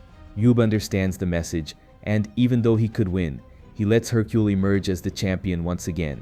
A short time later, during a lunch with Goku and Bulma's families, peace is once again interrupted. Trunks appears, gravely injured. Before passing out, he murmurs the name Android 17. At that instant, everyone notices a strange phenomenon in the sky. A distorted hole appears, opening a portal between Earth and the other world. King Kai contacts Goku to explain the gravity of the situation. It is an interdimensional connection. In Hell, two evil scientists, Dr. Gero and Dr. Mayu, join forces to create a new Android 17. The plan is sinister. This new version is capable of exerting influence over the original Android 17 still on Earth, creating a dangerous link between the two worlds. And so, a new chapter in the history of the Z-Fighters is about to begin. Driven by a deep hatred for Goku, Dr. Gero and Dr. Mayu join forces in Hell to put a dark plan into action. Merge the power of two Android 17s to create a perfect entity capable of opening a portal between Hell and Earth. Dr. Gero reveals that Android 17 always had power beyond what was predicted, but part of his energy had been sealed due to his emotional instability. Now, with the advanced technology of Dr. Mayu's machine mutants, the two androids can unite and release all that potential. Meanwhile, Trunks wakes up after being attacked by surprise. He informs the others that he was wounded by Android 17 himself, who also left a message. All the old enemies defeated by Goku will return to Earth, and only he can stop them, but to do so he will have to go to Hell alone. While the Z-Fighters are still digesting the news, the invasion has already begun. Villains from the past emerge one by one, many of them long forgotten. Among those returning are Frieza, Cooler, King Cold, General Rildo, Babidi, the Ginyu Force, Red Ribbon Soldiers, and other historical enemies.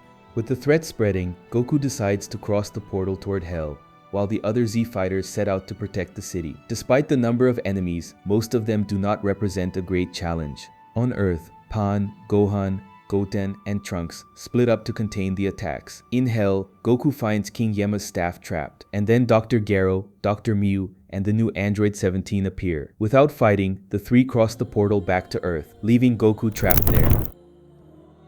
But he is not alone for long. Frieza and Cell appear before him. The two claim they have evolved since the last time they faced each other. Even so, Goku manages to defeat them with ease, without even needing to transform into a Super Saiyan. He dodges, counterattacks, and beats them with their own techniques. The problem is that, because they are in Hell, the villains cannot be permanently destroyed. They always return. Meanwhile, on Earth, Vegeta reunites with Nappa, and as in the past, he does not hesitate to defeat him. Shortly after, the two scientists reappear and order the new Android 17 to face Vegeta, while Gohan faces General Rildo in another part of the city. During the combat, Gohan's arm is transformed into metal, but he receives support from Oob and the other Z fighters, who help defeat Rildo for good. Jiru also assists Gohan during his recovery. In Hell, the battle against Frieza and Cell continues. They try new combined attacks, and in a moment of carelessness, Cell manages to absorb Goku. But it is useless.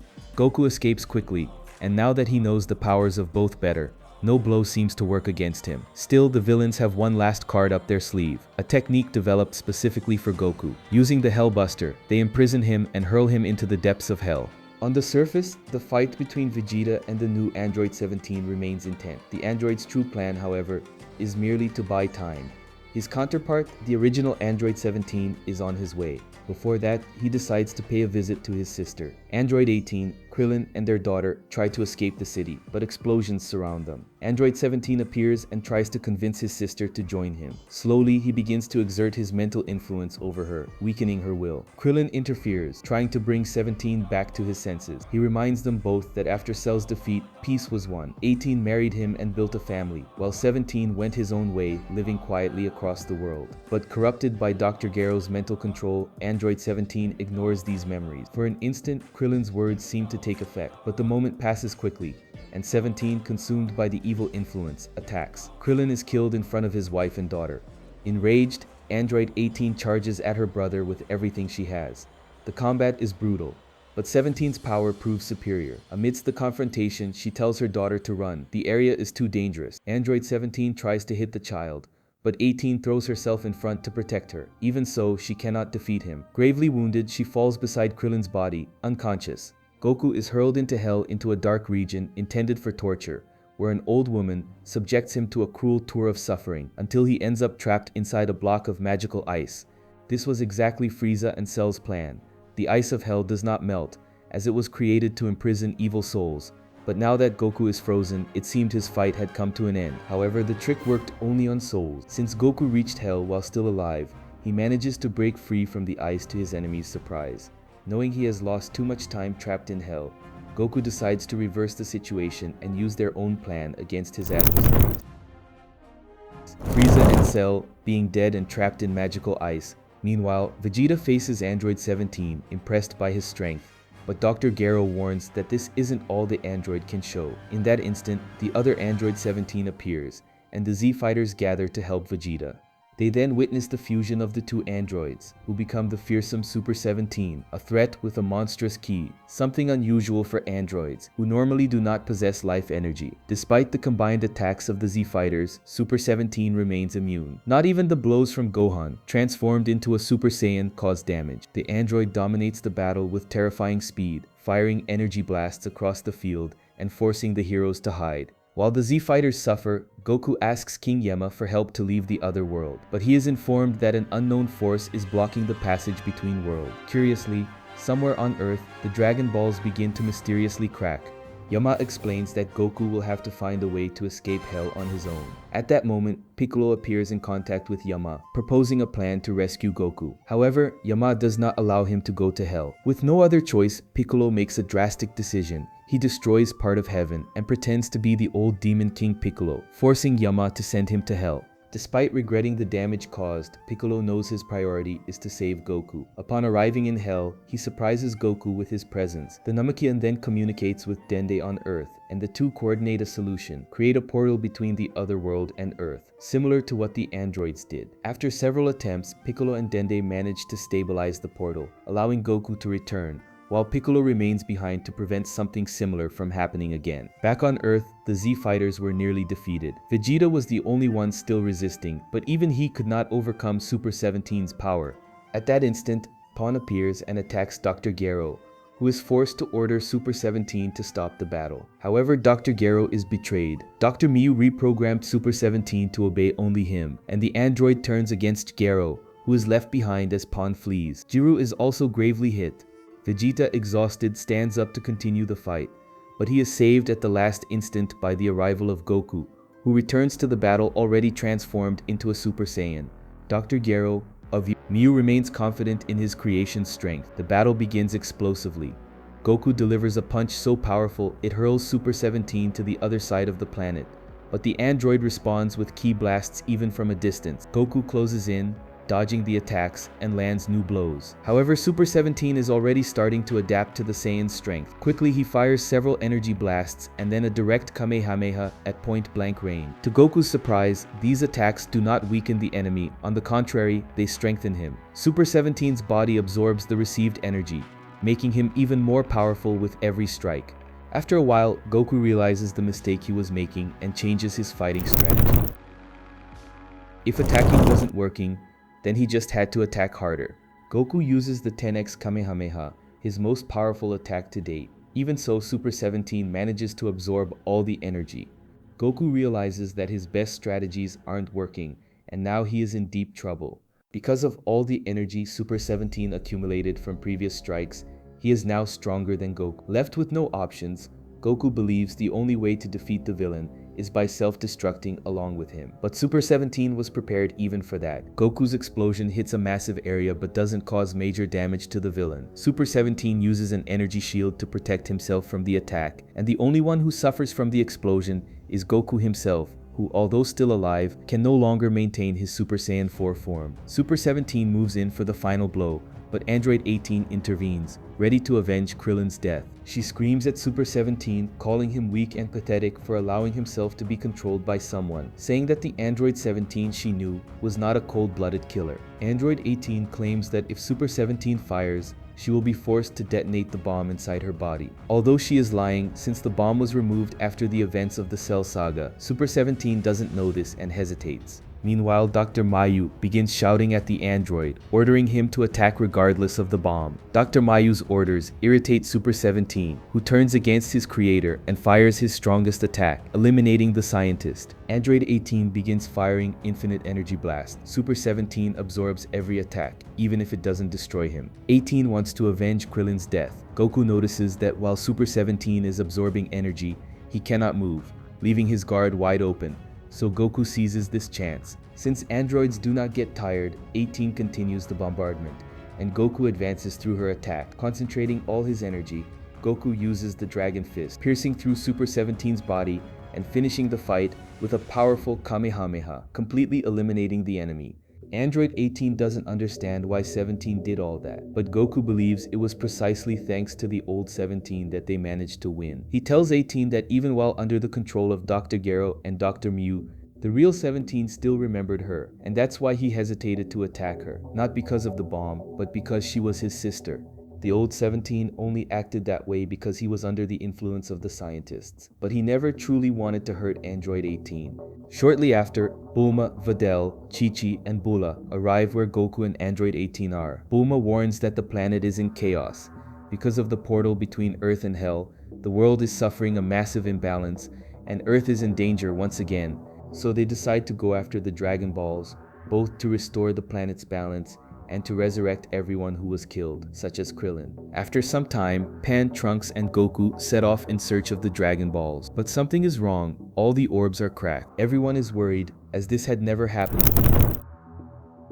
Even so, they decide to summon Shenron. Goku calls for Shenron, but nothing happened. He tries again. Suddenly the sky darkened, but in a way that is different from normal. Instead of night falling, the sky turns grim and reddish. A massive earthquake occurs, and from the Dragon Balls, a black smoke begins to pour out, taking the form of a black dragon. This time, the dragon summoned is not Shenron, but a malignant entity. The Z fighters had barely defeated one enemy, and now they are already facing another. The new dragon emerging from the Dragon Balls is a dark version of Shenron, who refuses to grant the hero's wishes. King Kai warns that this is not the same Shenron everyone was used to seeing. This new dragon, called the Black Smoke Shenron, after absorbing the Dragon Balls, splits into 7 different entities. Each one carries part of his power and scatters across the planet, creating a new threat. North Kai and Old Kai clarify to Goku and the others that with the creation of the Dragon Radar, the Z fighters began using the orbs with excessive frequency. This generated an accumulation of negative energy, something the orbs were not made to withstand. Originally, the Dragon Balls were supposed to be used only once every 100 years, precisely to preserve the balance between positive and negative energies. But the constant use to solve every kind of problem upset this system, and the negative energy eventually manifested. This accumulated energy has now taken form as the 7 Shadow Dragon, each born from a past wish. Leaving them free would mean allowing them to spread destruction everywhere. Faced with this new threat, Goku embarks on one more journey. He must defeat the 7 evil dragons and restore the true Shenron. The search for the Dragon Balls begins again. Although he set off alone, Goku soon finds himself aimless, since he doesn't know where the balls are. Luckily for him, Pan and Jiru were following him, and Jiru has the Dragon Radar. The first enemy they face is Hei's Shenron, the 2-star dragon. He represents pollution and toxicity, and he was born from Upa's wish to bring his father Bora back to life after he was killed by mercenary Tao. Despite his robust appearance, Hei's Shenron is actually the weakest of the 7. His ability reduces the life energy of living beings, but it does not affect machines like Giru. Pan and Goku manage to defeat him easily by combining their attacks. Next, they face Rage Shenron, the 5-star dragon. His element is electricity, and he has the power of regeneration. He was born when Master Roshi used the Dragon Balls to revive Goku before the confrontation with Nappa and Vegeta. Rage Shenron is eventually defeated when he suffers a short circuit caused by rain. The third dragon is Oshines Shenron, the 6-star dragon. She is the only one with a feminine appearance, at least while she maintains her disguise, and she controls wind and water. Her emergence is linked to an unusual wish. Oolong had asked for Bulma's panties to prevent Pilaf from making a wish. Oshines, who posed as a sea princess and helped the locals with fish, is defeated by Pan, who overcomes the power of the wind, and Goku finishes the encounter with a Kamehameha. Next, Goku faces Naturon Shenron, the 7-star dragon. With an appearance similar to a giant mole, he represents the element of earth. This dragon was born from the wish to revive those who died at the hands of Majin Vegeta during the World Martial Arts Tournament. Naturon causes great difficulty by absorbing Pan, preventing Goku from attacking him directly. However, the dragon gets careless while taunting Goku, and a part of Pan's body manifests. Goku seizes the opportunity to rescue her, and eliminates the enemy with his classic attack. The next challenge is Nuova Shenron, the 4-star dragon linked to the element of fire. He was born from King Piccolo's wish to restore his youth. Unlike the other dragons, Nuova has a strong sense of honor and refuses to use underhanded tactics. This may be related to the connection between the 4-star ball and Goku's grandfather, Grandpa Gohan, or the fact that the wish that originated him, though selfish, generated less negative energy. During combat, Nuova shows respect for Goku and even spares Pan at his request. Even while wearing an exoskeleton that limits his power, he proves to be extremely agile and capable of increasing his body temperature, making it difficult for Goku to get close without risking getting burned. Goku finds himself in trouble as he is chased through the city, unable to find an opening to counterattack. His only effective strike happens when he uses the solar flare to temporarily blind his opponent, and then lands a Kamehameha. Near the battle, Giru is looking after Pan, who remains unconscious, but the situation changes drastically when a wave of sudden cold freezes the entire area. A new dragon appears and knocks Giru out with ease. Meanwhile, Nuova Shenron decides to reveal his true form. He sheds his exoskeleton and takes on his golden form. In response, Goku finally decides to take the fight seriously and transforms into a Super Saiyan 4. Far away at Capsule Corp, Vegeta is frustrated by his inability to help Goku. However, Bulma is about to change that. She is working on a Blutzwave generator, similar to the one Baby used in the past, to allow Vegeta to also reach the Super Saiyan 4 transformation. Unlike Baby, however, Vegeta will be able to control the Golden Great Ape form and evolve into Super Saiyan 4 without losing consciousness. During the previous fight on planet Tuffle, his body was unable to complete the transformation due to baby cells, but with the help of the new machine, that will no longer be a problem. Meanwhile, the combat between Goku and Nuova Shenron intensifies. The fight is now balanced, and Goku manages to get close with more ease. Despite the dragon's incredible speed, Goku begins to predict his movements and adapts his reflexes to his opponent's fighting style. At a certain point, Goku corners Norova inside a tunnel and has the chance to finish him off, but he decides to spare his life. Norova doesn't understand the reason until Goku explains he is returning the dragon's gesture, as he could have hurt Pan, but chose to maintain his honor and fight fairly.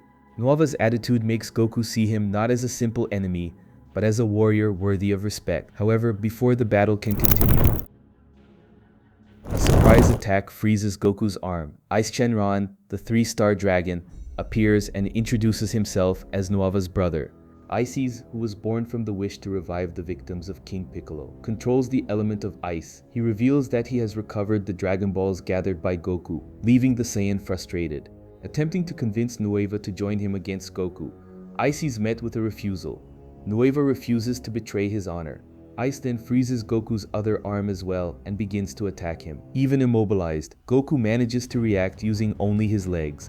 Seeing that he cannot defeat him fairly, Ice completely freezes Goku's body and asks Nueva to finish the job. Pressured, Nueva hesitates, but instead of attacking, he uses his own firepower to melt the ice and free Goku. Free again, Goku claims he will end the fight in less than 10 seconds. Ice and Nueva do not take the threat seriously, but they soon realize Goku is not joking. Ice tries to turn the tide by freezing the entire city, turning the environment into a frozen battlefield. However, before 5 seconds pass, Goku already completely dominates the fight. He does not end the combat only because Ice uses Pan as a human shield. This forces Goku to act with caution, focusing on protecting her at all costs. Even with his arms still suffering from the effects of the ice, Goku manages to dodge and keep Pan safe. Ice, however, continues with his underhanded tactics. At one point, he hides behind Nuva, preventing Goku from launching a Kamehameha. Ice tries to freeze him again, but this time Goku breaks through the ice blockade on his own. Tired of the enemy's cowardice, Goku decides to end the fight for good. Ice, in desperation, begs for his life and hands over his orb, pretending to surrender. But before being defeated, he launches one last treacherous attack. He uses the ice from the field to wound Goku's eyes, leaving him temporarily blind. Even deprived of his sight, Goku does not give up. Determined, he continues fighting and, even at a disadvantage, manages to defeat Ice Shenron by using his most powerful technique, the Dragon Fist, which completely destroys the enemy's body. With the victory, Goku wins his 5th Dragon Ball. As a sign of respect and admiration, Nuva Shenron offers him an antidote capable of restoring his vision. Furthermore, he states that his battle with Goku will happen at another time. Despite being on opposite sides, the two develop a sort of momentary alliance. Nuva admits to having a certain flexibility regarding people, which demonstrates his nobler nature among the Shadow Dragons. But the brief truce is brutally interrupted. A surprise attack hits Nuva Shenron head-on, killing him instantly and destroying the antidote. The one responsible is none other than the last and most powerful of the Shadow Dragons, Sin Shenron, the 1-star dragon.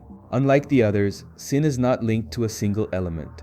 His true power lies in the ability to absorb the powers of the 7 Dragon Balls when gathered. He is the pinnacle of negative energy, born from the wish to resurrect everyone who died on Namek during the fight against Frieza. This wish, besides being complex, also involved the use of Porunga to teleport the Namekians to Earth, which made the orb responsible for this wish charged with extreme negative energy.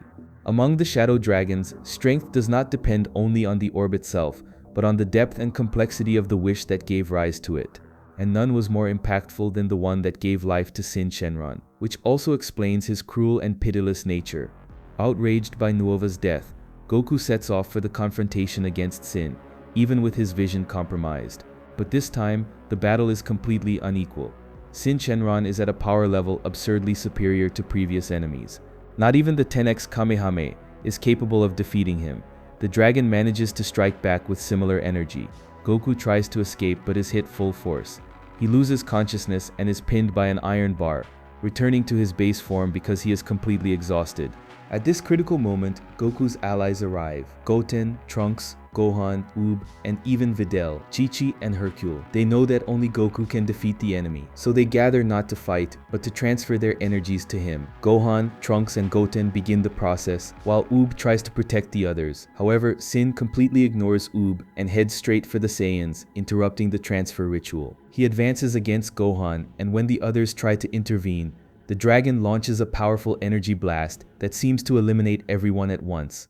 Fortunately, Goku uses his instant transmission at the last instant and saves his friends. In a safe location, they try once more to transfer energy to the hero. To buy time, Oob sets off for the attack but is easily beaten. Still, he manages to delay Sin Shenron long enough for Goku to recover his Super Saiyan 4 form in his full power version. Now, even blind, Goku demonstrates total mastery of the fight. His adapted senses allow him to dodge all of Sin Shenron's attacks. He counterattacks with a devastating blow that destroys a large area of the city, forcing the enemy to retreat. Following this, Goku hits a 10x Kamehameha directly on Sin Shenron, giving the impression that the battle had come to an end. But the victory is an illusion. One of the Dragon Balls moves toward the fallen dragon's body, followed by the others. To everyone's horror, Sin Shenron survives and absorbs the power of all 7 orbs, beginning an even more terrifying transformation. With all 7 Dragon Balls absorbed, Sin Shenron reaches his supreme form, Omega Shenron. His transformation is marked by an overwhelming demonstration of power, a colossal explosion that devastates the city and hurls all the warriors away. But Omega Shenron's rise goes beyond the increase in brute strength. Now he holds the abilities of all the other Shadow Dragons, becoming an unprecedented threat. While the dragon mocks Goku, jeering at the situation, the Saiyan suddenly recovers his sight, and without wasting time, counterattacks with a Kamehameha, followed by a Dragon Fist, a devastating combination that pulverizes Omega's body. However, the apparent victory does not last. The regeneration ability inherited from the 5-star dragon, Rage Shenron, allows Omega to completely rebuild his body. Hope dissipates again when he channels the power of Naturon Shenron, the 7-star dragon, generating a powerful explosion that hurls the Z-Fighters through the air. In a matter of seconds, Omega traverses the battlefield and attacks everyone without mercy. Faced with the desperate scenario, Goku considers sacrificing himself to end the threat. But his idea is interrupted by the arrival of Vegeta, who states that this sacrifice would be in vain. According to him, not even Goku's final attack would have enough strength to defeat Omega Shenron in that state. Vegeta then reveals his strategy. With the support of Bulma, who appears with a Blitzwave generator, he intends to reach the Super Saiyan 4 transformation. Exposed to the Ray energy, Vegeta transforms into a Great Ape. Uncontrolled at first, he attacks everything around him, but upon spotting Goku, he regains consciousness. Shortly after, he evolves into a Golden Great Ape and finally reaches the form of Super Saiyan 4. Even with their combined powers, Goku and Vegeta realize that Omega remains superior. Given this, Vegeta proposes fusion. The suggestion surprises Goku, but he understands the plan. By joining forces through fusion, the power gap can finally be overcome. While the two prepare to perform the fusion dance, the other Z-Fighters face Omega to buy time. Although they do not have the strength to beat him, they manage to distract him enough for the fusion to be successfully completed. The result is the arrival of Super Saiyan 4 Gogeta, a fusion with a power so immense that Omega Shenron cannot even keep up with his movements.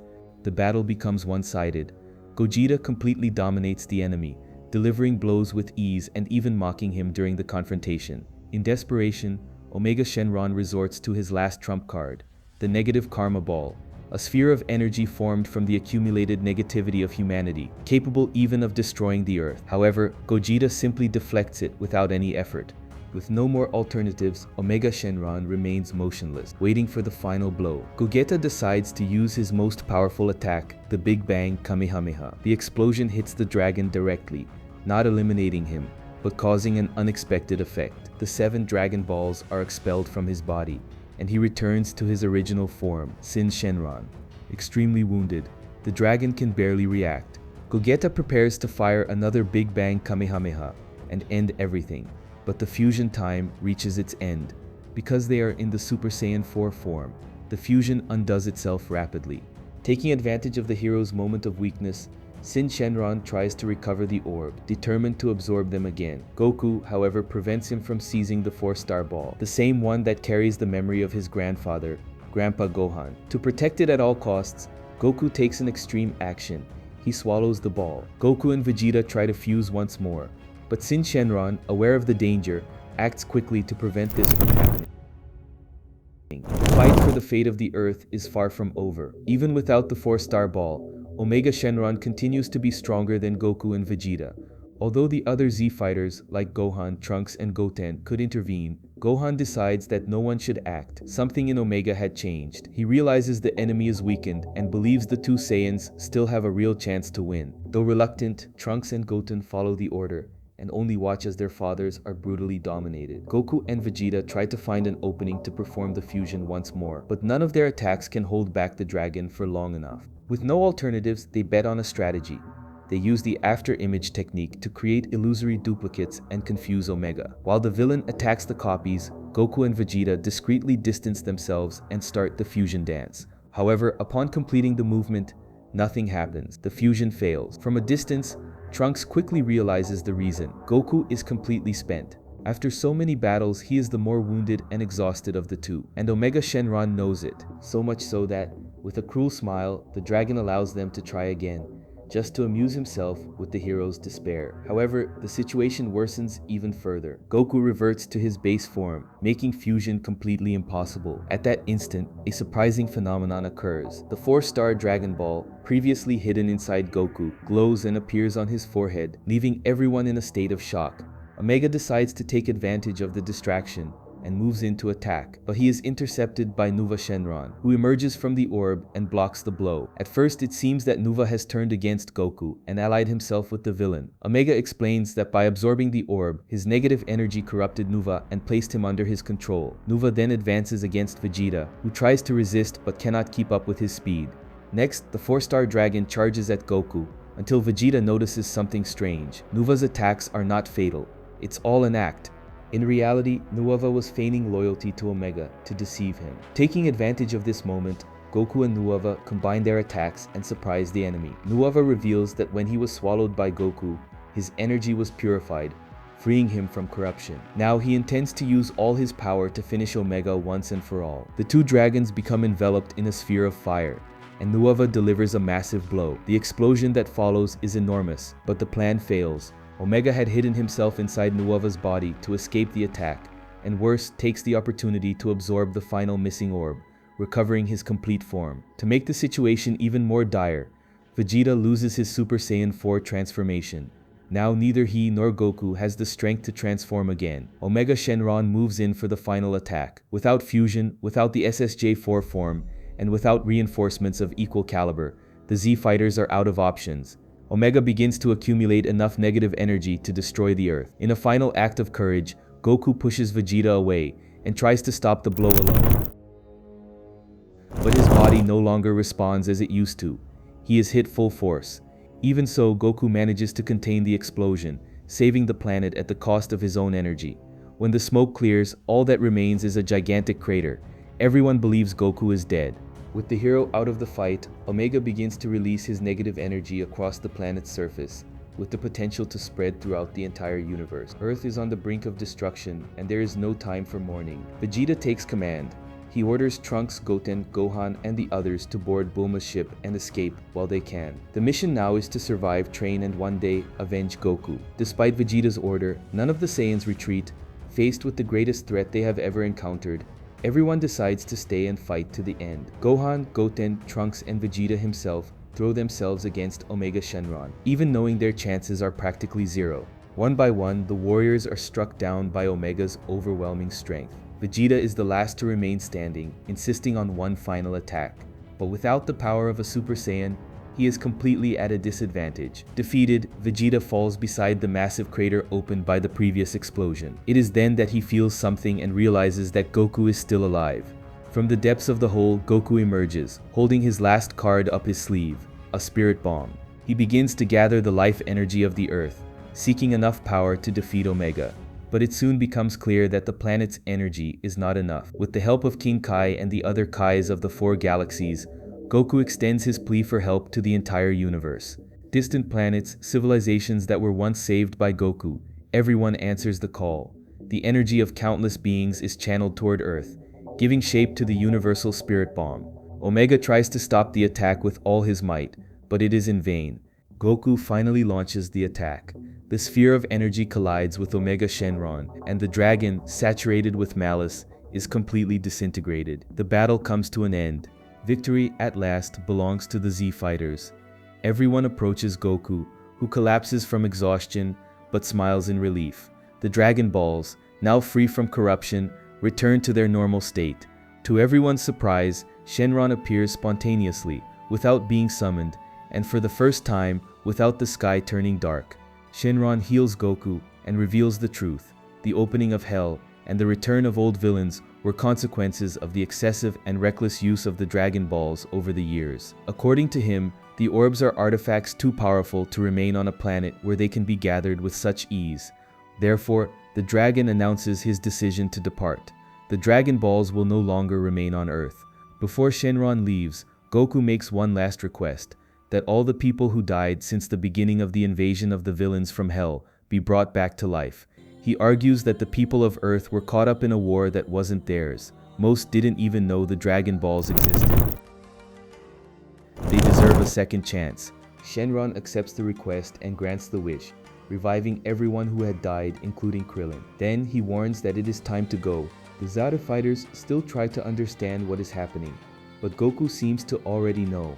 Vegeta understands before everyone else, but Goku asks him to remain silent and take on the responsibility of protecting the Earth in his absence. Without revealing his destination, Goku says his goodbyes in silence. Bulma, overcome with emotion, remembers the day she met him, the beginning of everything.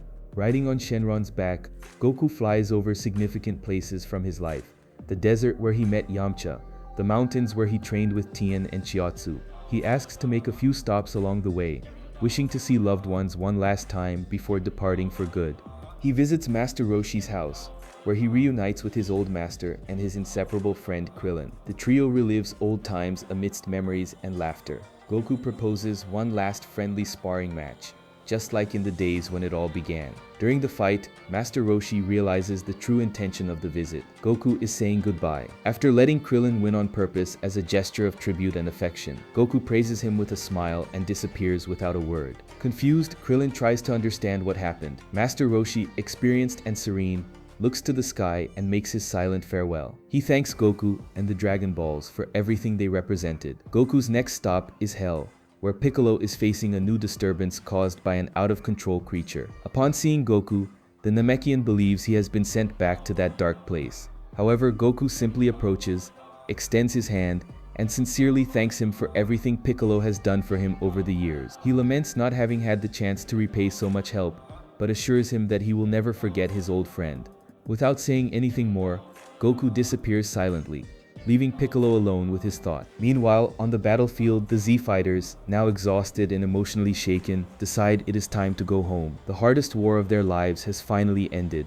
Chi-Chi, confident that Goku will return as he always has, begins to prepare a great banquet, believing he will soon be back. As everyone disperses, Pan walks beside Trunks and, still confused, asks if the Dragon Balls have really disappeared. Trunks reflects for a moment and responds that perhaps all of this is a way for the gods to test humanity, a chance to prove they can protect the world without depending on miracles. Pan smiles, agreeing with the idea. Before leaving, she finds Goku's gi on the ground. Intrigued, she wonders how the clothes could be there, since her grandfather left wearing that exact outfit. At that moment, Vegeta approaches. Without many words, he advises Pan to keep those clothes with care. After saying goodbye, the Prince of Saiyans departs for home, and Pan, looking at the sky, says goodbye to her grandfather with a "see you later." Goku, lying calmly on Shenron's head, crosses the clouds with serenity. The Dragon Balls float around him until, little by little, they are absorbed into his body. He closes his eyes and disappears. 100 years pass.